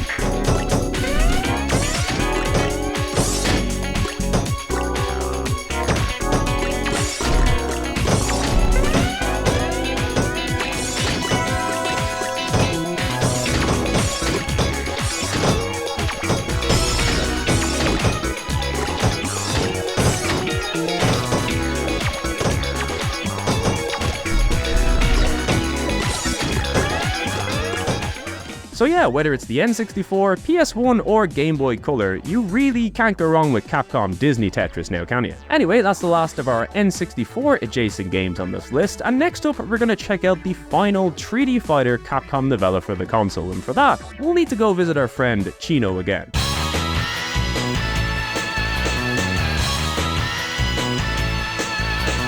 Released exclusively in Japan in June of '99, it's Rival Schools 2, well, kind of. Those familiar with the series probably recognize the follow-up Project Justice as the real Rival Schools 2, which, to be honest, it mostly is. Instead, this PlayStation exclusive follow-up is really more of an updated version of Rival Schools that adds new modes, new characters, a few balance tweaks, and a whole bunch of cool new loading screens, and also expands upon the school life mode seen in the first game. It's basically an enhanced version of the Japanese evolution disc from the first game, and considering how much content was already packed into that version, this update here is really kind of insane in terms of what it's offering. The two new characters are additional students from some of the previous schools we've seen in the game. We've got Ran Hibiki, a school photographer, and if that name sounds familiar, it's also rumored that this is meant to be the sister of Dan Hibiki, and look, if you think about it, since these games are seemingly set in the Street Fighter universe, and the director of this game is Hideki Itsuno, who was involved in the creation of Dan during Alpha 1,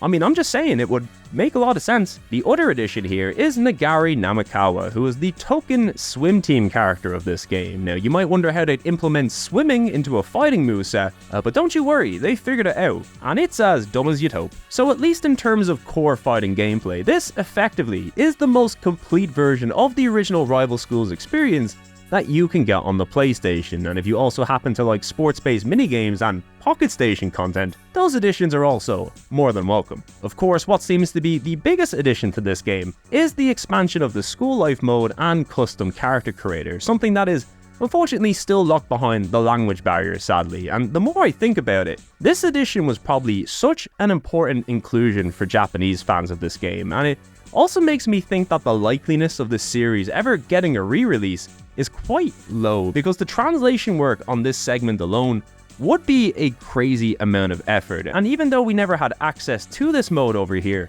there's no way in hell Capcom would release a version of this game without it. I mean, they could, but the last thing I'd want to do is anger visual novel fans, you know? Never say never after all, and I guess the same could be said about a potential fan translation too. I know Rival Schools ain't the biggest Capcom franchise in the world, but it's generally very well liked by the people who do know it, so demand for a translation of either Japanese PlayStation release is most definitely there. As for the series' future, well, it would later see a true follow-up on the Dreamcast called Project Justice, which adds even more characters, including the two seen from this last entry, and also ups the squad number to 3 characters per team, which, as you'd expect, leads to even crazier super moves. You really do love to see it. Also, the Japanese version of this game includes another exclusive mode, which is now a 4-player role-playing game board game where you make custom characters and go around fighting and leveling up and stuff. What the hell? This sounds amazing. Sadly, Project Justice would be the final game in the series, but the characters still do pop up in other games from time to time, most notably series pro-tag Batsu in Tatsunoko vs. Capcom,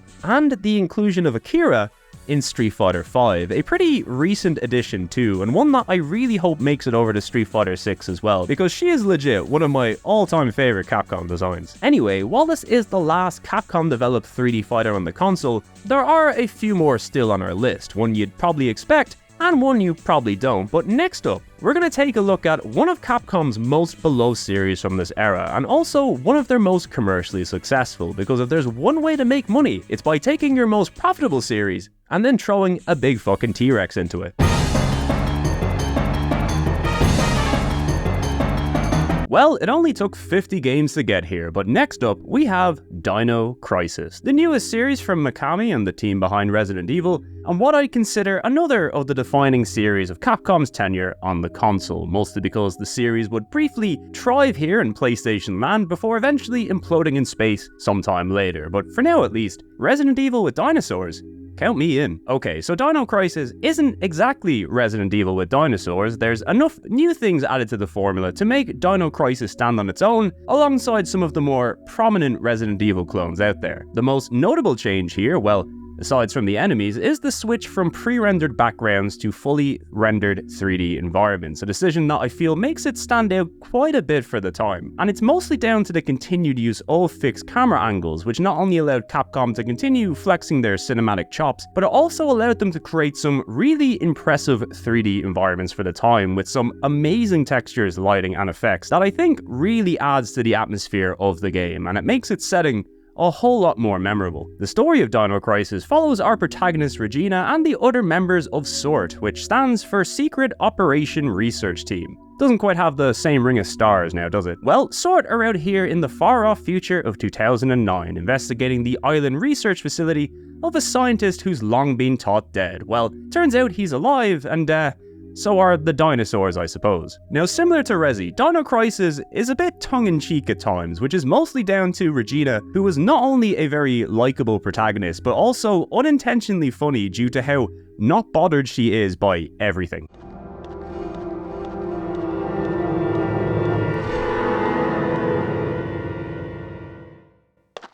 That's disgusting. Of course, when it comes to gameplay, it's the dinosaurs that are the stars of the show, and as you'd expect, unlike the virus-infected undead who you can easily outsmart, dinosaurs, yeah, not so much. Almost every enemy in this game poses a huge threat to you, and since avoiding them is a little easier said than done, the game gives you new options both in combat and in the environment to help work around them. For example, you can now aim while moving in this game, which is very useful, and you can also mix together a bunch of special ammo types to aid in immobilizing dinosaurs. And then there's also these laser gates you can activate around the facility to cut off access to dinosaurs. Now, why would you need this? Well, that's because dinosaurs can come through doors in this game, so if you want to avoid any unnecessary terror, you might just want to take them out or lock them out. It's a fun new spin on a tried and tested formula. Sure, you'll still be dealing with a limited inventory, looking at doors opening and checking your map all the time, but the extra element of danger and unpredictability from the dinosaurs, alongside some interesting new gimmicks like a bleed system, branching paths, and quicktime events, which are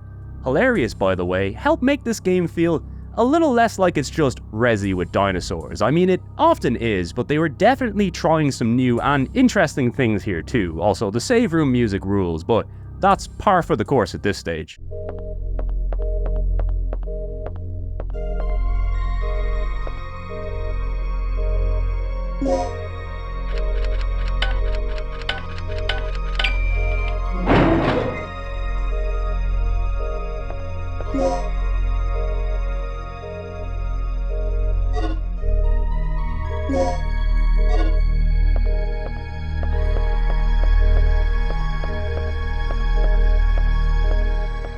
Now, on the whole, while I've always been quite fond of this game, it's definitely got some weaker aspects like a limited weapons lineup and some pretty drawn out puzzles towards the end that I think put it behind the original Resi trilogy overall. But when Dino Crisis is at its best, it's one of the most enjoyable examples of the genre on the console. And look, if you're a fan of old school traditional survival horror, well then indulging in a dinosaur related Crisis, it's a no-brainer really. Naturally, since this was marketed as the next game from the creators of Resident Evil, it sold very well for Capcom and would go on to be their best-selling non-Resident Evil game on the platform, which means we have a series on our hands, and it wouldn't be long until we saw the next Dino Crisis on the console. But at the risk of having two very similar playing game series operating in tandem, Capcom would switch things up greatly in the follow-up. Now, how did that turn out?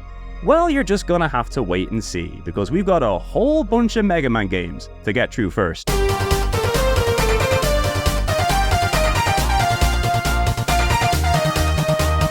Now it's time for a welcome return to the world of Mega Man Legends with the misadventures of Tron Bonne, a PlayStation exclusive prequel and a spin-off that focuses entirely on the escapades of the Bonne family of pirates, in particular Tron and her small little army of yellow friends. And look, if there was anybody who deserves her own spin-off, it's the funny lady who explodes out of her robots, covered in soot. Now, in the past, I've heard people describe this game as the Sonic Adventure of Mega Man games, which is to say the gameplay revolves around a mixture of different styles. One minute you're stomping around a city in a mech, taking out the police, the next you're partaking in a first-person dungeon crawler, and for those who like moving boxes, there's a whole bunch of levels dedicated to that too.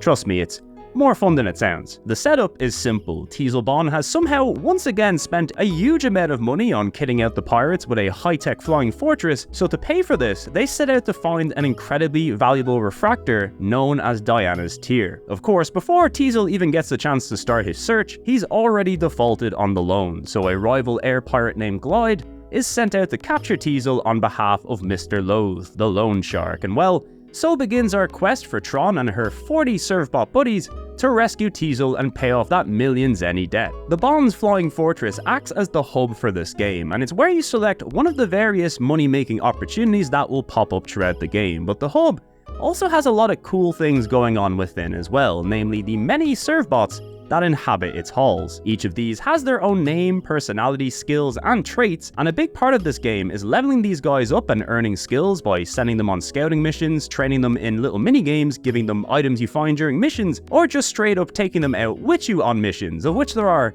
3 types available. The first are these third-person missions where you control Tron in a mech known as the Gustav. Now on paper, these missions play the closest to the previous Legends game in terms of moving and shooting, but the big gimmick here in Misadventures is the ability to give simple commands to your squad of Servbots, almost like a proto-Pikmin in a way. If you need an enemy taken down, send in the lads. If you need to rob a house of its valuables, send in the lads. You need to jack a police car? You better believe we're sending in the lads. The missions can vary from individual raids where you need to get as much zenny from a town as quickly as possible, to a full set of ruins you can visit at your leisure that's full of treasures and dangerous enemies to fight. On top of that, there's also these first-person missions where you control a little helicopter bot. These missions take a lot more agency away from the player and instead require you to navigate and interact with the environment entirely through the Servbots, which makes for some more exploratory and puzzle-focused combat. And lastly, we've got an entirely puzzle-focused game type, one that sees you stealing meat from the docks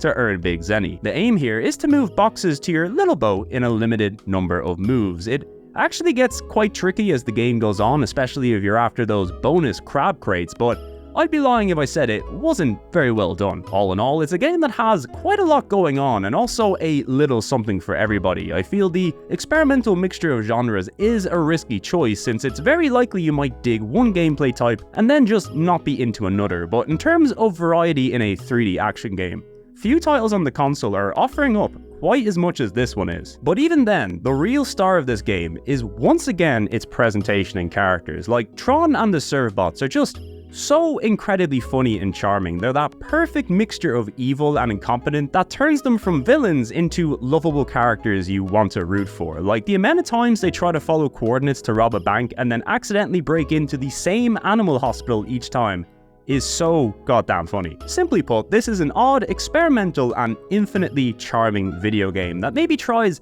a few too many ideas for its own good, but since it's always a pleasure getting to hang out with Tron and the Servbots, I'll take as much of this as I can get. It's another game I'd easily recommend on the console, even if it sadly is also notorious for being one of the most expensive Western releases out there. But look, in the spirit of Tron and her pirate ilk, I'm sure you can find a way to play this game for free if you really wanted to, or at least until Capcom decides to make it easily available for people to buy nowadays, and believe me, they could do that if they wanted to. Also, as a side note, the Japanese release of this game also came with a special prequel disc to the next entry in the Mega Man Legends series, but we'll talk about that a little later when we get there. Now though, it's time to move away from all this fancy 3D stuff and take you back to the origins of Mega Man, and also one of the cooler collections that Capcom put on the PlayStation.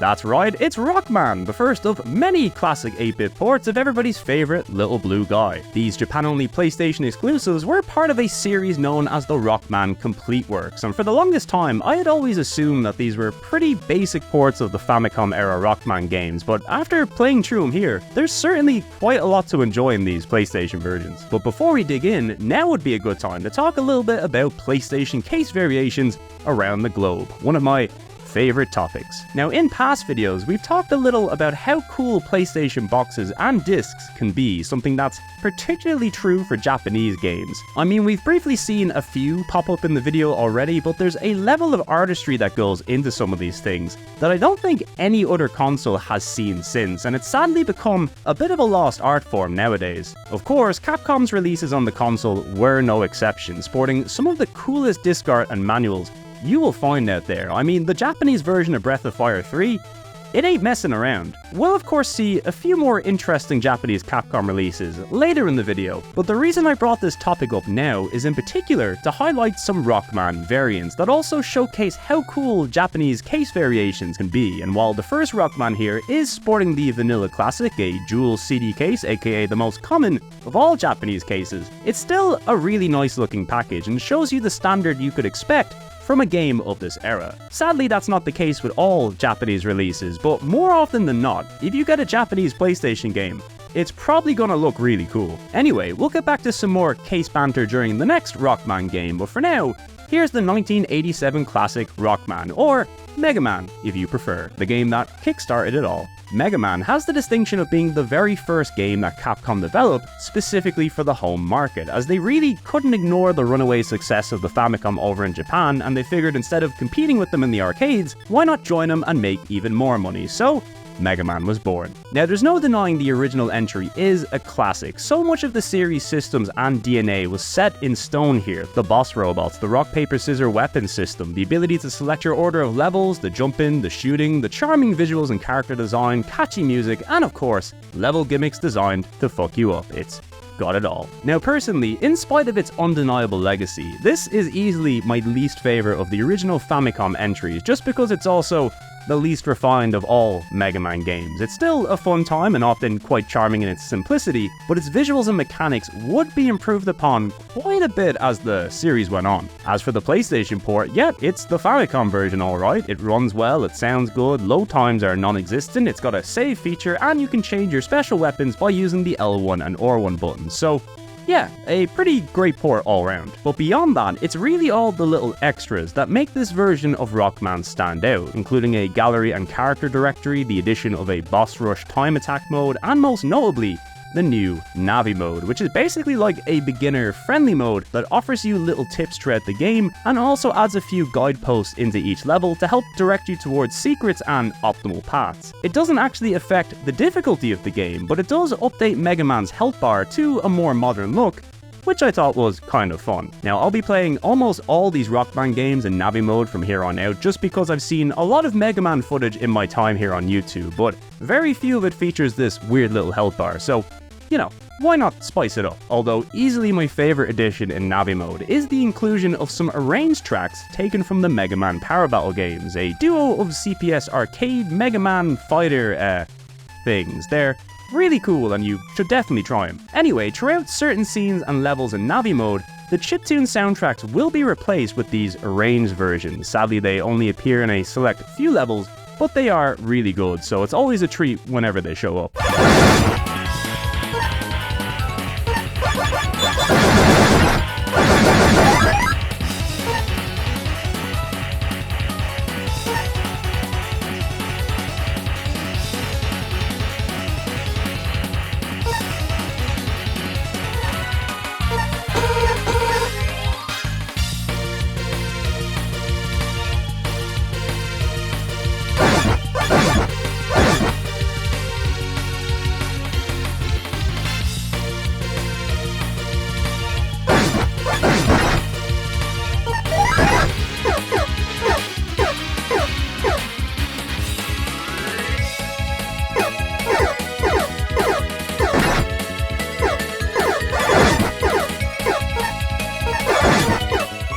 So yeah, as you can see, a cool little version of Rockman and not just a basic port, as I had once foolishly thought. In fact, while we're here, we might as well talk about the other cool feature in this version. That's right, Pocket Station support. Now, for those who don't know, the Pocket Station was a Japan-only hybrid memory card and portable game system that could connect up with select games, and you could download a whole bunch of fun minigames and Tamagotchi-style simulators that would in turn allow you to access exclusive features in your PlayStation games and also let you interact with your friend's Pocket Station. It's basically a copy of the Dreamcast VMU, but as I always say, people should copy cool things because we end up with more cool things, and the Pocket Station, it's pretty damn cool. Now, for the sake of not extending this video any longer, because let's be fair, it's getting a bit ridiculous, we're only going to take a brief look at the Rockman Pocket Station content from the first entry, because if I looked at every Capcom game that featured Pocket Station stuff, this video would go even more off the rails than it already has. And look, recording these things in halfway decent quality also fucking sucks, so if I ever figure out a better way to do this, maybe I'll just make a video dedicated to the Pocket Station. I mean, it's got whole ass Digimon games made specifically for it, and you know they've got to be good. Anyway, each Complete Works games features this whole additional Pocket Station minigame that ties directly into the Navi mode. Essentially, it downloads a little Rockman Tamagotchi style thing called Poku Roku that lets you level up your own Rockman in minigames and battles against different Robot Masters, and you can even add the Robot Masters to your own collection, level them up, and then form a little team which you can then use to compete against other Pakuraku owners, and better still, this unlocks more gallery content in the main game and can even be used to change the health and stats of Rockman and the robot masters in-game, allowing you to make it easier or harder depending on what you like. Seriously, look at the size of that health bar, that is crazy. Now, each entry in the series adds more robot masters and minigames to the Pakuraku experience, and I gotta say, as a side gimmick, it's a very fun and cute little addition. I mean, kid me, would have went wild for this back in the 90s, and since so many Pocket Station games are like this, you can also easily see why this thing was a big hit in Japan as well. So yeah, all in all, a very promising start to the Complete Works collection. Now, we likely won't spend as long on the next few entries like we did with this one, but there is still some more fun surprises in store, which we'll take a look at right now.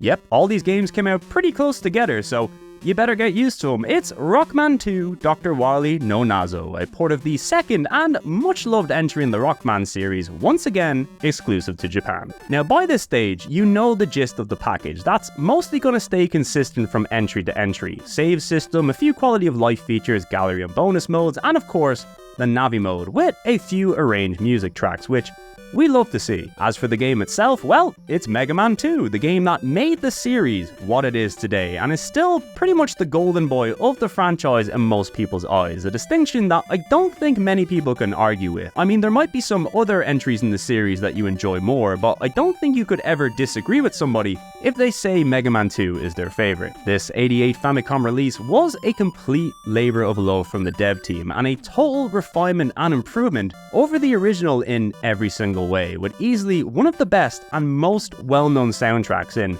all of gaming. I mean, I've said it before, but Mega Man 2 music really was like the soundtrack of the retro gaming community here on YouTube for the longest time. I mean, there's definitely people out there who have never played this thing and know the tunes to these levels off the top of their heads. It is legendary at this stage, and the addition of arranged versions too just makes this port even sweeter.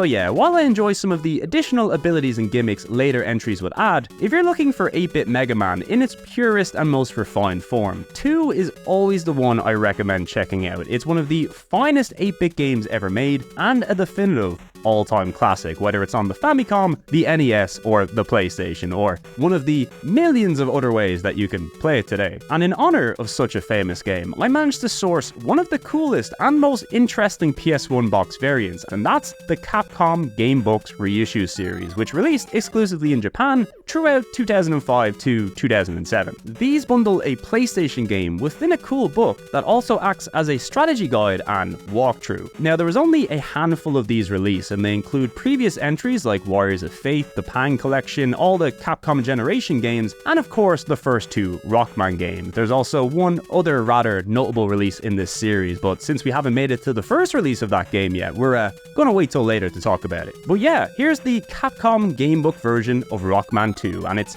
sealed as well. Now, honestly, I had no intention of getting a sealed version of this. I was just trying to source the cheapest one of these books I could find, since they're kind of expensive, and I think somebody just underpriced a sealed copy of this on eBay, and look, right place, right time, so here it is. And if you don't like seeing sealed games being opened, well, sorry I guess, but there is no way I'm not showing this to my cats. They love Mega Man. Anyway, inside the book we have what is basically a very fancy manual and walkthrough for the game, and if you like nice illustrations of Rockman characters and boss robots, and look, don't we all? Well then, there is quite a lot to like in these editions. Also, I enjoy the white on orange disc, and underrated color combo. So yeah, a very cool edition of Rockman 2, and one that is well worth checking out. And if this Rockman praise has gotten boring, I am very sorry, because it is nowhere near done yet.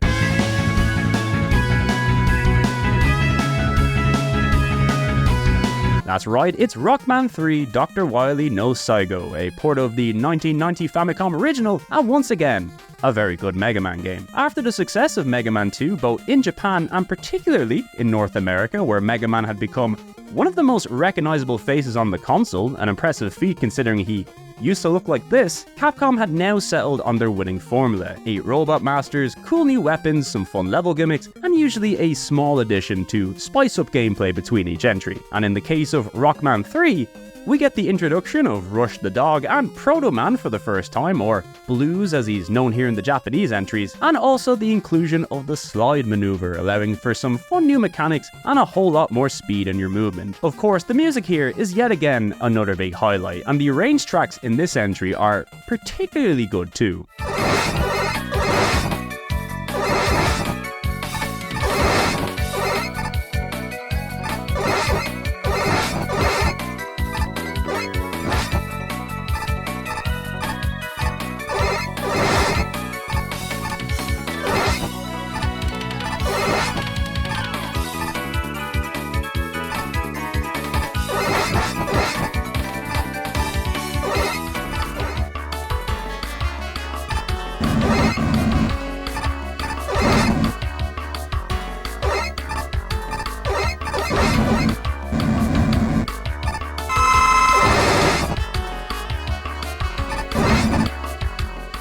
So yeah, what else is there to say? It's Mega Man 3. It managed to live up to the legacy of the game that came before it, and is often cited as another big fan favourite alongside 2, so you really can't go wrong. And as you'd expect, we have the usual array of Complete Works molds in here, keeping it on par with the other editions we've seen so far. But what about the case, I hear you ask? Well, sadly, not only is this the last Rockman case variant I have to show off, because I don't have entries for the 6, which I'm not gonna lie, kinda sucks, because those ones are really good, but the one that I do have is also not as cool as the Capcom gamebook, although, let's be fair, not much is. This is the PS1 Books edition of Rockman 3, and it comes inside a tiny case. Now, I'm sure all of you out there are familiar with the slimline revision of the PlayStation, the PS1, which you can easily differentiate by spelling the number 1 with letters. Well, this console had some crazy marketing over in Japan. Beyond things like the Pocket Station, phone adapters, and cool LCD screens, Sony was trying to market this thing as the small, portable PlayStation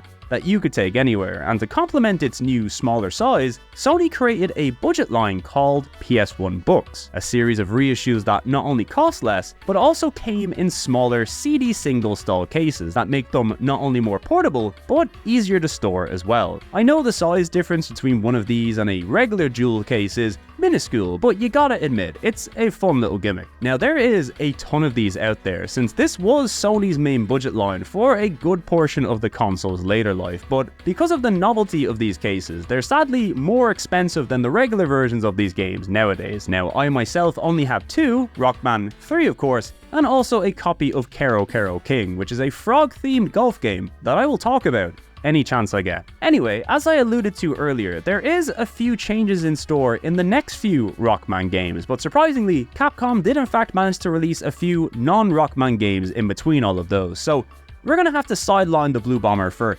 a little bit, but don't you worry, we've a big lad coming up next, so I'm sure you won't mind too much.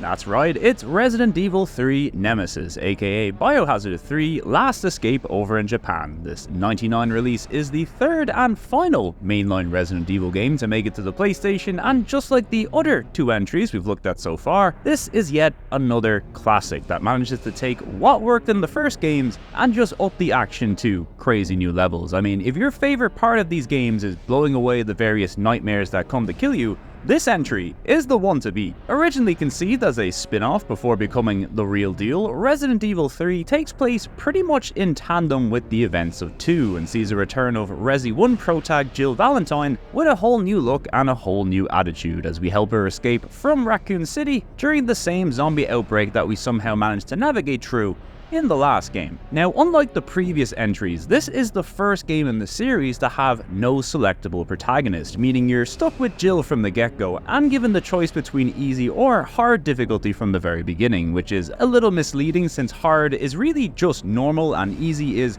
way too easy. But hey, I'm not gonna lie, having the assault rifle at the beginning is pretty fun. Although worry not, as you move throughout this game, you'll be introduced to a couple of the Umbrella Boys, one of which, Carlos, you do get to spend some playtime with throughout the game, and he's got that assault rifle too, which, as we said before, is pretty fun. Gameplay wise, it's more or less the same with a few new additions and refinements, including the ability to aim at interactive objects in the environment to score easy kills, the ability to do a 180 turn, which is a godsend, the dodge system, which it is very much in your favor to get good at, some multi-choice timed questions that can help you avoid or get into fights, and the new gunpowder system, which will be your main way of gaining ammo throughout this game, and that's a good thing, because there is a lot to kill. Although obviously the star of this game, and easily one of the best mechanics in any game, is Resi 3's namesake, Nemesis, the horrifying stars-hungry monstrosity that stalks you throughout the game and fires rockets at you. Now, if you thought the increase in firepower was gonna dilute the scares somewhat,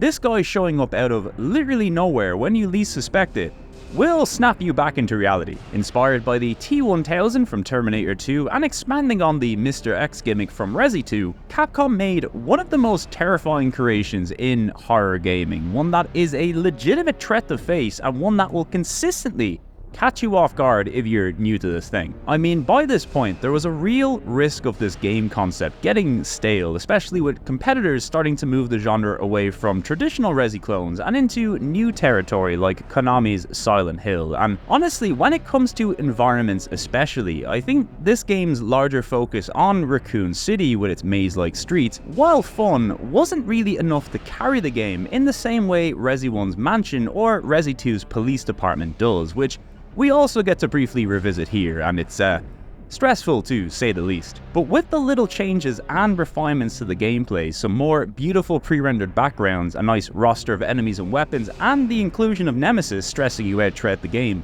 its positive elements manage to overshadow its weaker parts, and for what it's worth, still stands out as one of the most original and terrifying entries in the entire franchise. Plus, it also marked the introduction of the Mercs mode into the series, and let's be fair, it's goated for that alone really. Also, there's the excellent music, but once again, it goes without saying.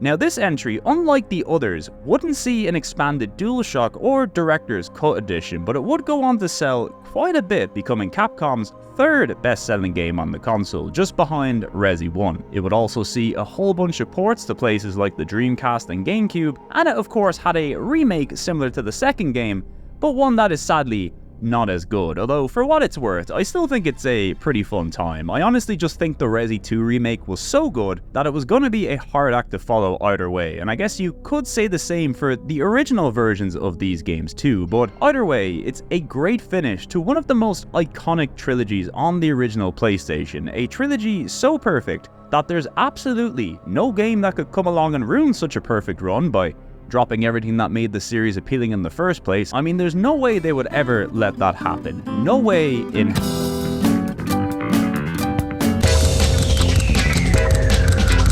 Wow, what a convenient segue. Anyway, here's JoJo's Bizarre Adventure, a weird Frankenstein port of two arcade games, them being 98's JoJo's Venture and 99's JoJo's Adventure Heritage for the Future, which is to say it's got all the additional fighters from Heritage for the Future, but with the fighting system of 98's Venture. It sure is something, although maybe the most interesting thing about this release is that it's the one and only CPS3 game to be ported to the PlayStation, which makes me wonder what a Red Earth or Street Fighter 3 port would have looked like on the console, or even if it was possible in the first place. But hey, JoJo turned out pretty good, so that's nice. Now this game was my first introduction to the world of JoJo, and let me tell you, you do not forget your first introduction to JoJo, especially if it's in 2D Capcom fighter form. And look, it's pretty much exactly what you'd expect, a Capcom quality fighter, but with a stand gimmick thrown in for fun. The combat here utilizes a 4-button system for attacks with a dedicated light, medium and heavy button, and also a button tied to your stand, which naturally gives each character a wide array of attacks and abilities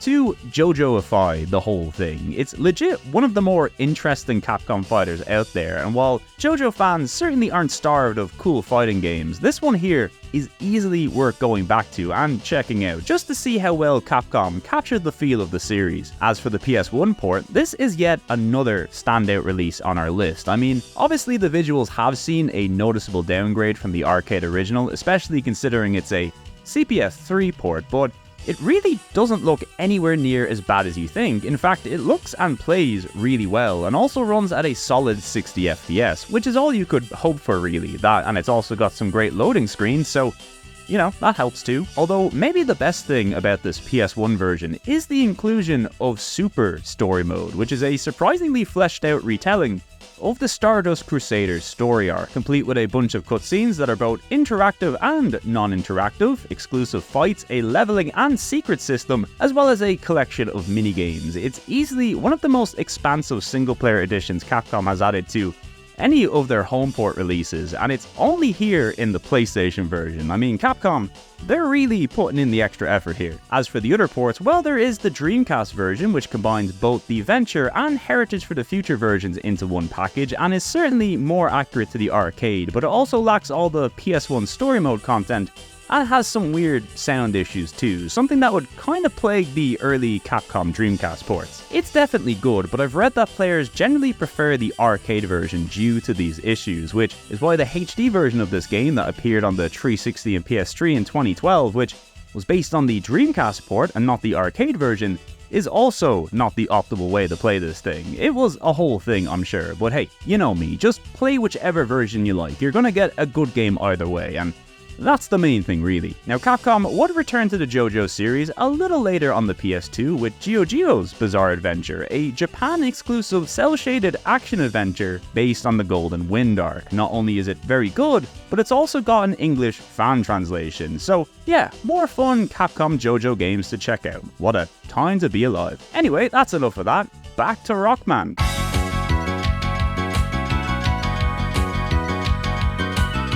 Well, that was a nice little detour, but we're back with everybody's favourite little 8-bit guy in Rockman 4, a port of the 91 Famicom original, aka the one where the bad guy is Russian for a bit, or at least until it turns out to be Dr. Wily again. It also has Dustman. Come on.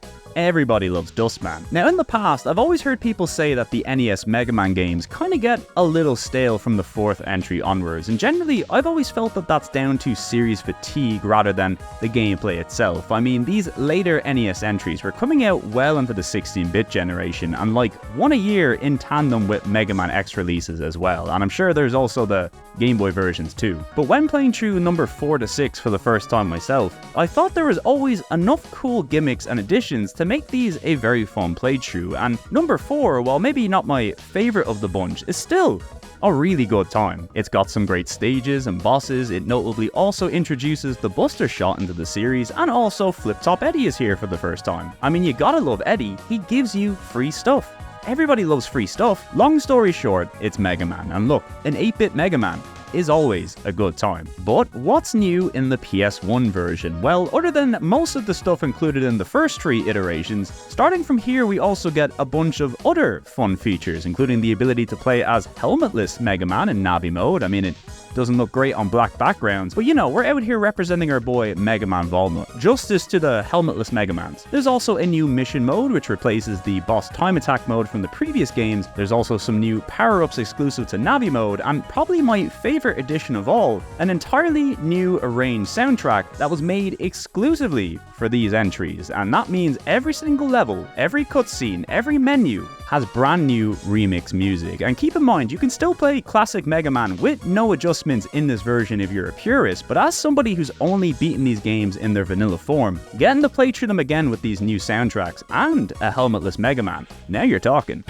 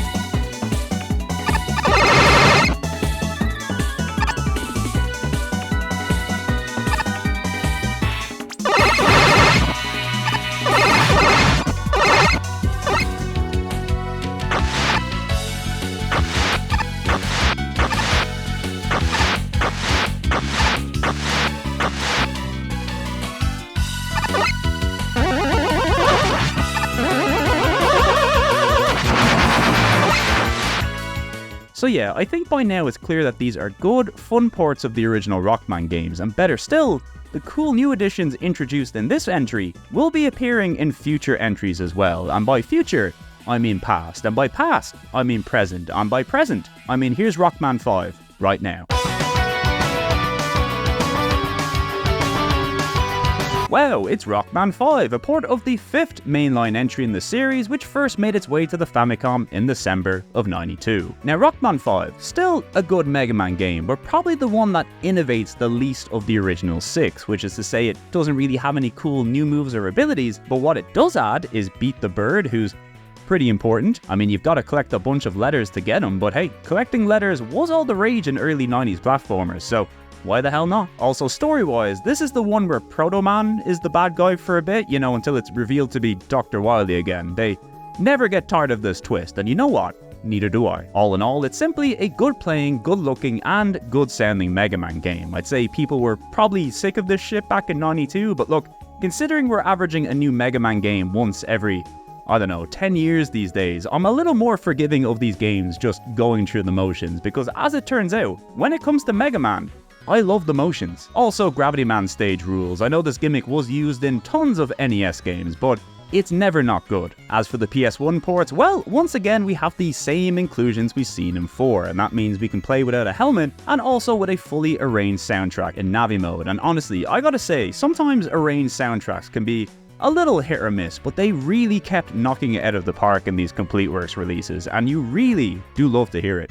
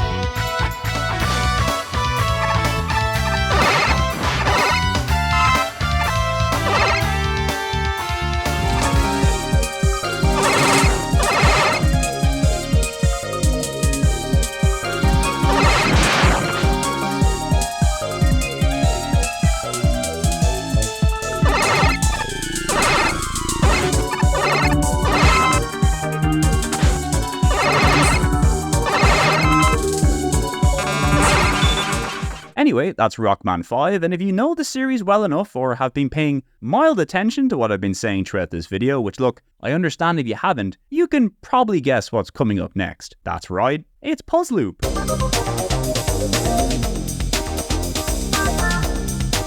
Well, sadly we don't have Rockman 6 at number 60, but we do have Puzz Loop, aka Ballistics in the West, a port of the '98 arcade original from Mitchell Corporation, who you might remember as the developers of the Pang games. Don't blame me if you can't remember, this video is very long. Now this game, despite being a Japanese developed arcade title, is one of the few on this list to not be developed on the CPS line of boards, but it's also one of the few to come to the PlayStation first in North America thanks to Infogrames, before appearing a little bit later in Japan thanks to Mitchell's old buddies, Capcom, hence why it's in the video. Now there's a good chance you're looking at this game and thinking, wait a minute, isn't this Zuma? And well, you'd be correct, although Puzz Loop came before Zuma, and PopCap almost definitely ripped this idea off when they made their game. So I guess it's more accurate to say Zuma is a copy of Puzz Loop, and Mitchell Corporation, they taught that too, and actually took PopCap to court over it. But as is the case with all video game copycat lawsuits, long story short, you can't copyright a genre, so Zuma promptly stole Puzz Loop's thunder, but hey, them's the breaks. But anyway, back to the topic at hand. How is Puzz Loop? Well, if you're in the market for shooting coloured marbles into other marbles, it's a pretty good time. The formula is the same as it's ever been. Coloured marbles are slowly moving towards the centre of the screen, and you need to shoot other marbles of the same colour into them to destroy them. Match at least 3 of the same colour, and you're good to go. Better still, if you manage to destroy a bunch of marbles in a row, or set it up in such a way that you can chain together other marbles, you're gonna get big points. It's very easy to grasp, very simple to play, and honestly, a lot of fun. It's always been one of my favourite types of puzzle games because it's got a little bit of aiming and shooting involved too. I guess that's why I really like Puzzle Bobble as well, but hey, whether it's Puzz Loop, Zuma, Luxor, whatever, I always enjoy this style of game. As for the port, well, it's pretty limited modes wise, but you've got multiplayer, an arcade mode, and an endless mode with multiple difficulties, so you'll be good to go. I will say though, difficulty wise, this is one of the tougher examples of this genre I've played, which I'm sure is down to its arcade roots. Also, the sound in this version can be a little bit crunchy, but not enough to ruin the experience. So yeah, if you ever wanted to see the origins of the circular marble shooty genre, here it is. Funnily enough, an arcade-exclusive follow-up to this game did appear in 2001 that was also published by Capcom, but this version is running off a CPS2 board, so that's pretty fun. Anyway, that's enough of that. Who's ready for more Rockman, as well as a whole bunch of other Capcom characters?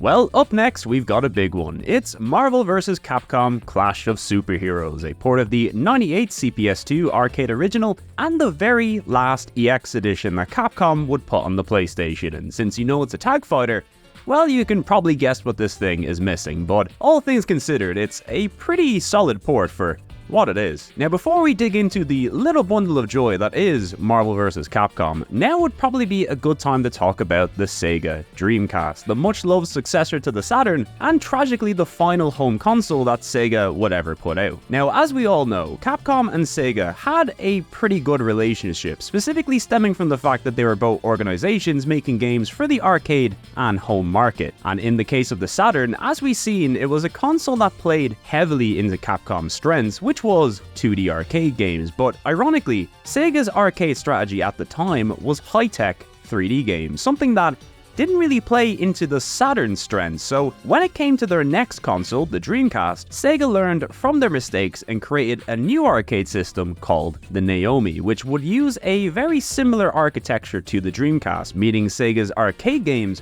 were now practically one-to-one with their home counterparts, and since Capcom themselves needed to pivot somewhat thanks to the markets both at home and in the arcades favouring high-fidelity 3D games, Capcom also pivoted from their own boards to making games on Sega Naomi hardware. Now what this means is that for the brief amount of time that the Dreamcast was active on the market, Capcom went in super hard on the console. In fact, I'd say no third party played a more important role in Sega's console than Capcom, to the point where if you took the Capcom games away from the Dreamcast, the entire library would be significantly worse because of it. Now, as I've said before, I'm a big Sega fan, and while I have quite a lot of love for the Saturn. The Dreamcast is my favorite console of all time, purely because for the brief time it was alive, it just pumped out the coolest, most manic arcade-style games around. I mean, we've already seen Techromancer, Star Gladiator, and Project Justice, which, keep in mind, as of this date, have only seen home releases on this console, but we also got classics like Power Stone 1 and 2, home ports of Street Fighter 3 for the first time, the next Resident Evil game, all those great Takumi shooters, Black Matrix in particular,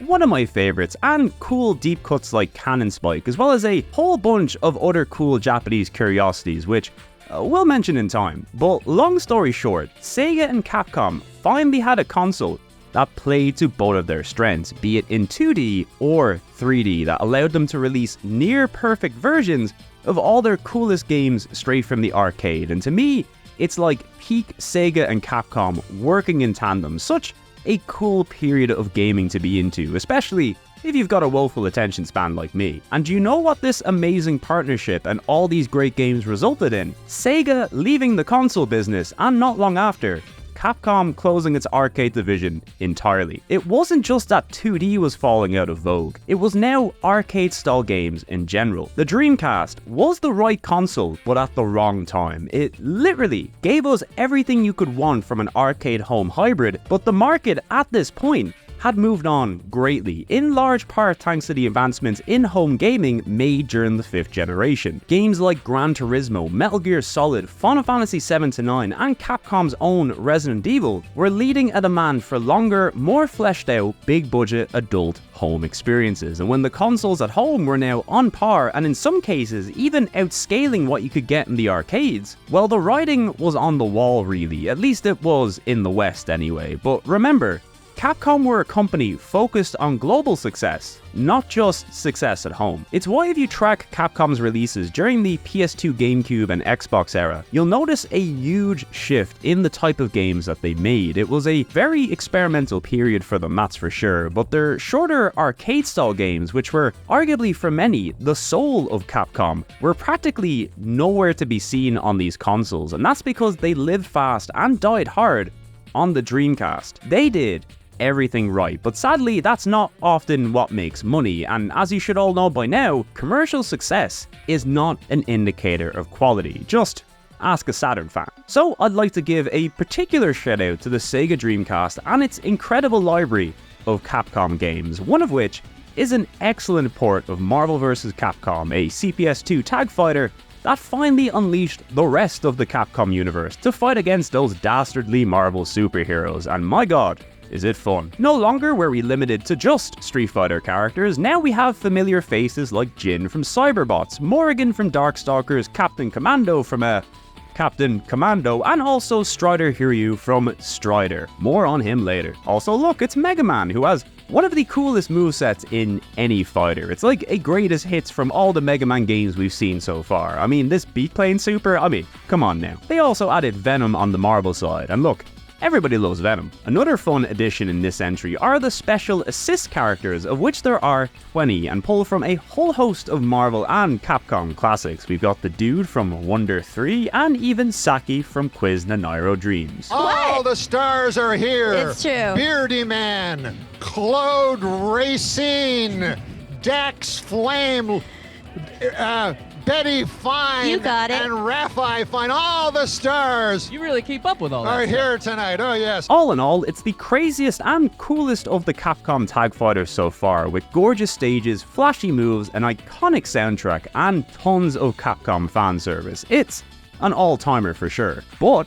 that's the arcade version. What's here in the PlayStation exclusive EX edition? Well, by now we know the tag mode is a no-go unless you're happy to do it with mirrored characters, but honestly the rest of the game is really quite impressive. I think in terms of visual fidelity and speed, this is easily one of the best looking Capcom ports on the console. Sure, we do have some longer load times than other versions, but we do get some crazy cool loading art in this edition, which we love to see. This version also lets you choose from your assist characters after each fight, and it's also been adjusted to allow unlimited uses of these assists alongside the ability to chain supers into each other, which is also a feature exclusive to this version of the game, and something that would actually go on to be a big feature in the next entry, Marvel vs. Capcom 2. You can also play through the game using the boss character Onslaught, both in his regular and giant hand mode, and I gotta tell you, this is pretty incredible. What you're looking at here is Capcom giving us probably the best possible port of the game that this console could deliver. Is it accurate to the true arcade experience?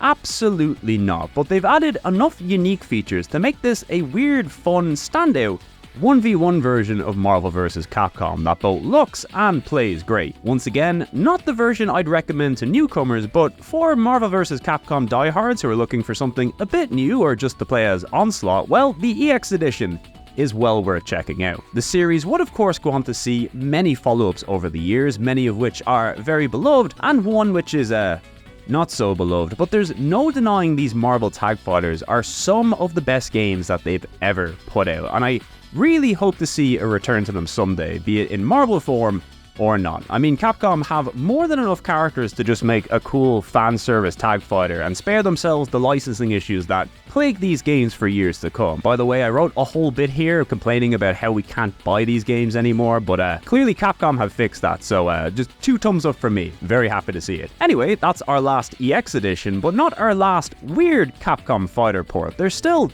one more of those to come, and it's a big one. But next up, we have one of the all-time classic Capcom series that you would 100% suspect to show up in a Capcom video.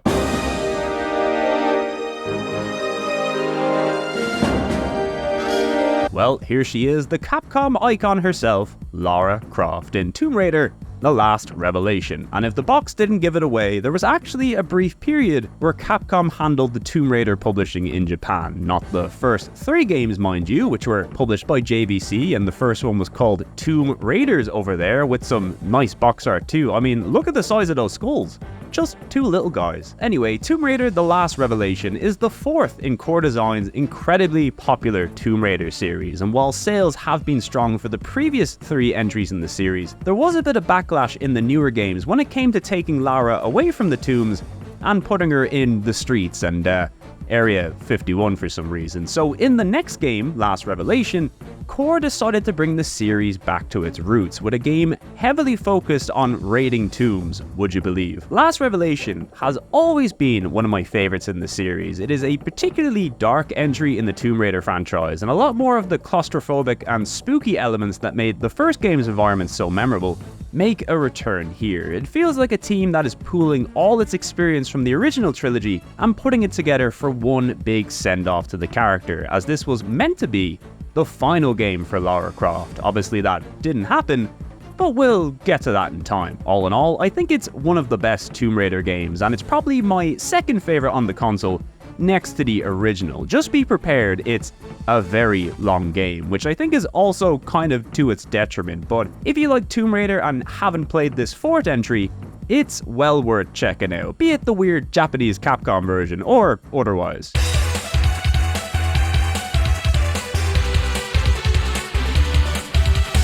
Well, we finally made it here to the 6th and final entry in the Rockman Complete Works. It's Rockman 6, a port of the '93 Famicom original and the last mainline 8-bit Mega Man game for quite some time, until Capcom eventually blessed us with 9 and 10. What a time to be alive. Number 6 is like the previous 2 Mega Man games we looked at, in that I often heard they were the least essential of the 8-bit series, but similar to those 2, I found number 6 to be a really fun Mega Man game. In fact, I'd probably put this one near the top of my own personal list, simply because it has the most going on. It has all the previous tweaks and refinements to the gameplay and movement, but with even more new additions like alternate pathways and stages, and one of my favorite things in any Mega Man game, the Rush Gear, which gives Mega Man little power armor that he can use to jetpack around and punch stuff. It is so much fun. It's also got a really silly story based around a robot fighting tournament. I don't know, I think they were just having fun with this one, and it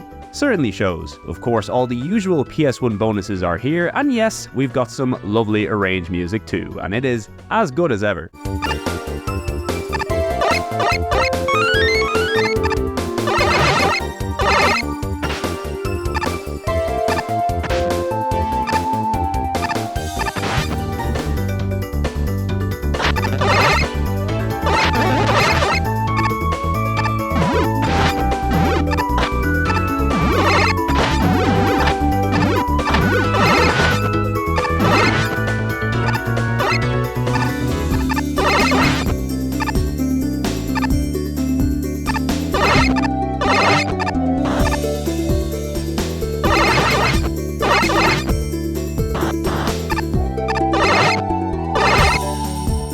So yeah, all in all, the Rockman Complete Works, a really fun collection of classic 8-bit platformers, and a lovely tribute to Capcom's original Golden Boy. Obviously, you can track all these games down individually if you're interested in checking them out, but they were also included in a special edition called the Rockman Collection, which includes all 6 releases in PS1 book form, and also a copy of Mega Man X7. I guess that's just there too, but hey, what can you do? Although probably an easier way to do things, assuming you don't mind missing out on the Pocket Station stuff, is just to play the Mega Man Anniversary Collections on PS2 and GameCube. Not only does it include Mega Man 1 through 8, which means it's also got 7, the only one not released on the PS1, but it's also got the Navi mode features for Mega Man 1 through 6, including the arranged soundtracks. Unfortunately, the audio mixing is a bit weird in this version, but it might be a good option for some people, although it's also got Mega Man Power Battles 1 and 2, so you know, that's pretty cool. Anyway, that's the last we'll be seeing of OG Mega Man for the video. A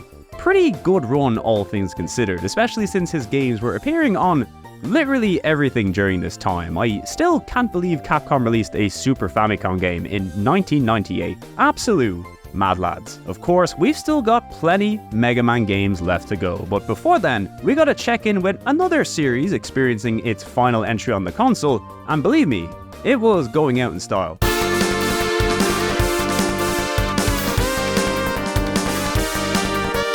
Well, it's time for the final Street Fighter that made it to the PlayStation, and that's EX2 Plus, a port of the 99 arcade original, which itself was an enhanced port of the 98 arcade original Street Fighter EX2, which once again was built on the Sony ZN2 arcade board. Well, it's been 2.5 years since the last entry on the console, but EX2 is still bringing us that smooth 60 FPS polygon action that you'd come to expect from the series, which is to say it's still just Street Fighter in 2.5D, but now with even more classic Street Fighter characters, as well as a whole bunch of fun Arika additions, and also the game is now even more content-filled and wacky than before, which we of course love to see. The fighting system here remains pretty similar to the previous entries, with guard breaks, super cancelling and air combos still being prominent features, but the big new addition to the gameplay are Excel combos, which are more or less the custom combos from the Alpha series, but now in 3D form. I'm still very bad at them, but I promise you, they look pretty cool if you can nail them down. Really, if you liked what was going on in the previous entry of this series, this is just a bigger, more fleshed out version of that game. It's got a huge roster of characters and stages, some nice throwbacks and takes on classic Street Fighter minigames, and it's got a whole director mode, which allows you to edit replays and create fun little clips of yourself pulling off some sick combos. And the training mode here is easily the best we've seen in a fighting game since Rival Schools, with a nice little mission mode added to help teach you the basics of any character, at least enough to head into arcade mode and start taking some names. Also, some of the characters in this entry are particularly unusual for a Street Fighter game, but look, if you give me a rollerblading girl with a cannon on her arm, I'm gonna play as her. Also, the sampling masters are back once again to give us yet another banger soundtrack on the console. Seriously, the music in these games is so unique from the rest of the Street Fighter series. Easily one of the #1 reasons to check out these games.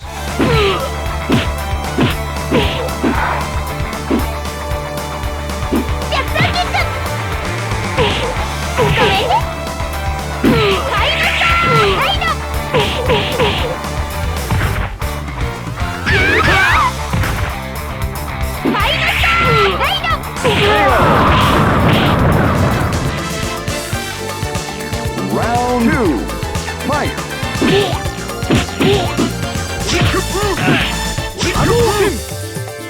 Hadouken!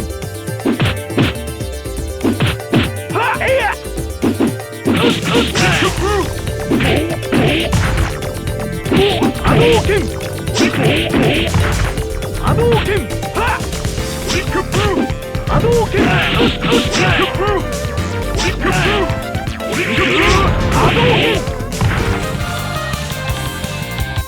Round 2, fight!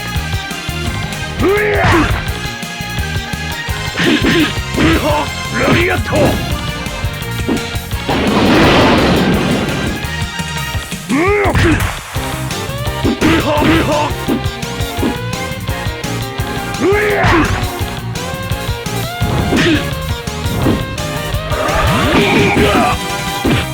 Gladiator!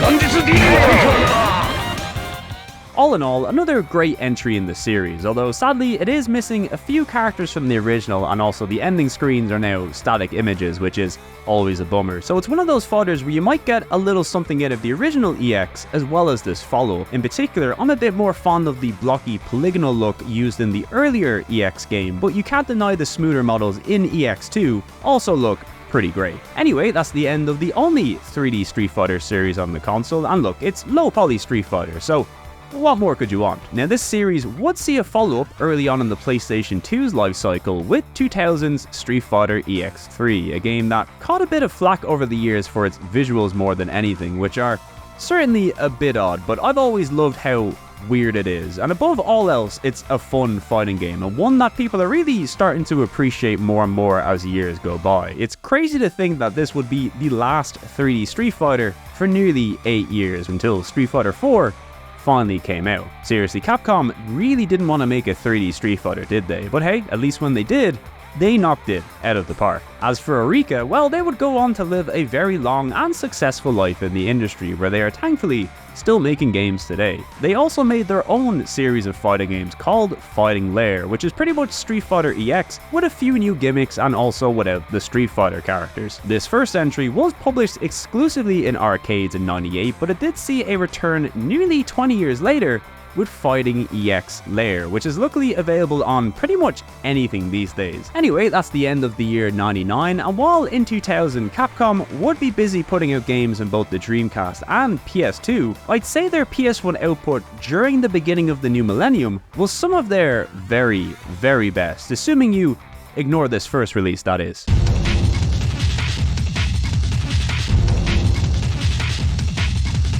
That's right, it's Resident Evil Survivor, aka Gun Survivor Biohazard over in Japan, a spin-off of the Resident Evil series and the very first entry to utilize fully 3D environments, beating Code Veronica to the post by a couple of days. Not only that, it was also the first to utilize a first-person perspective, beating Resident Evil 7 to the punch by, I don't know, like 17 years or something. Now, Survivor is an odd game, especially when compared to the other Resi games on the platform. I mean, it's got zombies, Umbrella, and a whole bunch of familiar Resi faces, but beyond that, this entry kind of forgoes a lot of the core tenets of the series, which is to say, item management is gone, ammo is very plentiful, and in some cases even unlimited, and oh yeah, it's also kind of a rail shooter that just doesn't have any rails. So yeah, originally the whole idea behind this game is that it would combine a narrative-driven Resident Evil experience with a light gun game, which on paper sounds pretty incredible and is an idea that they would revisit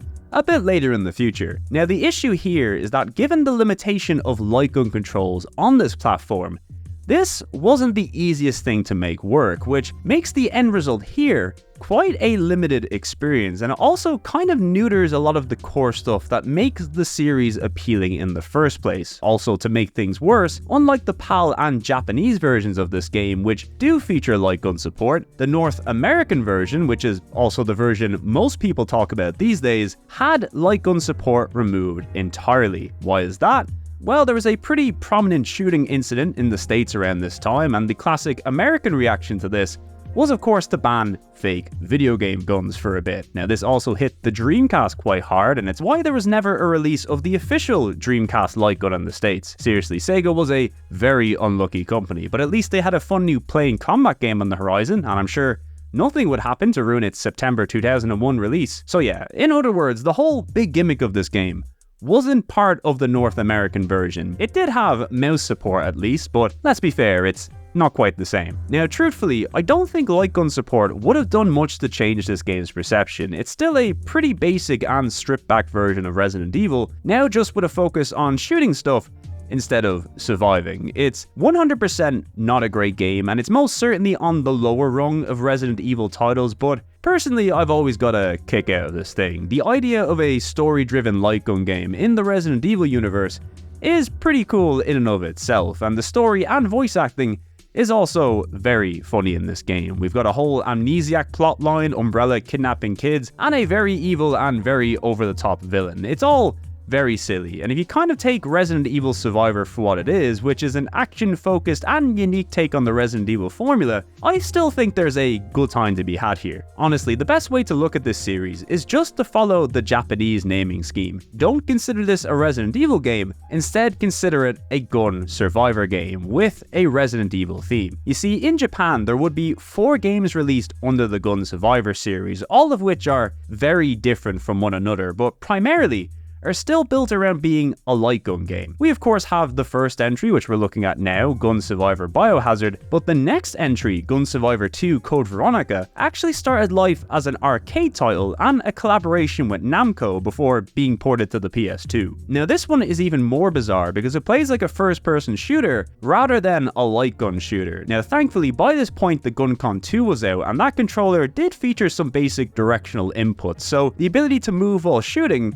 was greatly appreciated. After this we got Gun Survivor 3 Dino Crisis, aka just Dino Stalker over in the West. Now this one is probably the craziest of them all since it involves a World War II fighter pilot being transported through time into the future where dinosaurs have now also been brought back. It's very stupid but also pretty fun. And probably the best and most loved entry in the series is Gun Survivor 4 Heroes Never Die, aka Resident Evil Dead Aim over in the West, which is not only the best hybrid of classic Resi with light gun formula so far, but it was also developed by Cavia, who you might know for their work on the Drakengard games and this little title called Nier. There's also Bullet Witch. Everybody loves Bullet Witch. So at least from my perspective, I view these spin-offs as weird little Resi and sometimes Dino Crisis games if you like, but as a concept, I've always been quite fond of the Gun Survivor games, and if you treat them as a fun little hybrid of arcadey light gun action and story-driven console experience, you're probably gonna have a good time with them. Does this mean the original Survivor comes anywhere near close to the other Resi games on the console? Absolutely not, but it is definitely not the abomination people will have you think it is. Sure, it's a formula that will be improved upon greatly both in future Gun Survivor and Resi light gun games, but if you take it for what it is, there's certainly a bit of fun to be had here. Maybe just avoid the North American version, if you have the choice. And with that, we've reached the end of Resident Evil's time on the console, which realistically is probably the most important period for the entire franchise, not only because it started here of course, but it also became the big hit that Capcom needed during this generation, and in many ways kind of saved the company really, because if they didn't have Resi to fall back on when their arcade and 2D revenues were declining, there might not be a Capcom today, which is a crazy thing to think about. Obviously the story of Capcom and Resi from this point is a pretty wild one in and of itself, where they somehow managed to change the face of gaming yet again with Resi 4 and kicked off the whole third-person wave of games, but that's a story for another day, I'm sure. Either way, when it comes to the original PlayStation, there's few series more impactful and beloved than Capcom's Resident Evil, one of the undisputed GOATs in gaming, and we really do love to see it.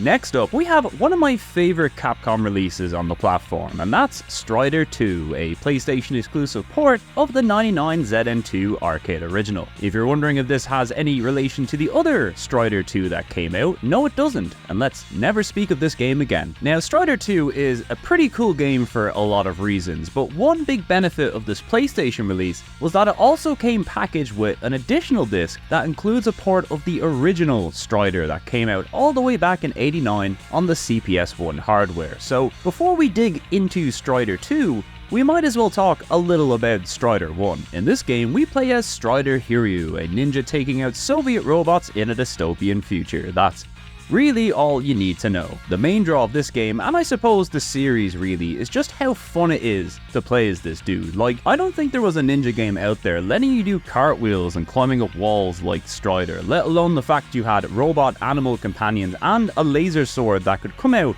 at an incredible speed. Like, there is no other game where it is this fun to spam sword attacks. You're literally like, ha, ha, throughout the whole game. It is so much fun. It's quite short and certainly a little basic by today's standards, but it is a great port of the arcade original, and it's still a blast to play through nowadays. Just a pure adrenaline rush of a game, and the Mega Drive port is also one of the best games on that console in my opinion, so no matter where you decide to play the original Strider, you're definitely in for a good time. Now, fun fact, while Strider 1 would be included in every version of Strider 2 released around the globe, most obviously in the Japanese release, which is straight up called Strider 1 and 2 and also has some of the best box art ever, Strider 1 would in fact see a standalone release exclusively in Japan much later in 2006 under, you guessed it, the Capcom Book line of releases. Now, this was actually the last release in the Capcom Book series and is often erroneously credited as the final official PS1 game to make it out on the console, but since it's quite literally the exact same disc included in Strider 2, I personally wouldn't consider it the final release since it's really just a reissue of a disc that has been available on the console for quite some time. I mean, if we're going by that logic, I think they were making Metal Gear Solid and Final Fantasy discs all the way into the early 2010s, so there you go. But if you're wondering what the final releases actually are, I believe it's Black Matrix 00 in Japan, FIFA Soccer 2005 in North America, and likely either Schnappy the Crocodile or Morhun X over in PAL regions. Seriously, never underestimate the power of German shovelware releases. They'll outlast us all. Anyway, that's enough of that. Let's move on to Strider 2, the true follow-up to the original, which not only features a hybrid of 2D and 3D graphics, but also a complete redesign for the character, which you might have already seen back in Marvel vs. Capcom. And I don't know what it is about this redesign, but I feel like it is precision engineered to be the coolest thing you've ever seen if you're a teenage boy. I mean, I'm a grown man and I still think this is the coolest the guy has ever looked. Well, as it turns out, the game he's in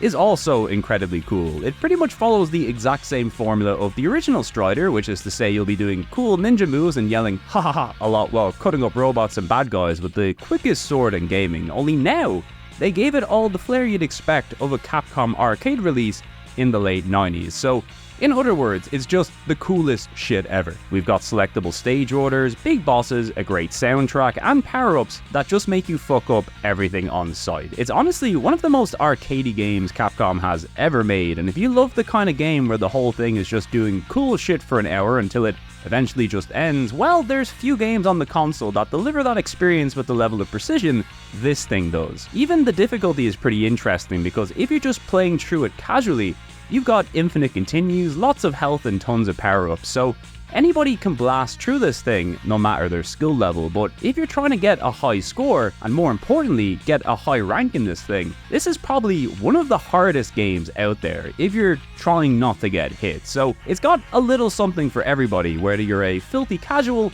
or a savant from the 80s with insane reflexes. Simply put, it's a game that is as fun to play as it looks, so it sells itself really. It's also got some of the coolest cutscenes and loading screen images we've seen in the video so far, wireframe level intros, and there's even some unlockable characters if you need even more cool ninjas to play as. Sadly, like many arcadey Capcom games, this release is quite pricey to pick up nowadays, and considering the length of the two games included here, it's really only something you should seek out physically if you're a Strider or PlayStation diehard, but trust me, you should go out of your way to play this thing, some way or somehow. It's just non-stop future ninja action condensed into a PlayStation disc, and we love to see it. You can even fight Kadikarus.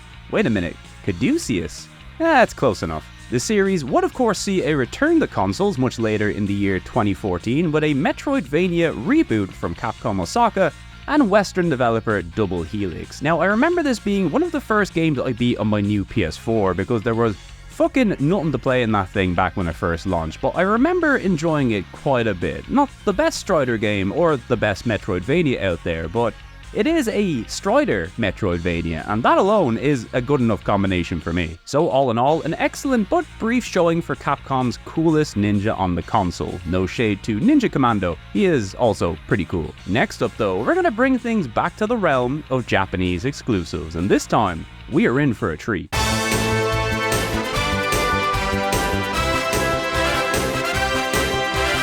Say hello to Gaia Master Kamigami no Board Game, a March 2000 release for the console, and sadly one that was exclusive to Japan. And if the name didn't give it away, we have another board game on our hands. And look, board games and Japanese exclusives are not a great combination if you're an illiterate jackass like me, but in the Squaresoft video, I was really caught off guard by how much I enjoyed the Japan-exclusive Chocobo-themed board game Dice Day Chocobo, especially considering it was all in Japanese, kinda complicated, and I was playing it by myself. But guess what? Gaia Master, despite featuring all the same traits as Dice Day Chocobo, all the way down to it also kind of being a Monopoly clone, might be one of the coolest video game board games I have ever played, and I am deadly serious. The goal of this game is quite simple. You've got to have more money than your opponents at the end of the game, and you can do this by buying facilities and buildings to place on spaces across the map. It's, you know, Monopoly. But the real cool part about this game is that it also features a card battling system, which is used to resolve disputes between players, meaning not only do we have a Capcom Monopoly here, but we also have a Capcom card battler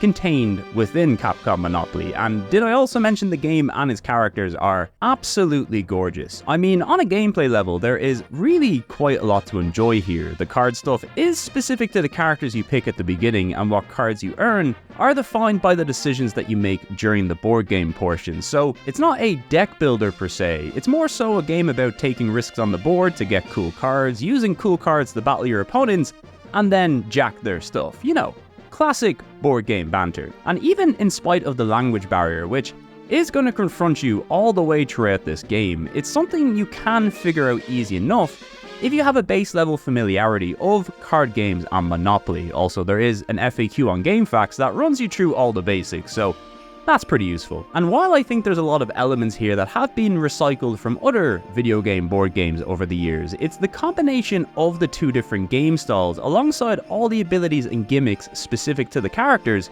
that gives this game so many fun options and strategies when playing. And that's just with the AI. I mean, if you could get 4 people playing this thing and having fun little card battles between each other mid-game, you are in for a really good time. Also, the visuals. I mean, this has to be one of the nicest 2D titles that we've seen on the console. I mean, it's not eye-popping or flashy in the way that you'd expect a 2000 PS1 game to be, but there's such an incredible level of detail and, I don't know, classiness to some of these sprites and backgrounds, especially during the card battles, which take place on this little game board surrounded by these super detailed and regal figures. It's such an incredible look and vibe for the game. Also, there's all the fun little interactions between the characters, the cutie honey references, the witch and her tiny cute cat that I would absolutely die for, and this other witch who I'm sure a lot of you will love. It's just a well-made, interesting take on the board game formula with some of the coolest 2D visuals Capcom would put on the console. And as somebody who didn't get to play a lot of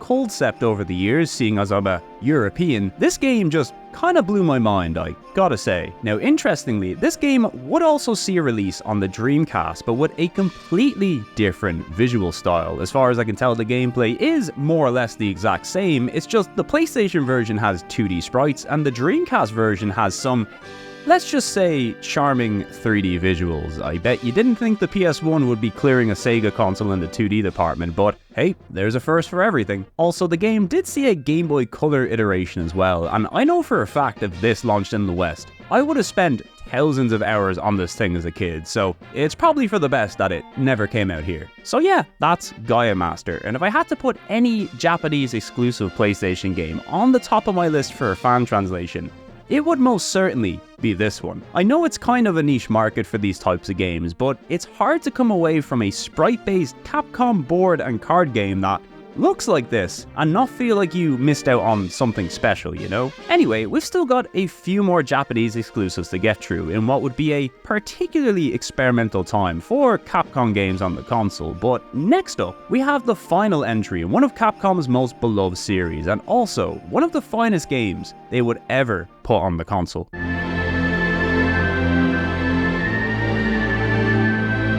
That's right, it's Mega Man Legends 2, aka Rockman-2 over in Japan, the second and as of this date final entry in the Mega Man Legends series. And I gotta tell you guys, this game This is the one. Now, in the past, I had played Mega Man Legends and found a lot to love about it, but just kind of bounced off it due to its controls and early game. And while making this video, I found that if you push through those issues, you'll be treated to one of the most charming and unique entries in the Mega Man series, and a damn fun game to boot. Mega Man Legends 2, however, this game manages to take all the strong points from the original game, the lovable characters and writing, the gorgeous presentation, the interesting world and role-playing dungeon crawler progression.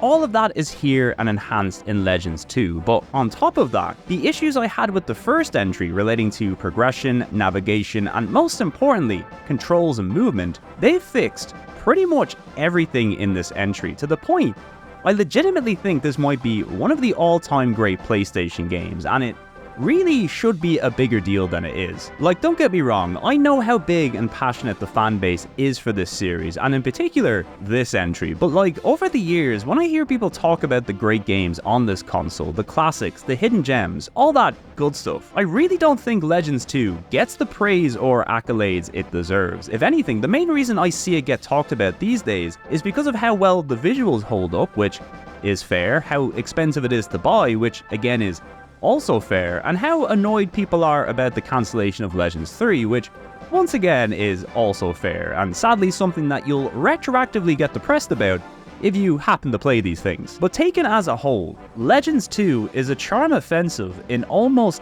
every possible way. It's got the vibe and energy of a classic Saturday morning cartoon, but with writing and jokes that don't feel forced or out of place. Like, every character, from the heroes to the villains and even the many side characters and various robot animal friends, they are all a joy to experience in-game. Like, I can't even begin to tell you how cool the bird bots are in their little mech, which also reminds me of my favorite regular show episode, and that's always nice. I think at the forefront of these games, it's the characters, story, and presentation that hook you in from the get-go, and that was something that was strong in Legends, Misadventures of Tron, and now even stronger again here in Legends 2, but really, it's the refinements to the gameplay that take this entry to the next level. I mean, the new weapons, upgrades, and movement abilities are all fun in and of themselves, but the ability to now control the camera with the right stick, and also lock on and shoot while moving, this is it. This is all it takes to make Mega Man work in 3D, and with a whole new range of outdoor combat arenas, gimmick levels, as well as new runes and dungeons, all of which featuring some lovely visual updates to keep things fresh throughout, it's exactly what you'd want to see from a sequel to the first game. Granted, it's not all perfect. There are still a few awkward PS1 era platforming and camera quirks, and the underwater runes, which slow the game down by 10 frames, is most certainly a choice. But for a game where the goal is just to fly around to different islands, helping people out and collecting 4 big MacGuffins so you can help save the world, not only does the gameplay remain fun throughout, but the story carries quite a lot of emotional heft as well. Like, I've always enjoyed the stories in Mega Man games, but I can never really say that I particularly care about them while playing, you know? Like, it's hard to say I'm emotionally invested in the story of X, but this is a game that makes you care. Also, I have to give a particular shout out to this quiz lady who, look, I'm not usually one to thirst after video game characters, but that being said,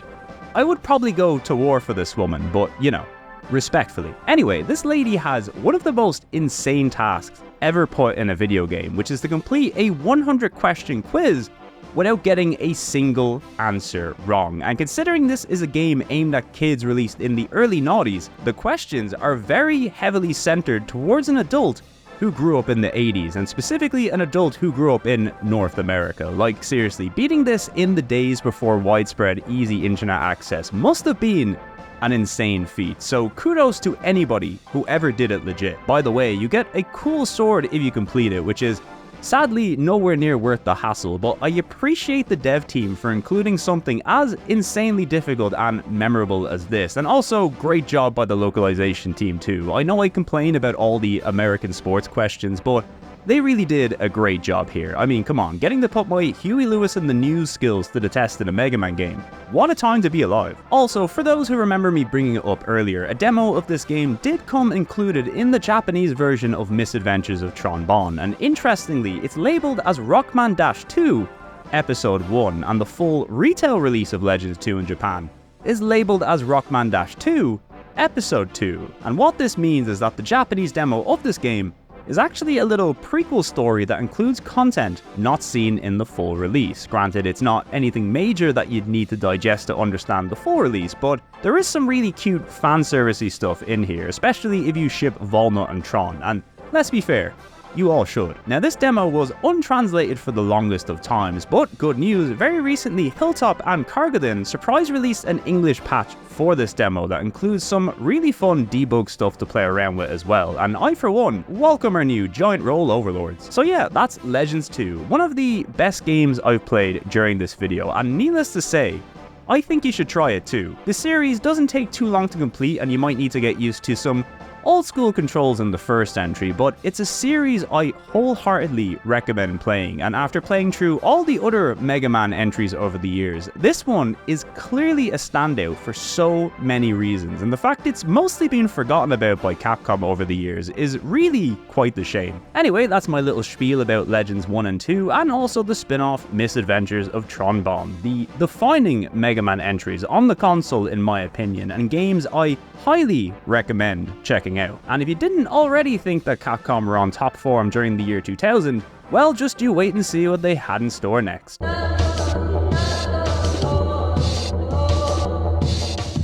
Coming in at the funny number, it's Breath of Fire 4, the follow-up to the much-loved Breath of Fire 3, and the final entry in the series to make it onto the PlayStation, and my god, is it something. I mean, I was already kind of on a high at this point in the video. I have played a lot of Capcom games by now, and as you've seen, they're pretty damn good, but Legends 2 felt like a special game, one that really makes doing these videos worthwhile because you feel like you found a game that could have defined a big part of your youth had you have picked it up back when it first came out. Well, Breath of Fire 4 was like that all over again because this whole thing is just so fucking cool. Now, I already knew that Breath of Fire 3 was good. I've played it in the past and I've got a lot of love for it. And in many ways, everything that made that game excellent, the impactful story and characters, the complex battle system and progression, the excellent soundtrack, and the lovely blend of 2D and 3D visuals, it's all present here again in Breath of Fire 4, but just the look and vibe of this entry, it's on another level. The game sticks to the usual Ryu, Nina, and Dragons formula, but this time it adds a dual protag system, with the game switching occasionally to you playing as the game's main antagonist, a man named Fo Lu, the leader of a centuries-old empire who is mysteriously linked to Ryu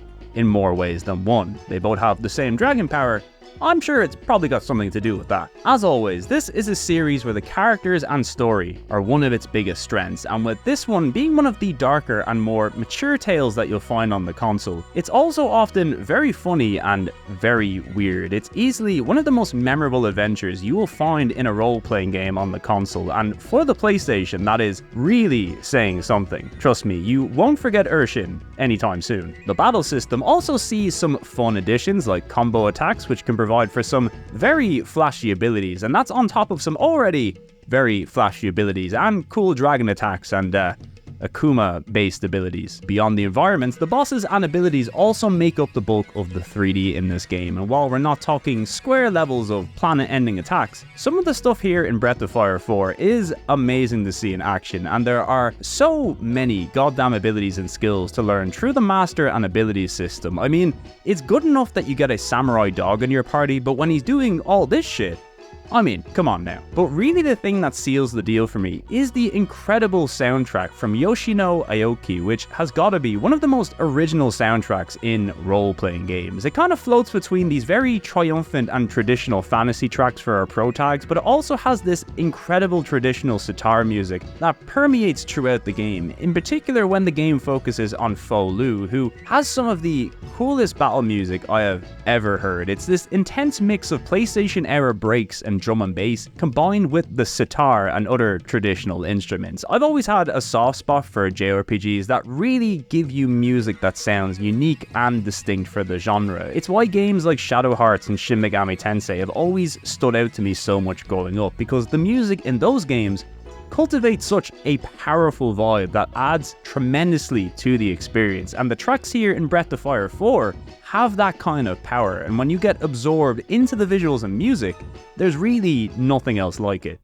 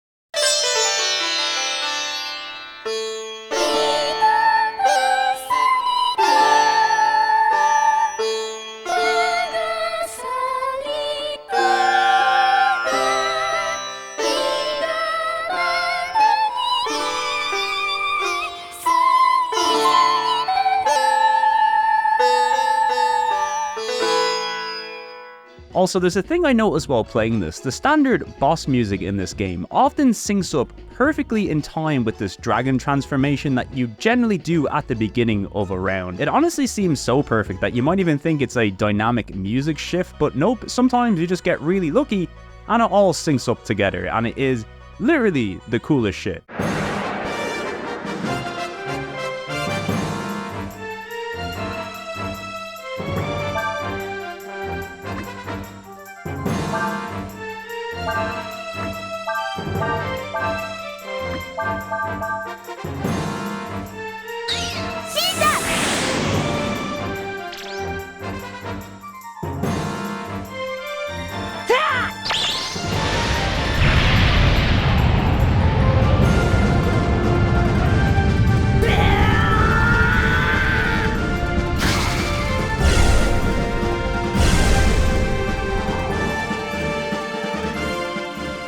Now, in spite of all the praise that I just lathered on this game, I will say it does have its issues. I found navigation with the isometric camera a little trickier in this entry versus the third game, especially in the more narrow locations, and truthfully the dragon system is a little less fleshed out in this entry as well. I believe the developers ran out of time during this game's development and had to cut some of the planned scenarios later in the game, which really sucks if true, but to be honest, a lot of the problems that I have with this game is mostly just nitpicking, and I wouldn't say any of my issues are enough to really not wholeheartedly recommend this game and its older sibling Breath of Fire 3 as well. These are really some of the best and most beautiful role-playing games on the console, and like I said, there's a reason these games are darlings in the role-playing game community. It is hard to be a standout role-playing game on the console of standout role-playing games, but Capcom, as usual, were showing that they could rise to any occasion. As for the rest of the series, well, Capcom would decide to release the rather controversial Breath of Fire 5 Dragon Quarter on the PS2, after a lot of criticism was levied at 4 for not doing enough to innovate on the usual role-playing game formula. And as such, Capcom decided to make the boldest and most experimental Breath of Fire game yet, turning it into a sci-fi dystopian dungeon crawler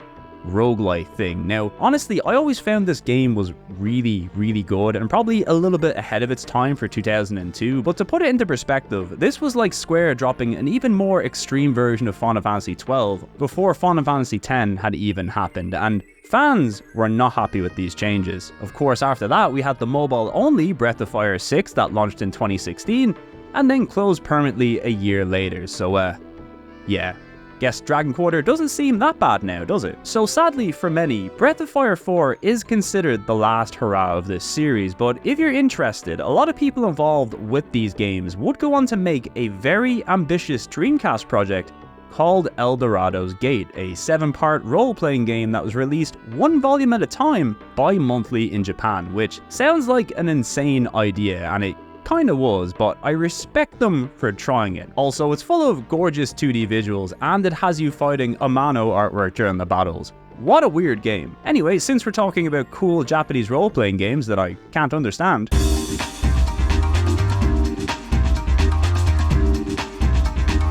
next up, we have a fun little entry called Suzu Monogatari, which made its way to the PlayStation exclusively in Japan in the summer of 2000. Towards the end years of the PlayStation's lifecycle, Capcom would release a number of smaller, more experimental games that were sadly mostly limited to Japan. One did manage to make it out over here, but we'll get to that in time. For now, here's the first of these games, Suzu Monogatari, a card battling role-playing game where you play as a little god who has to collect bells that have fallen to Earth, or at least that's the basic gist of things. It's both quite obscure and full of Japanese text, so I'm working with what I can here. Now sadly, while I'd say the language barrier does kind of prevent people from getting into this game, since it's very text heavy, there is still quite a lot to like in this thing, namely the environments and character sprites. Now I know this isn't the most flashy or detailed 2D game that we've seen, especially right after Breath of Fire 4, but there's something really nice about how full of life these environments are. Like, there's so many characters just bumbling around going about their day that it's a nice little game to wander around and just get lost in. Also, it's got this weird alt history thing going on where it's like a traditional Japanese village, but they've also got cars and speedboats and stuff. I don't know what's going on, but the vibe is right, I'll tell you that much. And the music is also really funky, so that definitely helps.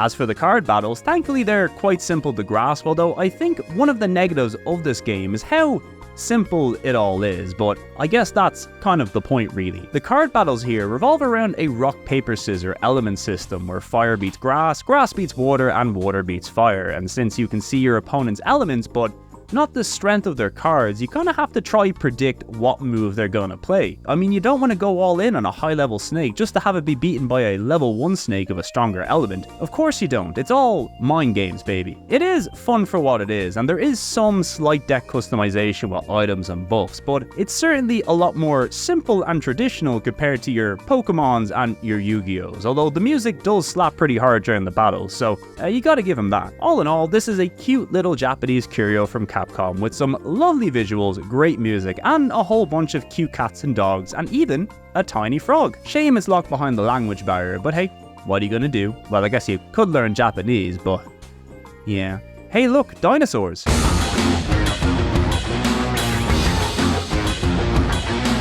Well, we're finally down to the last 10 games on this list, and keeping the cool streak of 2000's Capcom releases alive, it's Dino Crisis 2, the second game in the Dino Crisis series and the final entry to make it to the console. Now, by this point, Capcom had pretty much nailed down their survival horror formula. They had put out 4 Resident Evil games in this style, as well as successfully branching off into new territory with the original Dino Crisis, which definitely mixed up the formula enough to make it stand out from the crowd, but by this stage, they definitely ran the risk of running the formula into the ground if they continued to retread old ground. So with Dino Crisis 2, they took a bit of a different spin to the gameplay here, which is to say the goal is no longer to survive the dinosaurs, more so the goal is to make them extinct, and you've got a lot of ways to make them extinct, let me tell you. That's right, the gameplay in Dino Crisis 2 maintains the tank control movement and gunplay that we're all used to, but switches things up to a more action-focused game, where the goal is really to kill as many dinosaurs as possible, because not only is it fun and they're, you know, trying to kill you, but the game is entirely based around a combo system that rewards you for chaining quick kills and timing your shots, almost like they were going for a character action game kind of thing. Also, they brought back pre-rendered environments for this iteration instead of the 3D environments of the last game, but hey, as a pre-rendered background guy,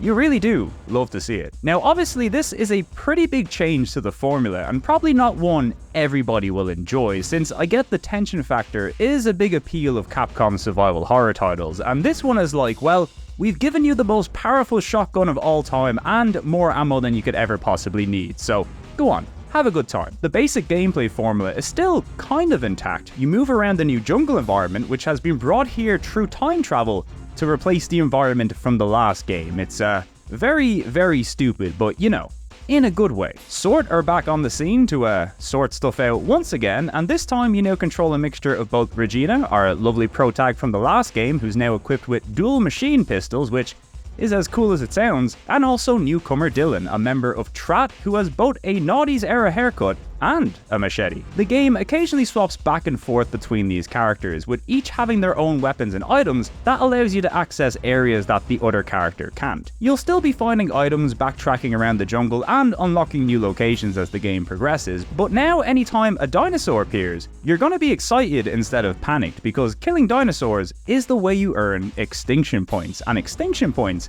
can then be cashed in at save points to both restock and upgrade your weapons, as well as buy new weapons, of which there are many. You know, I kind of liken this game in a way to Parasite Eve 1 and 2, and maybe not in the way you'd expect. You see, in the past I've said that I prefer the first Parasite Eve to the second, because the original is such an interesting and unique concept from a gameplay perspective, and one that hasn't really been replicated since, at least to the level of this original game, whereas Parasite Eve 2, which, let me stress, is a really good game in its own right, felt like Square trying their own spin on the Resident Evil formula, but not quite living up to Capcom's efforts. Whereas with Dino Crisis, you kinda have the opposite situation, because while the original Dino Crisis is a new twist on the Resi formula, it still sticks to it pretty closely, and I wouldn't say that it fully lives up to the heights of the games that it takes its inspiration from, whereas Dino Crisis 2 is a genuinely unique and one-of-a-kind take on this formula, and does enough to kind of stand out as its own thing within the genre. I always like to experience new ideas and innovations whenever possible, and I feel the original Parasite Eve did that better than Parasite Eve 2, and likewise I feel Dino Crisis 2 is a more unique and interesting experience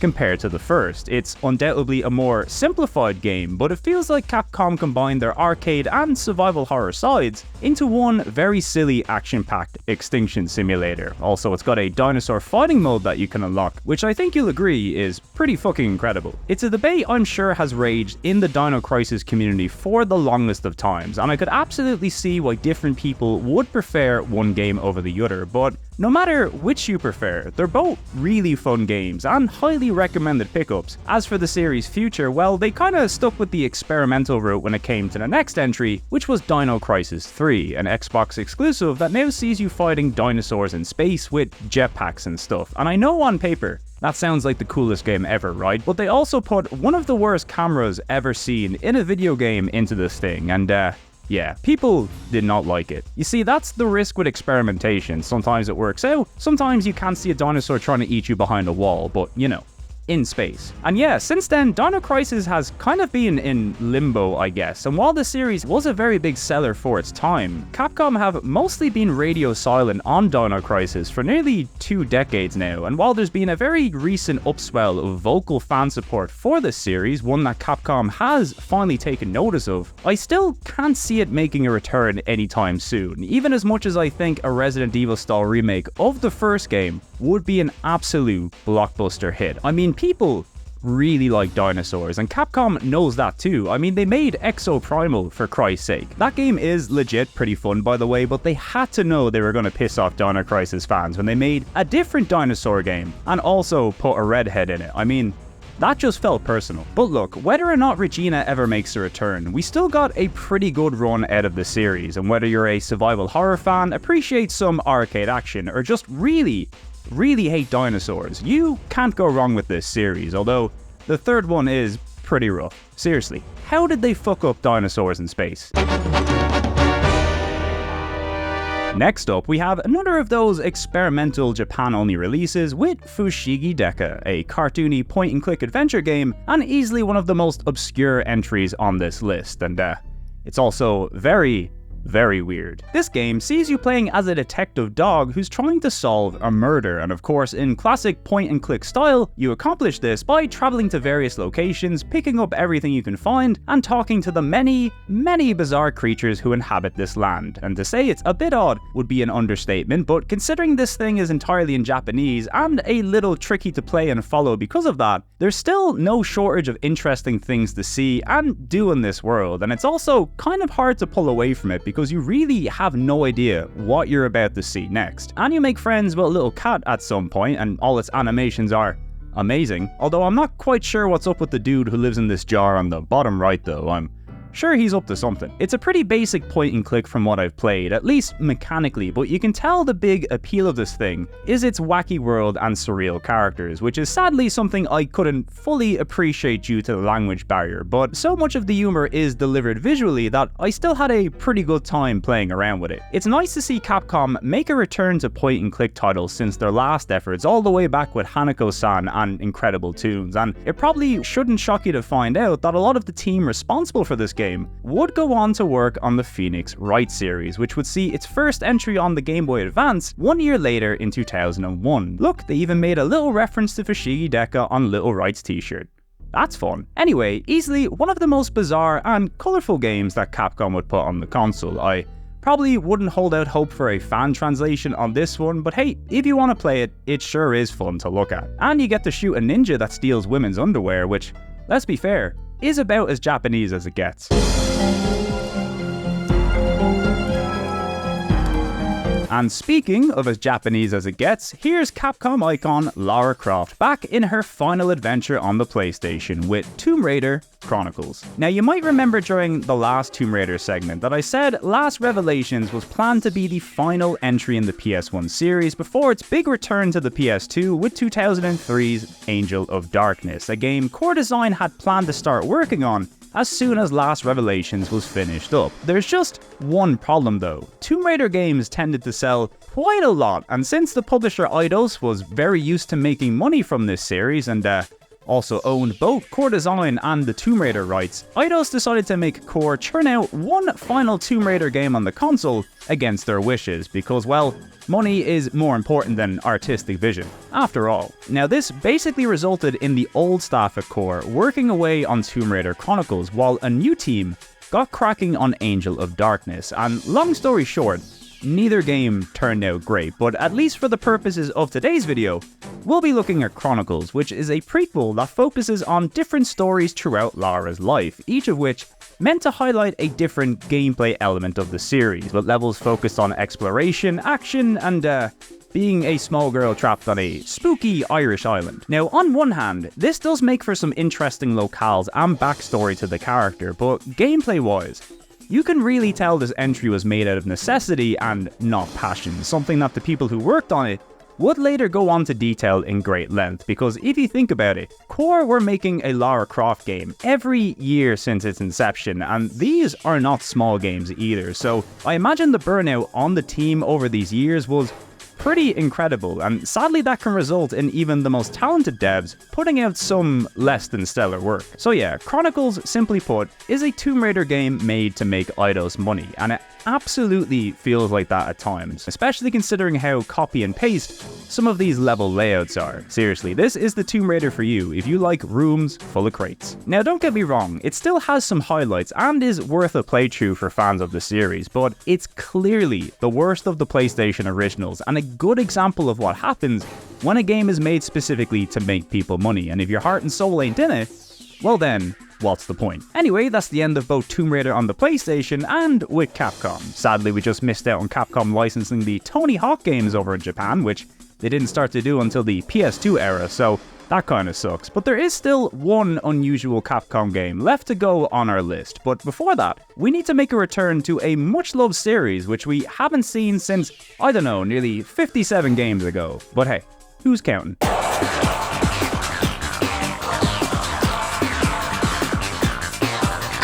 That's right, nearly 4 years after the previous entry, which at the time felt like a century in Mega Man years, it's Mega Man X5, the long-awaited follow-up to X4, and another one of my favourites in the series, because once again Zero is here, and playing as him fucking rules. Although X is pretty cool too, to be fair. They even give him fun armor from the very start in this game, so that's pretty nice. Now, even though I say this is one of my favorites in the series, I recall when playing this entry for the first time that you could tell the budget for these things wasn't quite what it used to be, which is to say fancy features we've seen in the previous side-scrolling Mega Man games like fully animated cutscenes and voice acting, well, that stuff was gone. But on top of that, the quality of the 2D elements and sprites has also taken a bit of a hit here. Well, not so much the sprites themselves, which still look incredible as you'd expect, but a lot of the enemies and stage elements in this game now use a kind of computer-generated pre-rendered style, which is a style admittedly I'm quite fond of, but it certainly doesn't hold up as well compared to some of the stuff we've seen in Mega Man 8 and X4. Now obviously these changes are made both to reduce costs and to speed up development time, and in a lot of cases it's very likely that these games wouldn't even exist if these cost-cutting measures weren't implemented, but in this entry, and more specifically the next entry, well, you could definitely tell something was up. Now luckily, when it comes to the gameplay, everything is still as fast-paced and satisfying as ever, and some of the new level gimmicks in this one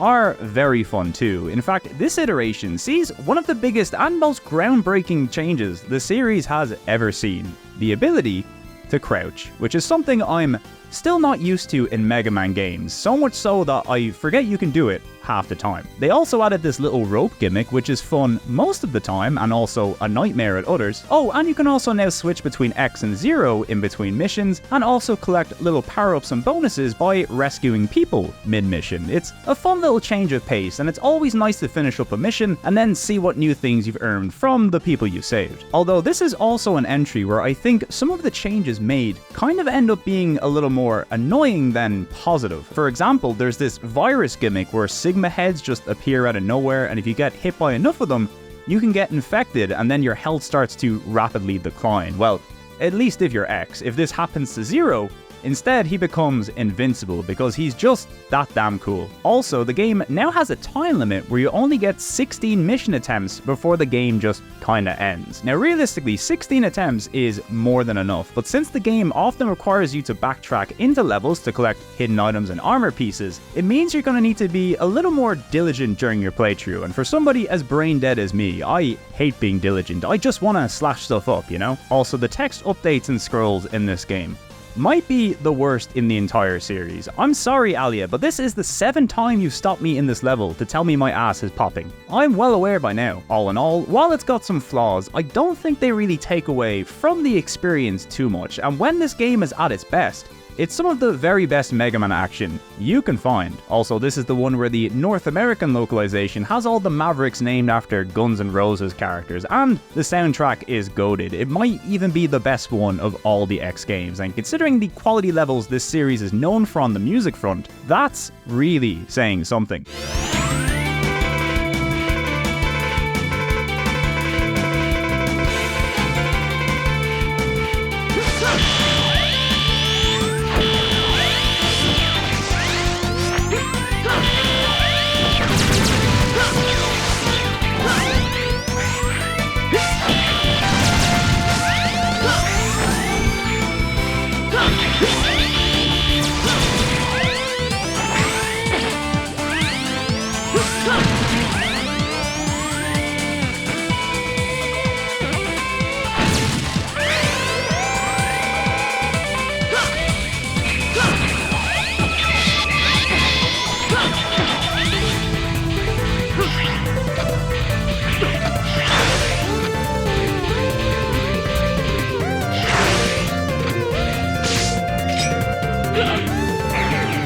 So yeah, easily another big recommendation from me, just like nearly every Mega Man game we've looked at today. Poor Super Adventure Rockman, it's not that bad really. Anyway, would you believe it, Mega Man X5 was intended to be the final game in the X series, but after how cheap it was to make this one, and its sales performing better than expected, well, similarly to Eidos and Tomb Raider, the X series would make a comeback in the not too distant future against its creators' wishes. Now, how did that turn out? Well, we've only got 6 more games to go, so I'm sure you'll find out soon enough.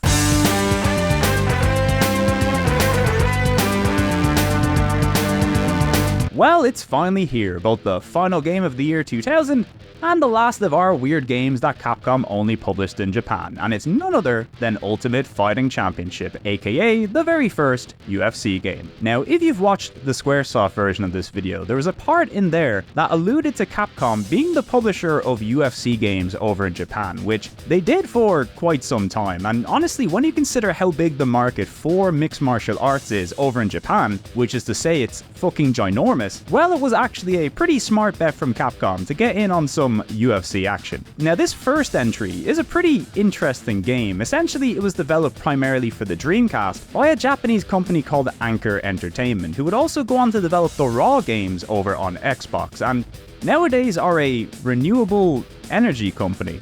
That's kind of weird. They also developed Toy Fighter for the arcade. Any Toy Fighter fans out there? I know there's at least one of you. Anyway, this Dreamcast version, which was also published by Capcom in Japan, reviewed really well at the time, like surprisingly well, often being considered one of the best and most technical fighters on the console. Well, at least if you like your fighting a little bit more true to life. Also, the entrances are so goddamn funny. They're both really impressive and kinda hokey. I just love the way this game looks. The PlayStation version, however, was ported over by another Japanese company called Opus Corp, who were primarily known for music games like Fluid and B-Planet Music, and this version did not review as well. I think this was an example of the brief era where some PS1 games were also appearing on the Dreamcast, and while lots of these PS1 to Dreamcast ports were basically just souped up PS1 games, in some cases they were very clearly made for the Dreamcast and then ported down to the PlayStation, and when you see a shiny new 3D Dreamcast game next to a downported PS1 version, it looked particularly bad. It was essentially the PlayStation getting a taste of all that 2D bashing that happened during the mid-90s, but now in shitty 3D form. Is that the PlayStation's fault?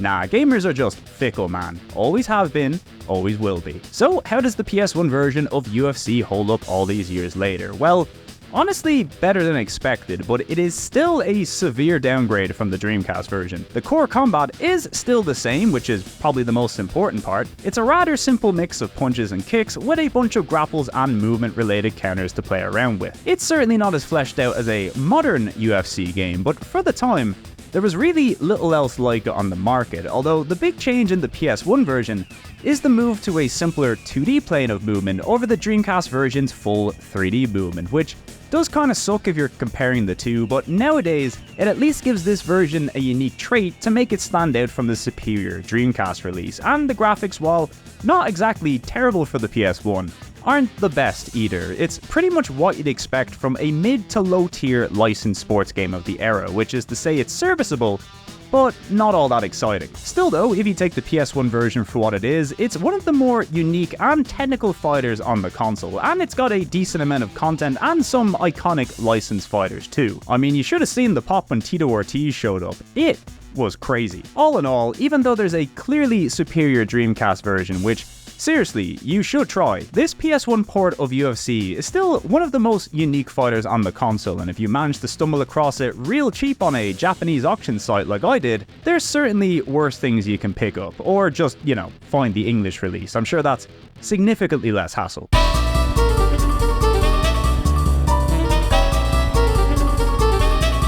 Kicking off a pretty low-key 2001 for Capcom on the console, we have another cool Japan-only exclusive, and that's Bounty Hunter Sarah, a text-heavy adventure game set in a futuristic Tokyo, and it's what you'd consider an example of the sound novel genre, which is to say you'll be reading a whole lot of text, while great music and sound effects set the mood in the background. The plot centers around a bounty hunter named Sarah Fitzgerald, a common Irish surname in Neo-Tokyo, I believe. Sarah's hunting a mafia boss known as the King of the Holy Mountain, which is an incredibly badass name. I mean, I wouldn't want to fuck with the King of the Holy Mountain. Are you mad? Naturally, since this is an adventure game, it means the language barrier is off the charts, but even still, it's hard not to appreciate the vibe this thing has going on. If you like jazzy tunes and neo-noir spy thrillers, you'll feel right at home here. Now, this game comes to us from a developer called Flagship, who are an independent studio partly funded by Capcom, Sega, and Nintendo, and they'd work on a bunch of games for all three companies over the years, but today's game, Bounty Hunter Sarah, is their only original IP, and while it's a rather simple game at its core, I mean, there are some decision sections and a bit of minigame stuff, but majorly the game is just moving from one row of text to the next before you get a new image or cutscene. It's pretty much exactly what it needs to be for a game of this type, but there's no denying Flagship put a lot of flair and personality into this thing. Some of the music especially. I mean, if you like jazz, this game has got some fucking jazz going on, let me tell you.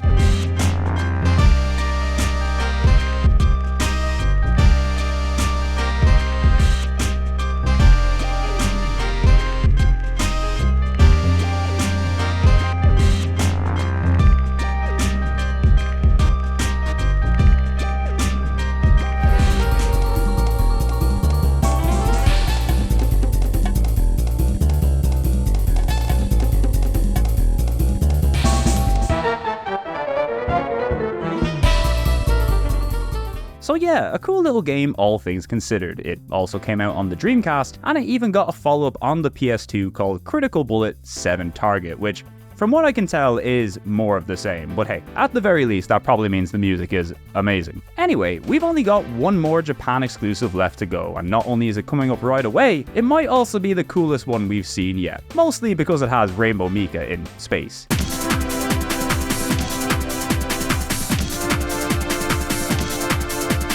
That's right, our final Japan-only exclusive is Startling Adventures, a 2001 release that doesn't contain one adventure game, but three entirely unique adventure games all on one disc. It's basically a return to the formula we've seen in Wonder 3 and Capcom Sports Jam, but now in console adventure game form. And while I understand that may not sound too exciting, especially if you're Japanese challenged like myself, one of the really interesting things about this entry is that all three of the adventure games also include their own themed mini-games within, and some of these are really quite good and kind of go above and beyond in terms of what you'd expect from a mini-games collection, let alone a bunch contained within an adventure game. It's really quite impressive. Anyway, we might as well take a look at each of the games in order, starting with Kyoko to Hyakuyo, a story about a young boy and girl who one day discover a little demon who turns out to be not so little, all things considered. Anyway, our heroes somehow get teleported to the demon's world full of other Onis knocking about, and somehow this now involves you battling other demons in what can only be described as a Japanese traditional demon version of billiards, and also this board game, which sadly is not as cool, but still pretty cool. The billiards game simply requires you to pot the demon balls into the holes using the white balls. It's kind of a mixture of a timed and skilled puzzle game, and honestly, while aesthetically it's quite simple, I would easily play a whole game of this. It is really quite addictive. The board game, however, not so much, and that's really just because it's a game of chasing after your opponent by using various cards and dice to do so. There's nothing particularly wrong with it, but when you get a taste of demon billiards, you kinda just want to play that instead, you know? Anyway, the second game in this collection is called Princess Knights, which takes place in a fictional version of what looks like Europe during World War II, only it's a little more Japanese flavored. Basically, what I'm trying to say is that this is Proto-Valkyria Chronicles, which is really cool. The plot follows the princess of a small nation and the soldiers who have pledged their lives to protect it. And how do you protect it? Well, I certainly wasn't expecting Capcom to pump out a little RTS hidden within an adventure game, but hey, here it is. You select a group of up to 6 different soldiers and vehicles and then individually give them commands to fight an enemy army. It's quite simple, as you'd expect, especially considering it's built around console controls, but there's no denying this is incredibly cool. And look, confusing big enemies by driving in circles with your little vehicles while your tanks go to town on it is never not fun, so yeah. 2 big thumbs up from me. As for the final entry, this one is by far the most fleshed out of the 3 stories, and that's Space Rescue Joe, which follows our hero Joe as he rescues stuff in space. It's very cute. This one is actually split into a number of smaller stories, each with their own plotline and minigames to play. It's definitely the most lighthearted of the collections, and it even has a sub-story that sees you going to wrestling school with Rainbow Mika. And look, the inclusion of Rainbow Mika in anything is a huge plus. A lot of the minigames here are definitely a bit more minigamey and less fleshed out than what we've seen in the previous entries, but there's certainly a lot to play around with here, and they're also pretty fun too, so it's a win-win. On the whole, Startling Adventures is a collection of 3 really pretty adventure games, each with unique stories, characters, art styles, and minigames, all contained within one disc. And even though this is still very much a product of Capcom's lower budget experimental phase, this is easily one of the most inventive titles they put out on the console. Shame about the language barrier, of course, but even still, you gotta admire the ambition. Anyway, we're on to the home stretch now, with only 3 games left to go, and the next title is another rather experimental entry, but one that thankfully did manage to make it out everywhere in the world, and despite what the name says, I assure you, this is not a One Piece game. That's right, it's One Piece Mansion, a 2001 release for the console, and a game I had just assumed for the longest time was related to the other One Piece series for obvious reasons. But no, this isn't some weird Capcom pirate offshoot. I'm looking at you, Zack and Wiki. Instead, it's a puzzle game about managing apartment blocks and keeping residents happy. You also get to banish crime lords. It's pretty fun. So yeah, the basic idea of One Piece Mansion is that you play as this cute little guy called Pulpo, and after an evil alien landlord kidnaps your sister, you've got to help get residents to move into the alien's apartment complex if you want your sister back. Pulpo honestly doesn't seem too bothered by the whole thing, but hey, it's a plot. As for the gameplay, well, the idea is that you've got to fill as many rooms with residents as you can. The more residents you got, the more cash you make. The thing is though, certain residents give off positive and negative vibes, and these vibes can affect rooms next door, either above, below, to the sides, or diagonally, depending on the tenant, and it's up to you to try and manage the placement of these tenants so everybody is happy, although bad guys will occasionally move in too, and they cause some havoc, so you gotta send your most noisy and aggressive residents over to them to make their life hell so they move out, or else these guys will torment you as well as the other residents and guests. It's basically one giant property management puzzle game where you constantly have to be adjusting tenants' positions and building new rooms to keep on top of things. It's a little overwhelming at first, but once you get it down, it's a really interesting and unique little puzzler. As for modes, you've got a story mode with cutscenes and some smaller challenge levels with individual goals to meet, which is a great way of learning the game, but if you prefer, there's also an endless mode, which I'd imagine gets out of hand pretty quickly. Throw in some fun character designs, a cool aesthetic running throughout the entire thing, and some fun music, and yeah, I think One Piece Mansion is a cool little curio both in the PlayStation and Capcom library of releases. Interestingly, this would also be the final game on the console that would be led up by Hideaki Itsuno, and the reason I've brought this guy up a bunch during this video is because Capcom naturally have a lot of high-profile staff members, but one of the things this company is also famous for is losing its high-profile staff members. Like, the amount of influential game creators who would make their name at Capcom and then leave to form their own companies is insane. I mean, the amount of Capcom DNA in the Japanese video game scene is staggering at this point, but when researching for this video, Itsuno not only stood out to me because it's a name I don't really hear about as often, but when I looked at the games this guy directed and was responsible for overseeing, it was a list of banger after banger. Now keep in mind, Itsuno joined as a novice to the industry, started work on Street Fighter Alpha, and then impressed people so much that he basically led Capcom's 3D gaming division during the 90s, directing not only Star Gladiator and Rival Schools, but also being responsible for the Power Stone games. Would then go on to direct One Piece Mansion here, then Capcom vs SNK 2, then Auto fucking Modelista, and then would take over the Devil May Cry series from the second entry, and was so annoyed by the mismanagement and outcome of Devil May Cry 2 that he explicitly campaigned within Capcom to right the wrongs with Devil May Cry 3, and him and his team have pretty much been the heart of the series ever since. And oh yeah, Capcom would also eventually trust him so much that they let him make his dream game, a little fantasy action role-playing game called Dragon's Dogma. You might have heard of it. So yeah, unbeknownst to me, I've always been a huge fan of his work for years, and it's a good reason why it's important not just to think about the companies and brands who put out the games we love, but the people and teams who make them too. I mean, did you know the creator of Ghosts and Goblins and Sweet Home, Takuro Fujiwara, left Capcom immediately after finishing Resident Evil to start his own studio, Whoopee Camp, so he could make the Tomba games? I sure didn't, but as soon as you put that link together, the gameplay similarities between Ghosts and Goblins and Tomba are crystal clear, and Capcom as a company is just a never-ending web of stories like this. Folklore on the PS3? Ex-Capcom people. The Dragon Ball Fighters? Ex-Capcom people. Even a lot of SNK games. Ex-fucking Capcom people. And that's not even including the Platinum and Tango Games Works stuff, which is a crazy rabbit hole in and of itself. So yeah, if there's anything you take away from this video, remember, it's people that make games. I know that may sound obvious, but a brand is nothing without its people, and it's something that both us gamers and the companies who put out these games would do well to remember from time to time. Anyway, shout out to Itsuno and the many people out there still making weird games for sick freaks like me. And speaking of games for sick freaks,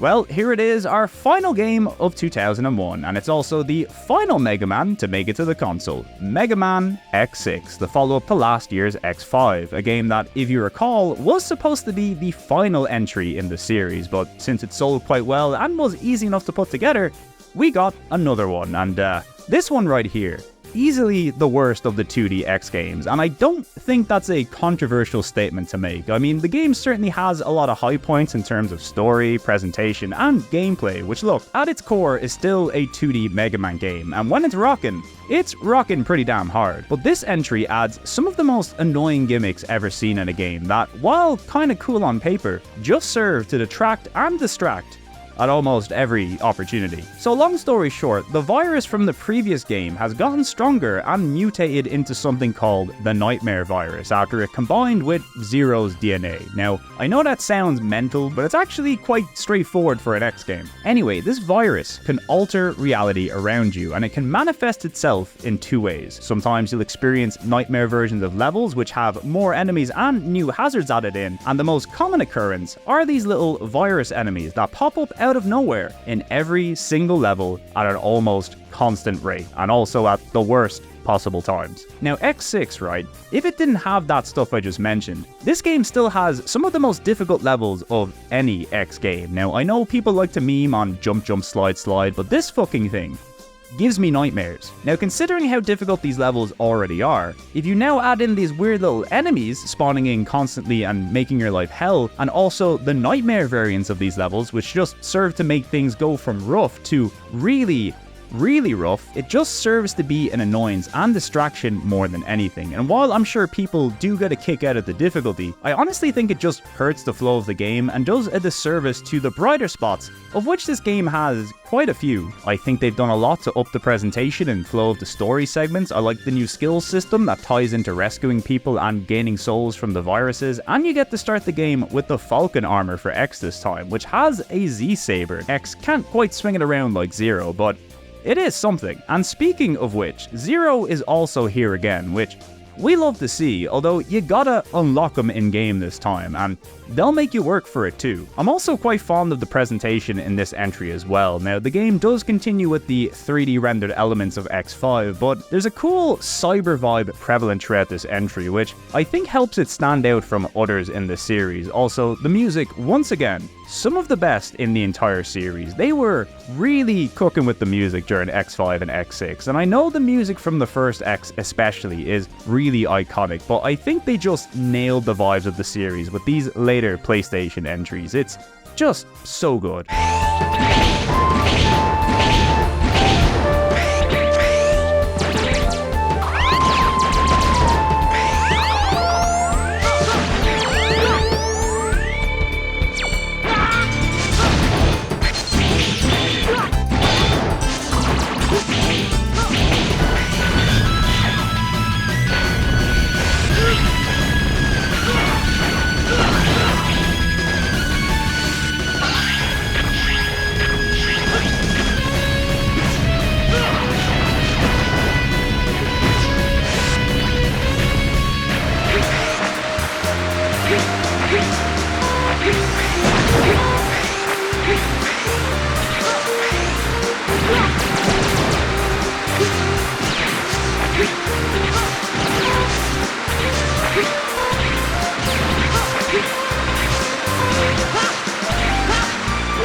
Anyway, that's Mega Man X6, and to sum it up, very cool, but also really fucking annoying. Luckily, if you want to experience any of the X or Mega Man entries on the PlayStation, you can find them all strewn about the many collections that made it out to consoles and PC over the years. And look, it is never too late to get into the Mega Man series. I was a latecomer to most of these games myself, and I had a blast playing through the series. Well, up until you get to X7, because Jesus Christ, what was going on there? But like I said before, even when a Mega Man game is at its worst, it's usually a step above most games out there. So if you don't know why this series has some of the most loyal and hardcore fans out there, well, you gotta get yourself some Mega Man, and good news, there's a lot of it. Now we just gotta wait for that Mega Man Legends collection, and we're all set. Anyway, this brings our very long journey to its final destination, the last Capcom game to ever make it to the PlayStation, and in many ways, it's a game that shouldn't even be possible on the console. But if there's one thing we've learned by now, when it came to the end of a console's life cycle, Capcom sure like to make a statement.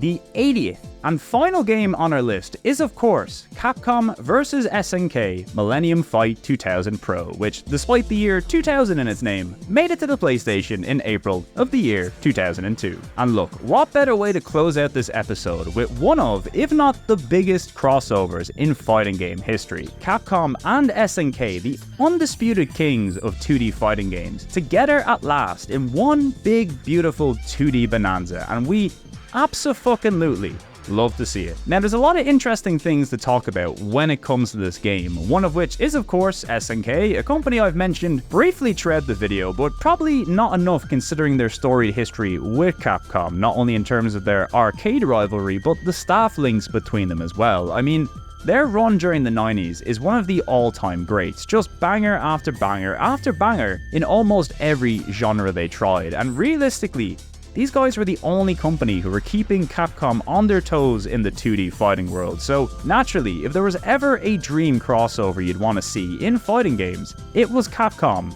versus SNK. But interestingly, this fighting game wasn't the first in their series of crossovers. In fact, SNK would be the ones responsible for not just their first, but their first 2 crossover titles, now under the name of SNK vs Capcom, and also exclusively on the Neo Geo Pocket Color, the console with the most satisfying directional pad of all time. These games would be 99's SNK vs Capcom Card Fighters Clash, which, as was the style at the time, came in both SNK and Capcom editions. Now, I'll be honest, this game right here, easily one of the greatest card battlers of all time. It's got all the charm of your usual handheld role-playing game of the era, but the card game here is just so addictive. It's really easy to pick up and learn, but it has so much depth within in terms of what's available. It's just all your favorite Capcom and SNK characters, but now in cube card battler form. I really can't recommend it enough. The second game in their partnership would also be their first fighter, and that's 99's SNK vs Capcom Match of the Millennium, which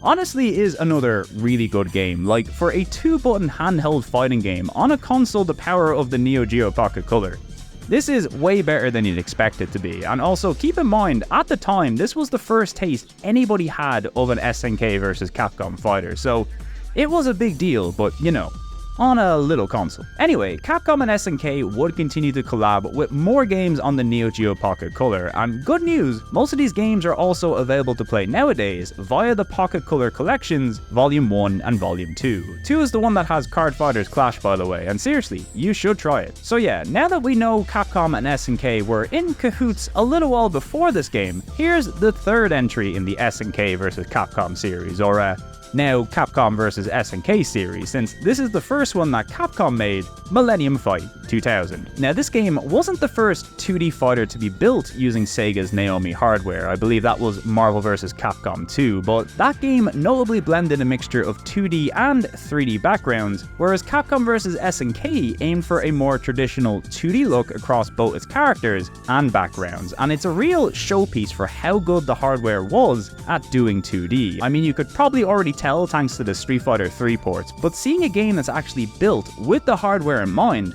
it is beautiful, easily one of the nicest looking 2D fighters of its generation. Now, the first iteration of this game came to both arcades and the Dreamcast as a console exclusive worldwide, which, you know, considering the Naomi connection, was a no-brainer and realistically a huge exclusive for the console. Although, in 2001, both the arcades and Dreamcast would see an update to this game called Millennium Fight 2000 Pro, which added new moves and modes, as well as Dan and Joe to the roster. Now, this version did also come to the Dreamcast, but exclusively in Japan. However, 1 year later, Millennium Fight 2000 Pro would see its one and only international release, with a port to the original PlayStation. Now, I know what you're thinking. The original PlayStation, kind of notorious for having a hard time with 2D Capcom fighters, and we're talking about fighters built on arcade hardware from the early 90s. Capcom vs SNK, however, was a Naomi game, and a good-looking Naomi game at that, being ported over to the PlayStation. I mean, you'd think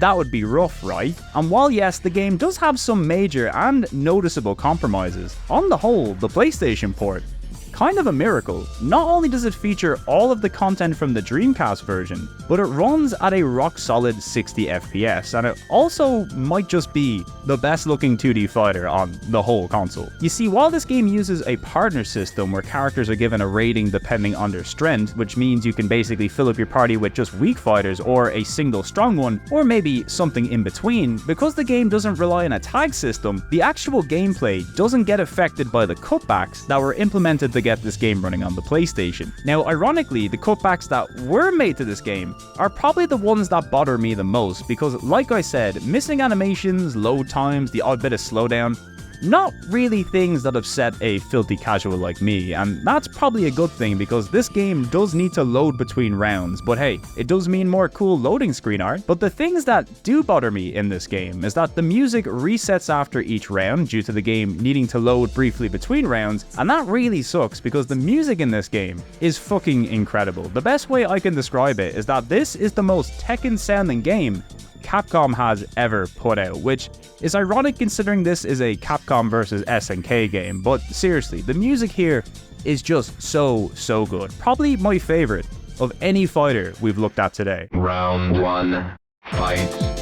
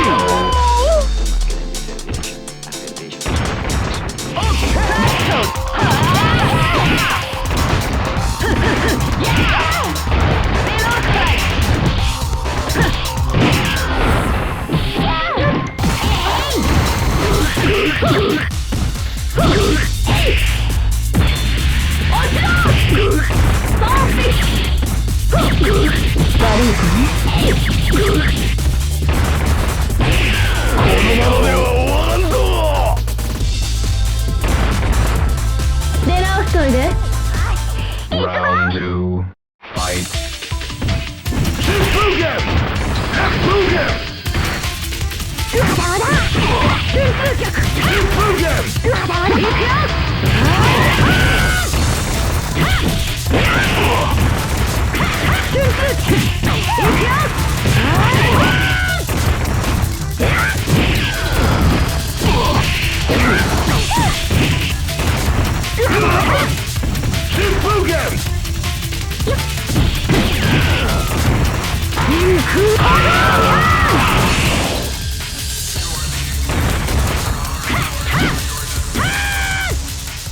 Although, the biggest downgrade in this version, at least in my opinion, is the removal of the iconic stage openings. You see, in the arcade and Dreamcast release, every fight starts with this little cutscene that introduces the stage, and these are so goddamn good. Not only are they really cool visually, but in terms of setting the mood, it's one of the coolest additions I've seen in any fighter, and it makes every battle feel like a big deal.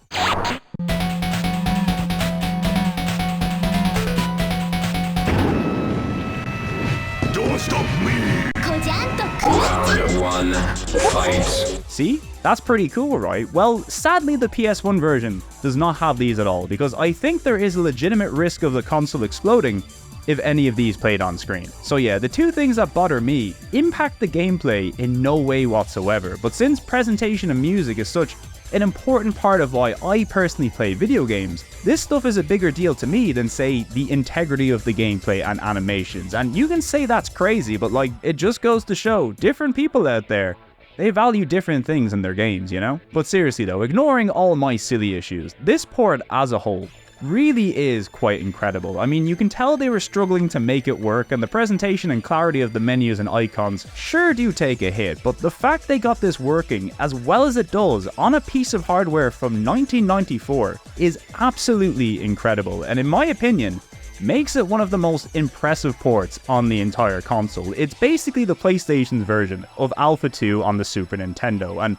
honestly, if you're not hung up on playing the best version of something, this is hands down one of the best fighters on the entire console, warts and all. I mean, it's worth it just to see the Capcom and SNK art variants of all your old favorites. I mean, SNK Zangief really is something, isn't he? Now, this series would of course go on to see a few more entries with Capcom vs SNK 2, and while that too is a very good game, I think the presentation takes a bit of a hit compared to the first. Look, I like 3D backgrounds, but it's a shame the first entry was the only one to really show off the Naomi's 2D strengths. And then finally, we seen SNK's big Neo Geo take on Capcom fighters, with SNK vs Capcom SVC Chaos, which apparently was such a mess it soured relations between Capcom and SNK for quite some time. I don't know, I always thought this game looked really nice, and it has Zero in it, which is kind of weird. So yeah, that was the final game Capcom would ever bring to the console, and in my opinion, a great way to close another chapter in PlayStation history, which means we can now finally wind down this very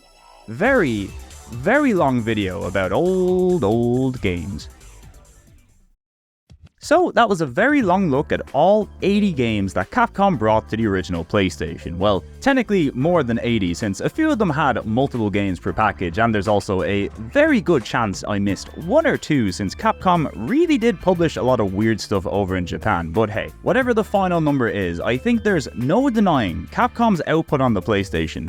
One of their best runs ever. Now look, as a hardcore gamer and noted Sega head, I always had a hard time thinking about Capcom during this period without also thinking about Sega, and that's because while Sega certainly had a tougher time than Sony during the 5th and 6th gen, Capcom were the company that supported them like no other. And like I said before, when you consider these were two major Japanese companies operating both in the home and arcade game business, they both had the same goals, which was to make games that brought people into the arcades and to create games that brought the arcade experience home. And while they certainly excelled at this during the Saturn era, it was the Dreamcast when they were both unchained and able to make games that achieved both their goals. And it was a beautiful thing to see. It's just a complete shame that the arcade industry kind of imploded around the same time. When I say the decline of the arcade scene in the early 90s had a profound effect on Capcom, you only need to look at how their output changed from the 5th gen to the 6th gen. A company that was making fighting games like nobody's business had almost stopped making them entirely. This is why, even in spite of how important Capcom and Sega were to each other, I think Capcom's run on the PlayStation realistically had the most important role to play in Capcom's history during this time. Yeah, sure, it got some rough CPS ports compared to the Saturn, but on the whole, a lot of these ports were way better than people give them credit for, and while maybe not the versions you'd play today, were still great for the time, and games I'd easily recommend to people who grew up with these versions, or just want to play a fun 2D fighter on the PlayStation, you know? But even still, if you take out the arcade ports and even the weird collection of Japan-only published titles, the games they made with the PlayStation in mind were some of the coolest and most memorable games Capcom would ever put out. Some of their finest role-playing work with the Breath of Fire entries, the wonderful world and characters of Mega Man Legends, all those cool 3D Itsuno fighters, a Mega Man kart racer, some cool FMV experiments, and even some absolutely insane dinosaur games. But above all else, Capcom somehow managed to catch lightning in a bottle with Resident Evil in the exact same way they did before with Street Fighter 2, and ended up establishing the survival horror genre, and also securing the company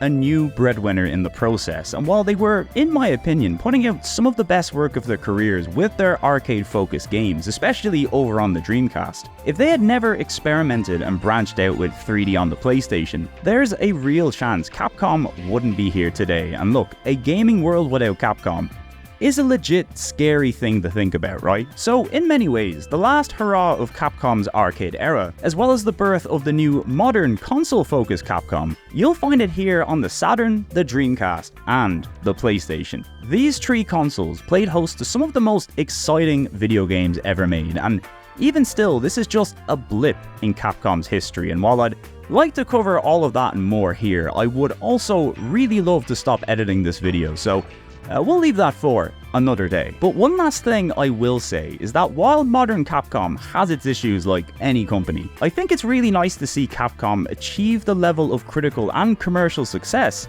it has over the past few years, especially during this rather tumultuous period in the gaming industry, because while Capcom have played it relatively safe with their IPs, I think they're still putting out some of the best and most video gamey AAA experiences out there. And personally, what I'd like to see from Capcom isn't remakes and remasters of their old IPs. Like, for as much as I think a full-on remake of Dino Crisis would be a really fun game and huge seller, Capcom is legit one of the biggest IP graveyards the gaming world has, and statistically, once Capcom moves away from an IP, and they often do, it is very, very, very rare that they come back to it. So as much as I personally want a new Automodelista or a new Lost Planet or a new Okami, I just don't think it's gonna happen, and personally, I'm at peace with that. What I would like to see though is just a continued effort from Capcom to branch out into new IPs and use that wealth to allow developers to safely experiment and try bold ideas, and also to see a continued effort to make their old games available for more people to discover and enjoy on modern platforms. Why not put out a 3D fighter collection and include Rival School, Star Gladiator, and all those cool Dreamcast games? Or why not give us a survival horror classics bundle that packages Resi 1 to 3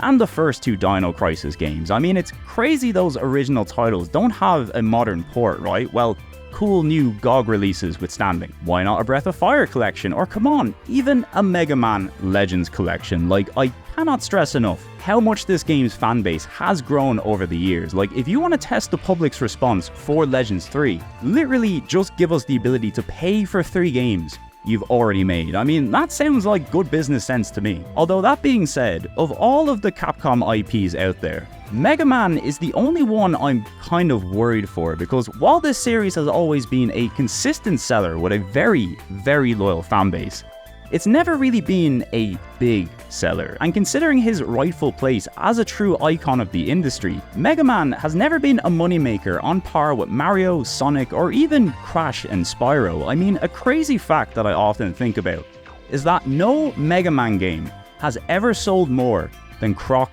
Legend of the Gobbos. Isn't that an insane thing to say? The best-selling game in the Mega Man series is 11, which has pushed around 2 million sales across every platform. Croc sold 3 million on the PlayStation alone. Absolutely wild. It's why I think in Capcom's current very profit-driven landscape, there is a place for Mega Man, but sadly it's not in the place we probably want him. Like, to Capcom's credit, they're very good at putting out collections of their old Mega Man games, and they even recently put out that offline version of that Mega Man X Gacha game, which is actually a very cool and unprecedented thing to do for a mobile game, and shows that Capcom legit care about preserving this stuff. But like, are we going to see a new Mega Man, or an X game, or a Zero game, or a Battle Network, let alone a Legends 3?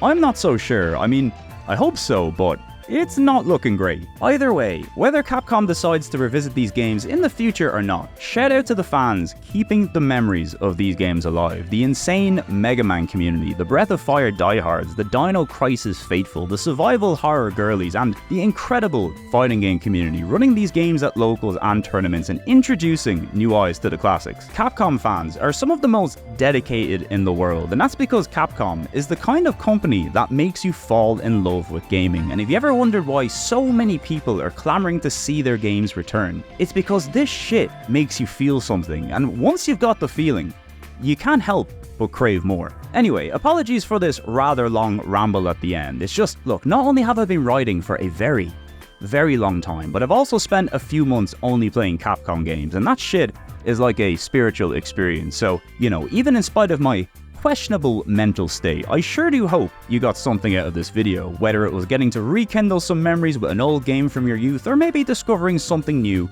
that you might want to play today. You really cannot go wrong with Capcom games on any platform. And seriously, these guys are absolutely one of the most interesting and storied companies in gaming, and while I highly recommend you play as many of their games as possible, I also really recommend reading up about their history and following the careers of the many developers, composers, and artists who've worked with them over the years, and just enriching yourself in the culture of one of gaming's true, undisputed icons. Anyway, that's the end of the video, so I'd like to give a huge thank you to my lovely Patreon supporters who I've been bombarding with pictures of my cats to keep them occupied while I worked on this video, including fine folks like Alan Caslin, Callow Mello, Danny, Dave Nolan, Disc Kun, the mascot for the Famicom Disk System, Doma, Eric Arlam, Gamer Squirt, Gerard Winter, Globe99, Howie, Icelight, Jobo81, Kyle Winter, Life Sword, Marlena Turk, Mr. Papala, Moomin Biscuit, Trans Rights Are Human Rights, Mr. the Joshmon, Miss Cat, My Pal Robot, Nathan McMullen, Nick Norman, Richard Kramer, SN Kierstead, Spectre117, Tolkoto, and Tyler Moyer, who have all subscribed at the Fan++ tier. And as always, I'd like to give a huge thank you to you at home or wherever you are for watching the video. I appreciate you giving me a good chunk of your time, and I sure do hope you had a good time too. I'll be back real soon with some more PlayStation content, but until then, be good to yourselves, and more importantly, be good to one another. And please, for the love of God, play Mega Man Legends. Thank you, and good night.